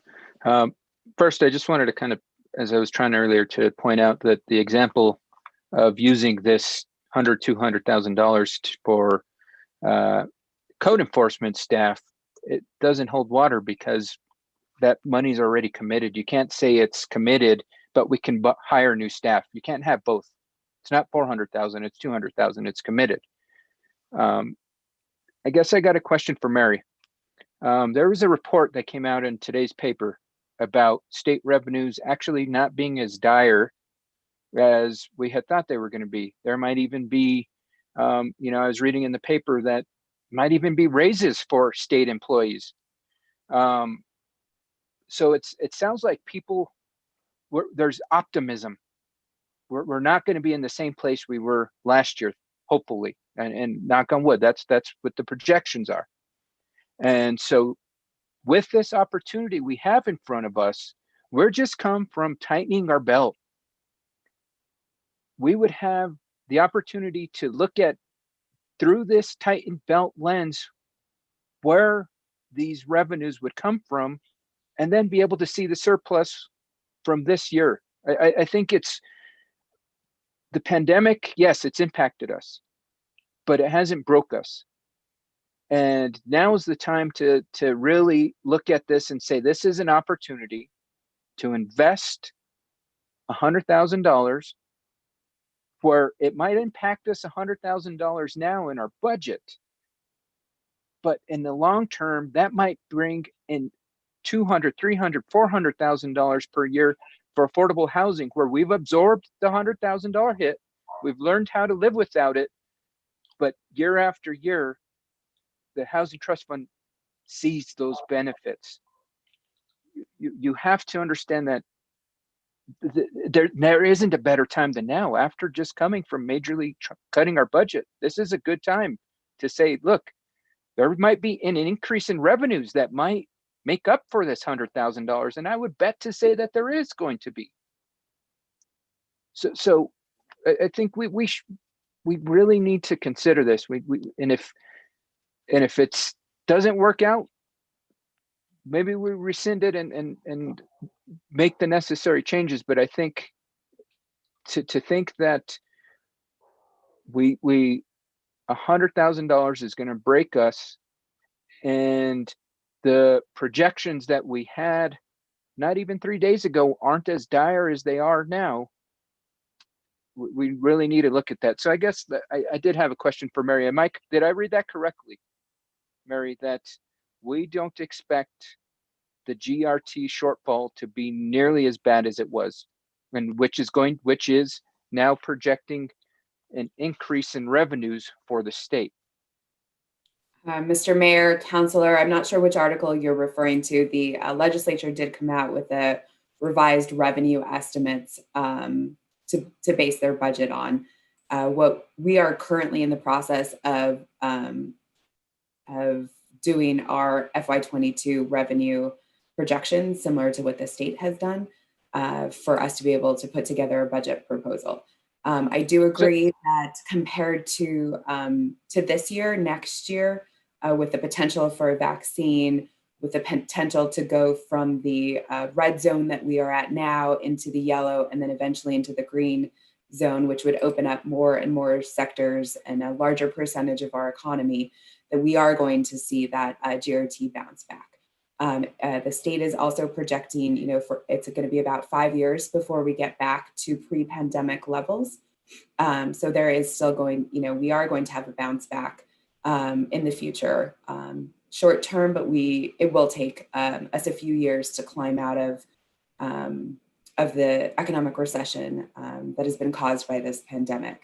That being said, I think really one of our most pressing concerns is, we're very grateful to the state for allocating additional CARES Act funding, not just to the local governments, but also to our business sector. The local government funds, we've been able to use about 5 million of those funds for direct community assistance. So that community assistance goes to things like rental assistance and assistance for utilities for individuals, and the business assistance that's going through NMFA now, that's up to $50,000 per business. That's really going to provide additional assistance through 12/30. And then we're facing a cliff after that. If we're still in a red zone come January, February, March, we're still going to be facing potential business closures, job losses at that time. So I think that in the short, which would then impact our local economy in the long run, if we see those businesses closing, that would impact our gross receipts citywide, and then our gross receipts taxes and the revenue into the city going forward into FY22.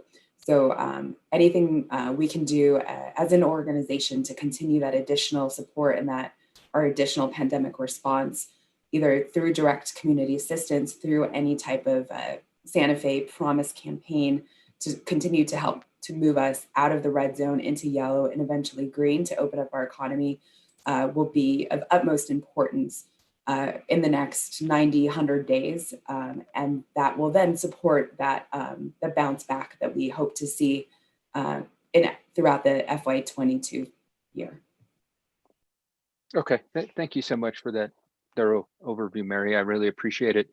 And I understand the point you're trying to make in regards to, at the end of the year, there is a big cliff, so to speak, coming. But Congress is working on a stimulus right now. There's going to be one passed. Then we're going to have a new presidential administration coming in, which will be supporting local government support. So to have the foresight that the cliff is going to be the cliff and we're falling off is not true. I think we have to understand that there are systems being set up and there will be the supports in place. We are going to see an increase in what we saw last year, and it will be more than $100,000, which would make up for this $100,000 that we would have to be trying to cut somewhere else. As my colleague said, what are we willing to cut? I'm willing to guess that we're not going to have to cut anything. We're going to have an increase in revenues. I mean, if the state's already talking about giving employee raises, which is going to cost millions of dollars, we as a city can figure out that we can trust that we are going to have an increase of $100,000 in GRT, which we can figure out how that in this one time, figure out how to adjust for it. And then the Affordable Housing Trust Fund benefits from it. We pivoted and invested in our future. We've invested in our community. And I think the foresight that some of my colleagues have that the sky is falling, well, it's not. It's not falling. We were in a bad place last year, but there are systems in place that are going to be supporting us. So with that, I think we've got to ensure that there is going to be that revenue and coming in. So with that, that's all I have, Mr. Mayor. Thank you. I think next is Councilor Cassett Sanchez. You have your hand up. Yeah, thank you, Mr. Mayor. I just want to clarify, as my comment about using finances for code enforcement, I feel like has been twisted. My point was that if it goes into the general fund, that we then get to make that choice. And so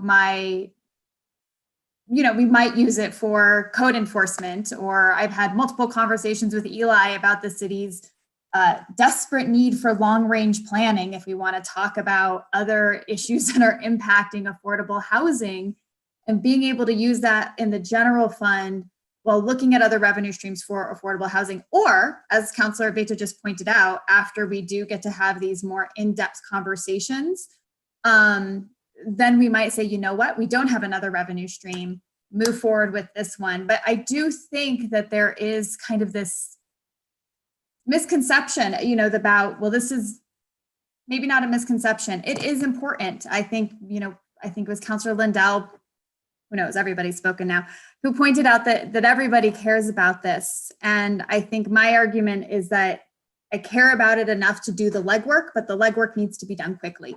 And so we have, a few months before that budget cycle comes up, and we, as a governing body, have the option to say, we are going to put this 90-ish, 100,000 into affordable housing right now while we figure this out. And that is where I am really seeing this. Again, I don't think that this is necessarily I'm not at a no with this, that we should never do this, but really it's looking at this from kind of that broader point, and that it goes into the general fund, and we as a governing body have the power to say what that does for the next fiscal year. So not necessarily, this will definitely go towards code enforcement, but that there are, with every single meeting, there is a position that we all are sitting there saying, we have to fill this position. And that is where my concern about the general fund goes. But if we don't have other funding streams, then yeah, we need to be looking at our general fund streams for the Affordable Housing Trust Fund. So I just wanted to make sure that was clarified, as I felt it had been a little bit misconstrued or misunderstood throughout the conversations. Thank you. Thank you. Councilor Vihel-Coppler, followed by Councilor Romero-Worth. Thank you. As far as things looking up, I wanted to state that one of the things I learned from the National Association's chief economist, and the National Association of Realtors is probably the #1 lobbyist in America. And so they keep tabs on a lot of things going on. But what he reported was that President-elect Biden is going to propose a homebuyer tax credit, whereby $15,000 will be awarded at closing. And so every time someone buys a house, that pours a lot of money into the economy because there's many, many things that have to be done, like purchasing appliances and just doing all the things that you do when you buy a house. And that adds a lot to the economy, which then increases gross receipts tax. And let's not forget that we will have a new president, and then things are going, I believe things are going to get better. And so that is also just a comment and a belief that I want to tack on to the comments that Councilor Garcia made. And what was reported again too was that, you know, state employees are going to be considered for a 1 or 2% salary increase. That's also going to pour some money into the economy and hopefully affect gross receipts tax that makes its way back to us. Thank you. Councilor Mara-Worth, you have the floor. Thank you, Mayor. I would just, I think we all have to be hopeful that things are going to get better. I think there are lots of signs that show that there's reason to have hope. If the state budget is looking better, that certainly is a good indicator for us. What I've seen at finance is that it's going to take longer for our GRT revenue to recover than the last time around when it took a big hit during the 2008 recession. I hope it doesn't take as long. I think Mary mentioned, and what we've seen at finance is we're talking 5 years or more to be back at pre-pandemic levels. But here's the other thing. Let's not tie our hands. Let's go through the budgeting process and use that, have the pot of money in the general fund to prioritize however we see fit through the budgeting process when we compare and contrast against the other needs of the city. And as was pointed out earlier, we have quite a bit of money flowing right now, not enough, into the Affordable Housing Trust Fund because of the fee in lieu of changes. That's only going to grow. This particular proposal won't put money into the Affordable Housing Trust Fund for a while. So let's keep it on the burner, but let's take the time. I know I've been talking with Councilor Abeyta about how after the first of the year, we really focus both the Finance Committee and the Quality of Life Committee on housing presentations so we can better understand what our range of options are and really make a studied, well thought out decision about the right path forward. So I just would echo, I think there's no reason to do this tonight. It doesn't mean we don't support affordable housing. It doesn't mean we don't care about the people in our community who are really struggling. It's that we bear a responsibility to take the time to study the options and then go from there. That's all, Mayor. Thank you. I second what Councilor Mara-Worth said. I think we have done a lot of work over the last 2.5, 3 years with a housing agenda that is comprehensive. We started with an ADU ordinance. We started with a revision of our inclusionary zoning code. We started with technology in our land use department to be able to do the work of permitting effectively and efficiently. If you look at the housing chart over the last few years, again, the graph is pretty compelling. In 2014, the city of Santa Fe permitted 219 housing units. This year, we're up to almost 1,000. So we are growing our housing stock. We are in the position, as Councilor Vigil-Koppler correctly said, to have about 4 different land parcels that the city owns that will put out for RFP to have affordable housing built on those sites. That's absolutely another part of our agenda. Another part of our agenda is Tierra Contenta Phase 3.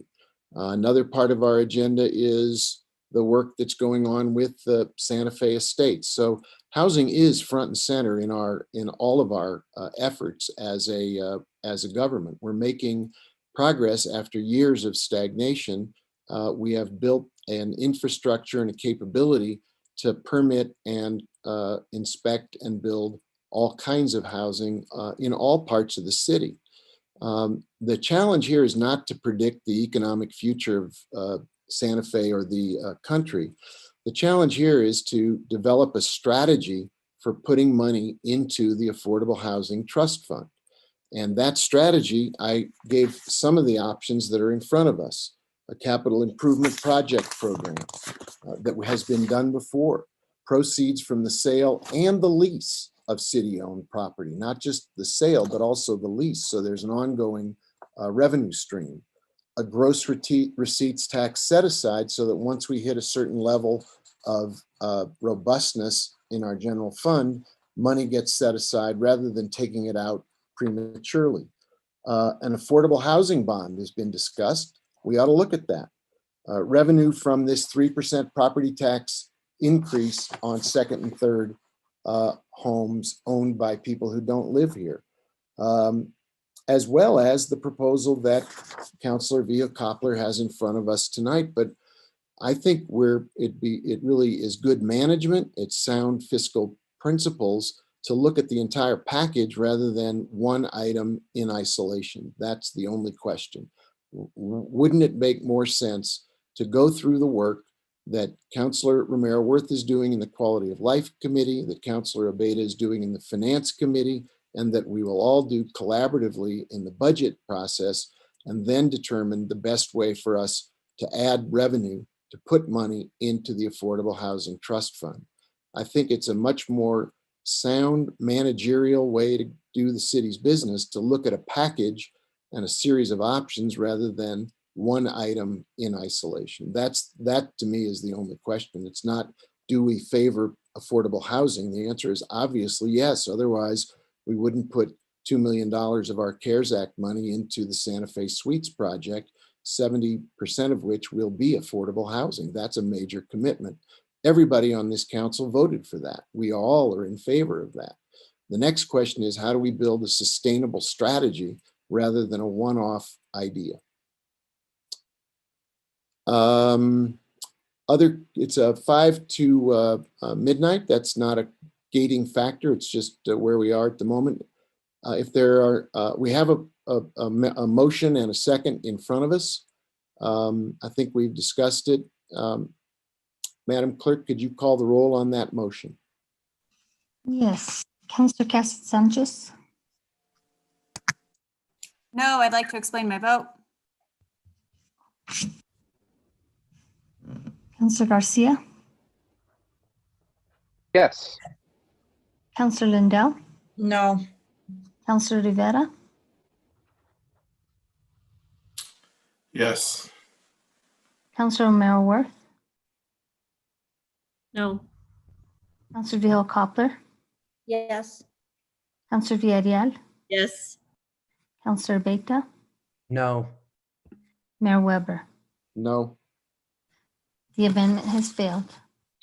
Councilor Cassidy Sanchez, you asked to have an opportunity to explain your vote.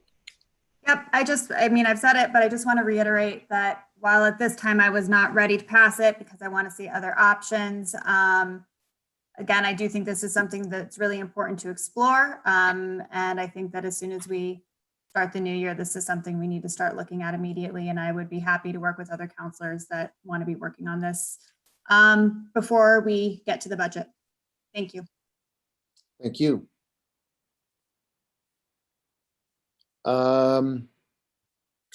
Councilor Villa-Coppler, do you have other amendments you're bringing to us tonight? I do, and I will also be bringing this subject up again. So let's see if the people who said that now is not the time will hold true to that. So I will be bringing the measure that just failed. I'll be bringing it back. Okay, so amendments, let's see, this one is 1, 2, 3, 4, 5. No, I think it's item 9 on the attachments. And so on page 7, line 5, I would like to insert after the word corporation that such entity, whether a revocable trust, an LLC, or a corporation, shall be responsible for any criminal or civil violation and fines. And this relates to the amendment to state that natural persons are the ones who can own or who can be the owner of record of a short-term rental permit. But when it comes to any violations, just this makes it clear that it's the corporation and such that's responsible for the fines, not the natural person. So there's that. Then the other one is on page 7, line 20. And that is to insert after the word if, insert the front half of. So the 50-foot radius would actually start at the front half of. Be measured by the front half of. And then amendment number 3, page 8, line 5.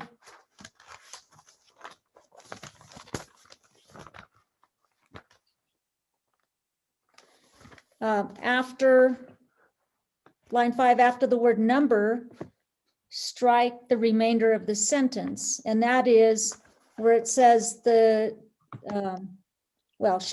guess it's presumably the land use director shall not issue more than 12 short-term rental permits within a single building within a multiple family unit dwelling development. The reason for this is that if you have separate buildings in the same multiple family complex, you could easily use up the 25% versus the 12. You could have like all 12 in one building and the other buildings don't get anything. And so it's more of an opportunity for the land use director to enforce the 25%, but make sure that you don't that you are fair about distributing those short-term rental permits within the buildings, not further harm anyone who, gobbles up all the permits in one building. So I think this measure would take care of that. On page 8, line 12,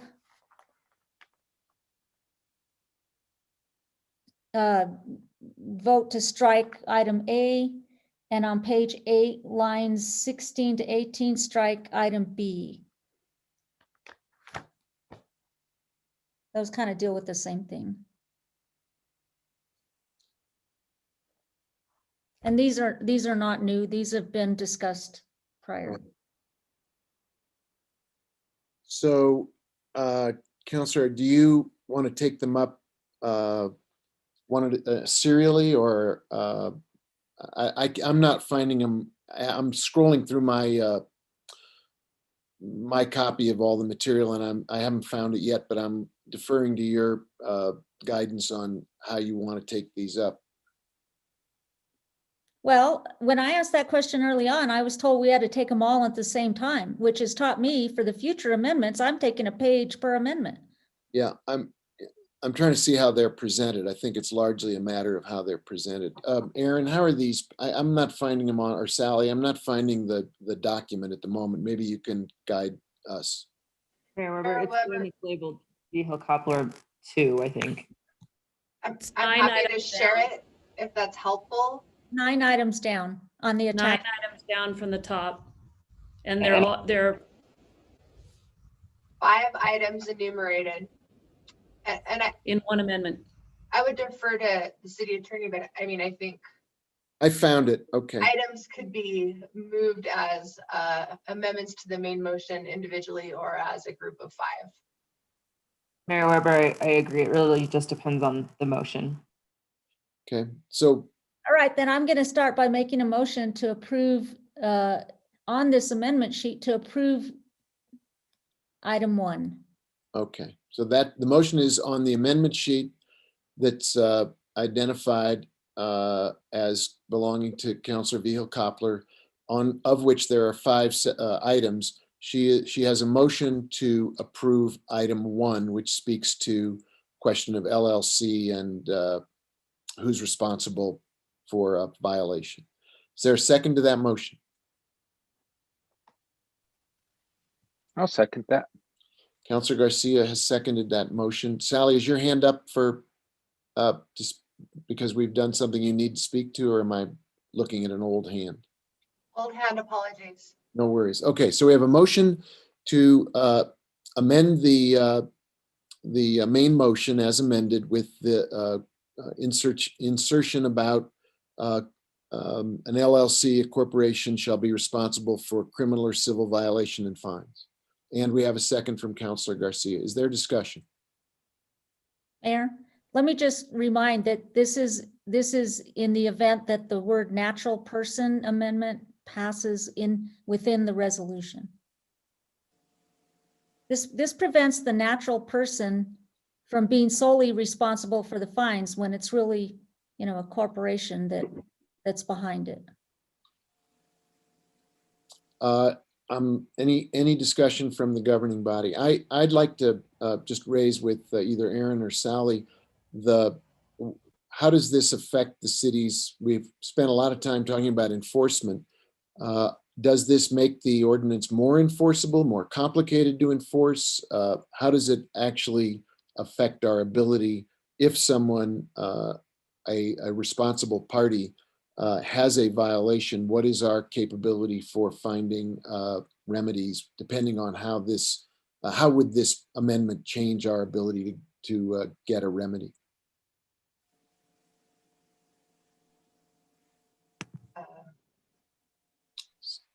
Sally? Okay. Or Aaron, I you're think looking the at each other. attorneys deferring to me. We're both looking at each other. I'm happy to address it, and she can chime in if I leave anything out. But in my view, this would complicate enforcement of the ordinance, because right now the city does have enforcement capability to determine who's the appropriate person to use enforcement actions against. So sometimes that's going to vary depending on the circumstances, whom we would like to enforce something against. Whoever is violating the ordinance, that's who we'd like to be able to go after. So it does kind of limit it, because we would be needing to go after the entity and not the permit holder, who is acting on behalf of the entity. The other thing that's a little complicated here is that, especially in terms of our criminal penalties, there is a whole body of law about when you can hold a business or legal entity liable for a crime.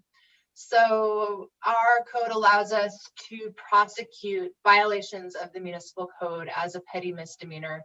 But in order to sort of prove intent and follow all of the steps that our office would have to accomplish to impose a criminal fine with an entity like that, it would definitely complicate the process of doing that. It's probably the kind of thing that would normally be done in our municipal courts, possibly something that might fall sort of outside of what maybe our land use code enforcement folks could do. Our office could certainly explore options in an appropriate circumstance, but I don't know if that covered it. Aaron, do you want to add anything?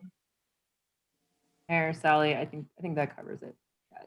It is possible to prosecute an organization. It is more difficult.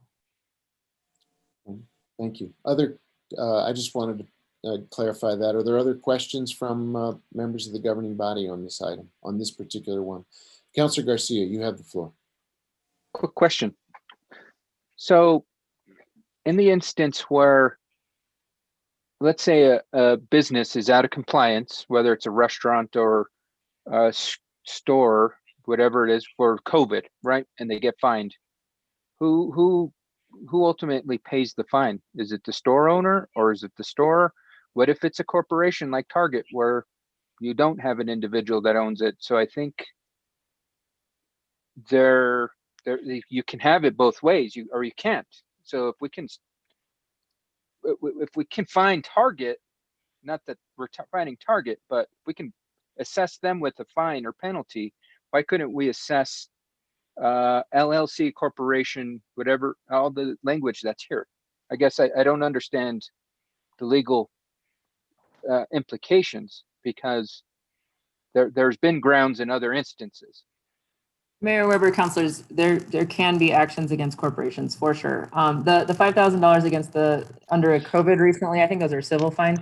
And this amendment would change it for criminal and civil fines. So I think Sally's primarily raising the complications in a criminal context, which would be more complicated because there is an intent element.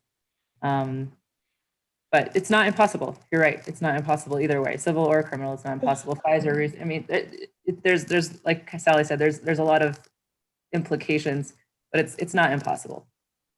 Okay, that's what I thought, because Sally's justification made it seem like if it was impossible. I think earlier we were talking about litigating something, and it's like at the end of the day there could be litigation, and we can hold appropriate bodies accountable, whether it be a corporation or a person. And I think we're getting a swayed interpretation. It is possible. So the way it reads, it is possible. It doesn't make it more complicated. It's possible. It can Thank you, Mr. both Mayor. make it more complicated and be possible. I guess what the question, Councillor Vihil-Copper, I'd appreciate if you clarify the benefit. Who is the beneficiary of this amendment, and why is it, what problem are we solving here? Well, the amendment is saying, if this passes, this amendment is saying permits must be held in the name of a natural person. Right. So that's a body, right?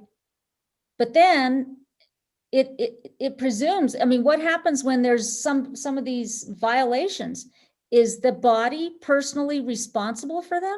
All this is saying is the entity, when it's an entity, and I've heard testimony prior that many of the short-term rental permits are issued in like LLCs and who knows what else, revocable trusts.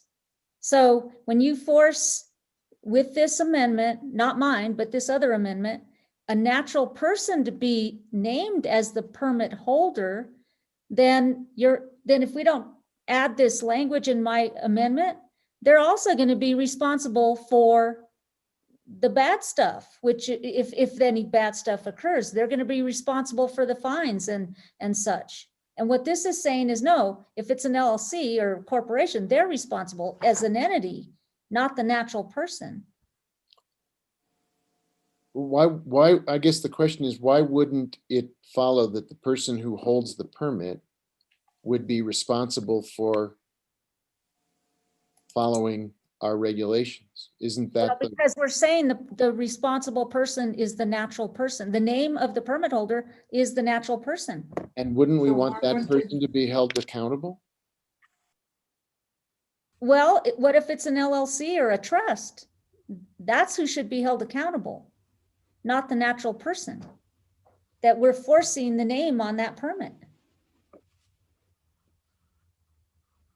Councillor Romero Worth, your hand is up. Maybe the city attorney's office can clarify, but I think what's getting missed from this conversation is a natural person has to have legal authority. And so I think that makes it slightly different. Because if you have legal authority, you should be held accountable for what you do or don't do correctly. I guess that's what I was trying to. Well, but not the corporation or who you represent? Well, but you have legal authority to act on behalf of the corporation or the LLC or the husband and wife team.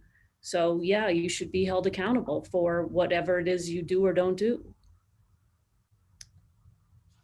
Well, it's not somebody who's innocent in essence. Like you're acting on behalf of either yourself or this shell that you've created, and you should be held accountable for acting inappropriately if you do. Well, but wait, by forcing the permit holder's name to be an individual alone, they're personally responsible for, I would say that I'm not saying they shouldn't pay the fees or be held legally responsible, but the corporation or LLC or the trust, they're the ones that should write the check of violation or whatever. But otherwise, again, can the city attorney's office weigh in here? I mean, if you're acting on behalf of the entity in a legal capacity, aren't you an extension of that? Counselor, My understanding of the sort of objective of the legislation is to ensure that we do have a real live human being that's taking responsibility for the operation of the short-term rental unit, ensuring that all of our regulations are being followed. And so it started without even sort of specifying that the property could be held by an LLC, because what we really wanted was a real human being that was the individual in charge of administering that unit. And so I think it's a policy choice. I think in a lot of cases, the underlying entity would end up paying the fines and fees. But in terms of our a requirement on the city to actually like charge the entity with the violation, it does just sort of narrow our opportunities in terms of enforcement, in my view. So I do think it's a policy choice. I think either is a possible way to have this ordinance, but I don't think it's inappropriate to hold the person who's acting on behalf of the entity responsible for the operation of the short-term rental unit either. Eli, do you have any, does this affect your administration of this ordinance? I'm not asking out of anything other than kind of trying to untangle the choice that's in front of us. I really need a little guidance on how. I think I understand what Councilor Vihel-Coppler is driving at, but I don't know, I'm not sure I understand the implications.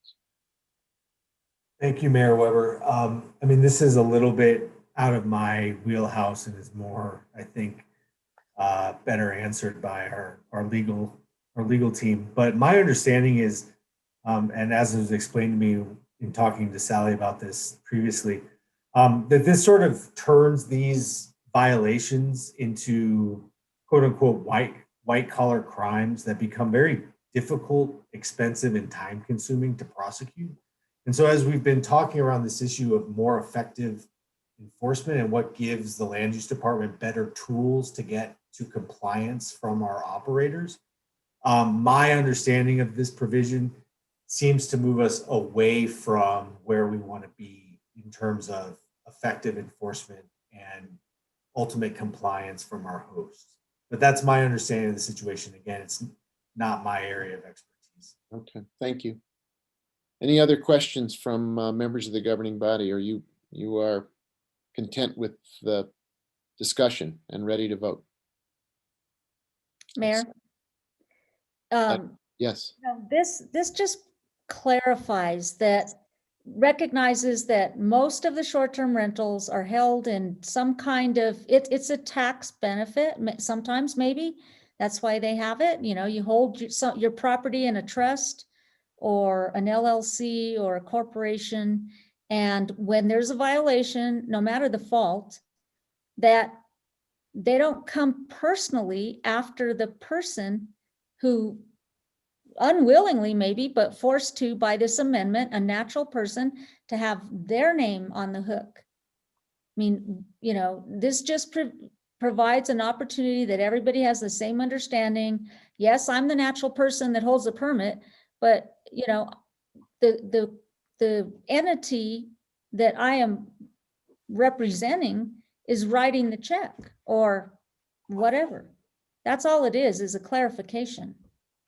Because I don't know how many people are going to want to put their own name and be personally, you know, liable for something that maybe a corporation directed them to do. Okay, thank you for that. Councilor Garcia, and then I'll see if any other people have to have a bite at the apple. Thank you, Mr. Mayor. I just want to clarify that. Is it still the numbers that about 15 hosts, which fall into this category, LLC corporations, operate around 400 short-term rentals? So that, given those numbers, this can impact greatly. And I think it's prudent of us to have this language in here, given the sheer numbers of these STRs that are operated by entities such as this, that it helps put protection on the individuals and sometimes ownership on the folks that are operating them on their behalf. And correct me if I'm wrong, but last I heard, there is about 15 of these LLCs or corporations that operated around 400 short-term rentals. That's all I had, Mr. Mayor. Thank you. Anyone else at this point on this particular amendment? If not, Madam Clerk, could you please call the roll on this item? Yes, Councilor Garcia, Yes. Councilor Lindell, No. Councilor Rivera, No. Councilor Romero Worth, No. Councilor Vihel Coppler, Yes. Councilor Villarreal, No. Councilor Beta, No. Councilor Cassett Sanchez, No. Mayor Weber. No. The amendment has failed. Okay. Can I even Council- go on? Yeah, I think you should. Yeah, right. You Okay. have- It's the second one now. On page 7, line 20, insert the, after the word if, the front half of. Okay, is there a second to that motion?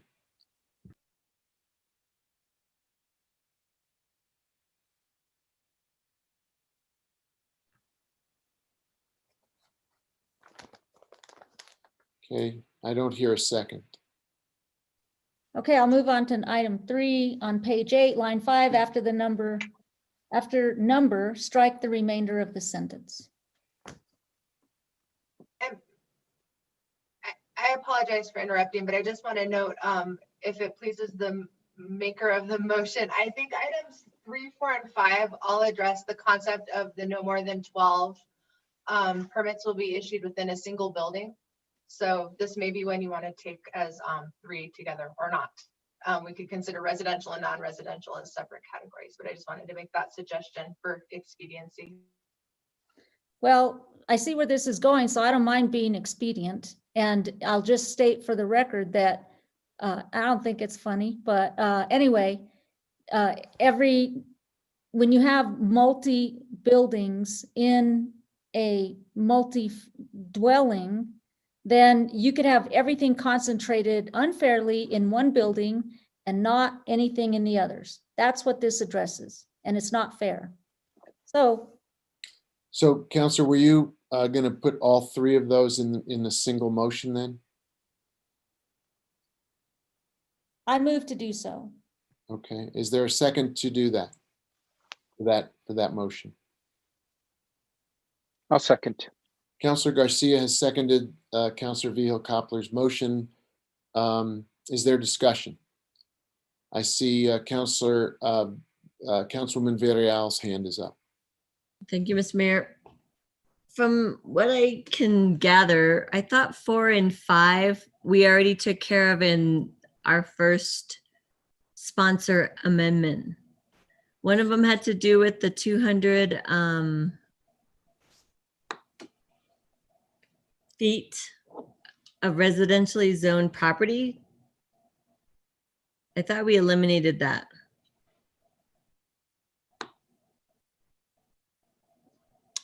I would be happy to clarify if you would like. Please. My understanding, I believe that the sponsors amendment, number 1, did include that provision to get rid of what you're referring to, Councilwoman Villarreal.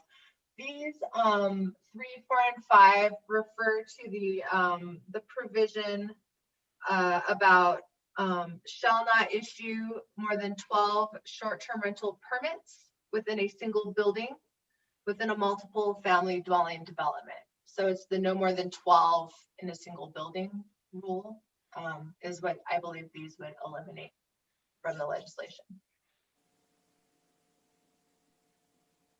Mr. Mayor and Councilwoman Vihel Coppler, I think one of those actually had to do with the 12 unit, but the page 8, line 12, strike A, and page 8, line 16 and 18, I thought those were already covered in another amendment. And it didn't have to do with the 12 unit. It was talking about the buffer of 200 feet.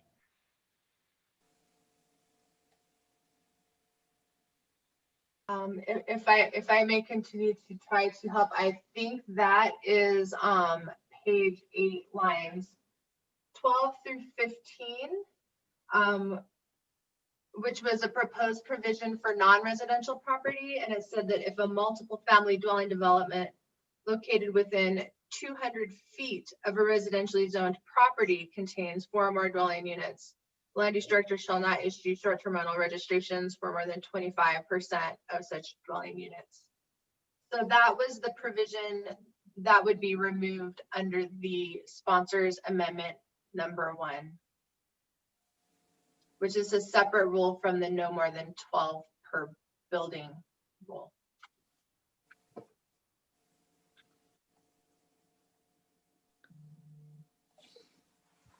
Well, it's been a long time since I recalled, but I thought I brought this idea up of the order of introduction of amendments. And so what I recall being told was that none of these amendments conflicted with anything else. Maybe it wasn't that they conflicted, it's just that they were maybe repetitious of one. Is that what you're saying, Sally? No? That's what I'm saying. Councilor Viejo Cobbler, no, I do believe that the 2 amendments suggest the removal of different rules. So the sponsors amendment suggests the removal of the rule that was sort of in that buffer zone. And the Viejo Cobbler amendment number 2 that we're talking about now would remove the rule that you can't have more than 12 short-term rental units in a single building. Mayor Weber, the confusion might be that part of the Vihil-Coppler amendment is to strike A, but I think it just means the letter A. And that's because part B would move up and there would be no A and B anymore. Is that accurate? Yes. It is to remove that paragraph letter. But not the paragraph, yeah. But not the content? No, number 5 removes the content of B. Right, of B, Mayor Weber, councilors, but not of A. So the content of A would still remain. It just wouldn't be labeled A anymore because it doesn't need a letter. Because there is no B. So Right. you, I'm sorry, but the sponsors amendment does get rid of A. In its entirety? On page 8, strike lines 12 through 15. So A wouldn't be there either. So there would be, basically, you're getting rid of 2. Mayor Weber, I think we would just, that section would go away. Yeah. Both. Okay, so then That's the confusion. So if that's taken care of on number 4, then number 5 would be to strike B in its entirety. And the other thing that's confusing is we have this no more than 12 in a building rule in 2 places. So it's in the residential section and it's in the non-residential section. So that's part of why it's replicated as multiple items on the amendment sheet, is because that rule is in the bill twice.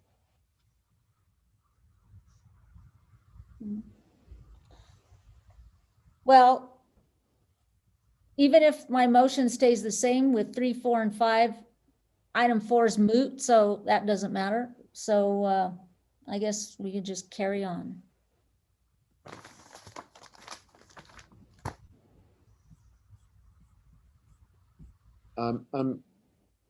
So I'm sorry, Counselor, when you say we should just carry on, I'm not clear what you want. Well, I thought, I think I got a second, but I can't remember. Yes, you did. Counselor Garcia seconded. And you can carry on to the vote if you wish. I mean, I let's get this over with. Okay. Is there I want to make sure that there's some clarity about what we're voting on. Counselor Mayor-Worth, have you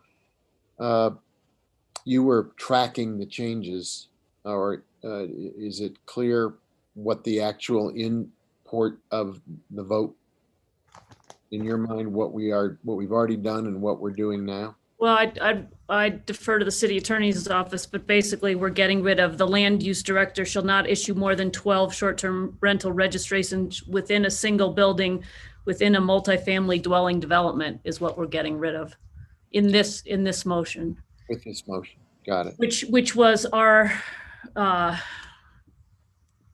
which was part of limiting density.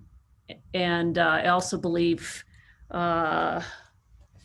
the other rationale for it was, help me, So Councilor Romero Worth, part of it is that we allow a maximum of 12 units in a bed and breakfast in the city.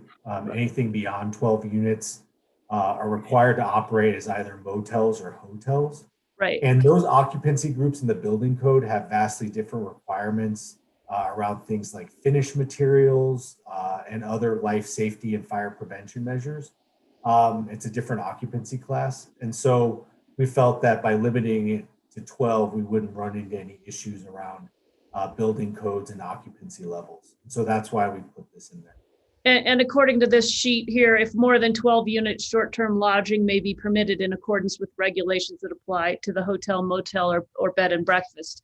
So that you'd fall into that classification, and then to Director Isaacson's point, you would fall under a different set of regulations. So again, it's a way of limiting density, and also if you're going to be at that density, then you need to no longer be a short-term rental. You need to be a bed and breakfast. Thank you for the clarification. Councilor Garcia, you have the floor.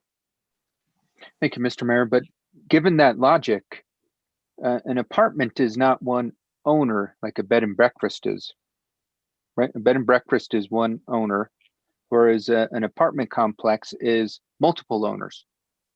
So that's the way I would look at it. Actually, Councilor, an apartment building is typically one owner. Condos have separate owners, but typically an apartment complex is owned by a single owner, and the units are leased to individual tenants. So the intention here is that the apartment complex wouldn't rent out the apartments as short-term rentals. See, the way I read this is that the person that is renting their apartment would sublease their apartment as a short-term rental, not the other way around, where the apartment complex owner is short-term rentaling the property. You're correct. You're correct. So the tenant, the renter of an apartment unit would apply for a short-term rental and operate their unit as an STR. And what we're saying is, as the city and as the land use director, I would not issue more than 12 short-term rental permits to individual tenants renting individual units at a quantity greater than 12 in any single building. And That's what- a way of limiting density. Per And- building though, because Per I building, think, correct. yeah, because I think in Councilor Vihil-Coppler's comments when she was talking about introducing this, she was talking about the entire complex, four buildings, which would ultimately be what, 48 permits potentially that could be issued to the entire complex, if I'm not mistaken. That's correct. Again, we're also working with a governing factor of 25%. So it would be 25% of the units up to 12 units per building. So there's kind of two factors that we're weighing. Okay. Thank you. I really appreciate that clarification. Yeah, I hate to keep the night going, but I do have a question, Eli. Couldn't it work the way you started though? I think we talked earlier in the evening about the industrialization of the STR business. You could have a Hilton Corporation buying an apartment building and deciding they're going to STR the entire building. And they would then in effect be operating a hotel under the guise of a series of STRs, unless we found a way to regulate the density or the STR permits per building. Otherwise, you could see a faux hotel suddenly popping up in the guise of a non-Hilton Hilton. So I think one of the factors on that is the underlying zoning. So if we're in a residentially zoned property, we would actually, these would be permits, and therefore they would have to be obtained by a natural person, which means that your scenario that you just described probably could not happen. Now, if we're in non-residentially zoned areas, we'd be talking about registrations. There is no cap on registrations, and I believe registrations do not need to be issued to natural persons. So that's a little bit different scenario. So how we have discussed this and how we intend to sort of combat that is by putting this 25% cap so that we don't have entire buildings converting to short-term rentals, because that's something that we saw as this industrialization and something we saw as being a negative trend in our community. Thank you. Appreciate that. Other questions on this particular motion and for an amendment? If not, Madam Clerk, could you please call the roll?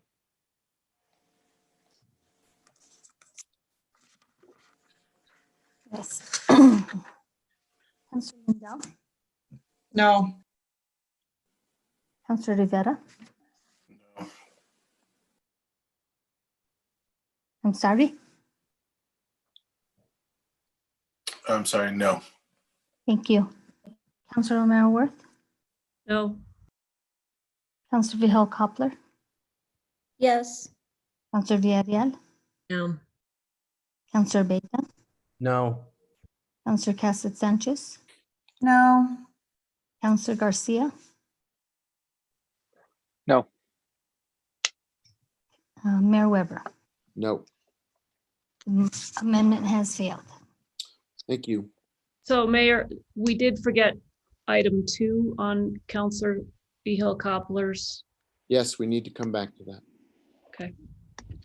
Councilor Vihel Coppler, we went 1, 3, 4, 5. You still have item number 2. I believe it did not get a second. Oh, you're right. It did not get a second. I apologize. Oops, sorry, thanks. Yep, that's true. It was moved but not seconded. You're right. I forgot. So Thank that, Rubbing it in. no, it was not my intent. I assure you. It really wasn't. Sorry, my bad. Sorry. All right, so that completes that that amendment sheet. So now it brings us to the main motion as amended.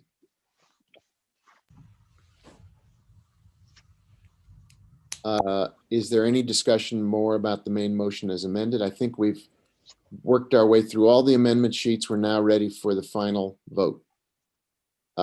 Could the clerk please call the roll? Councilor Rivera, Yes. Councilor Romero Worth, Yes. Councilor Vihel Coppler, No. Councilor Villarreal, Yes. Councilor Beta, Yes. Councilor Cassett Sanchez, Yes. Councilor Garcia, Yes. Councilor Lindell, Yes. Mayor Weber. Yes, The motion has been approved as amended. thank you. Thank you. It's been a long night, but very, very well thought through, and I appreciate everybody's patience. We are adjourned. Thank you, everybody.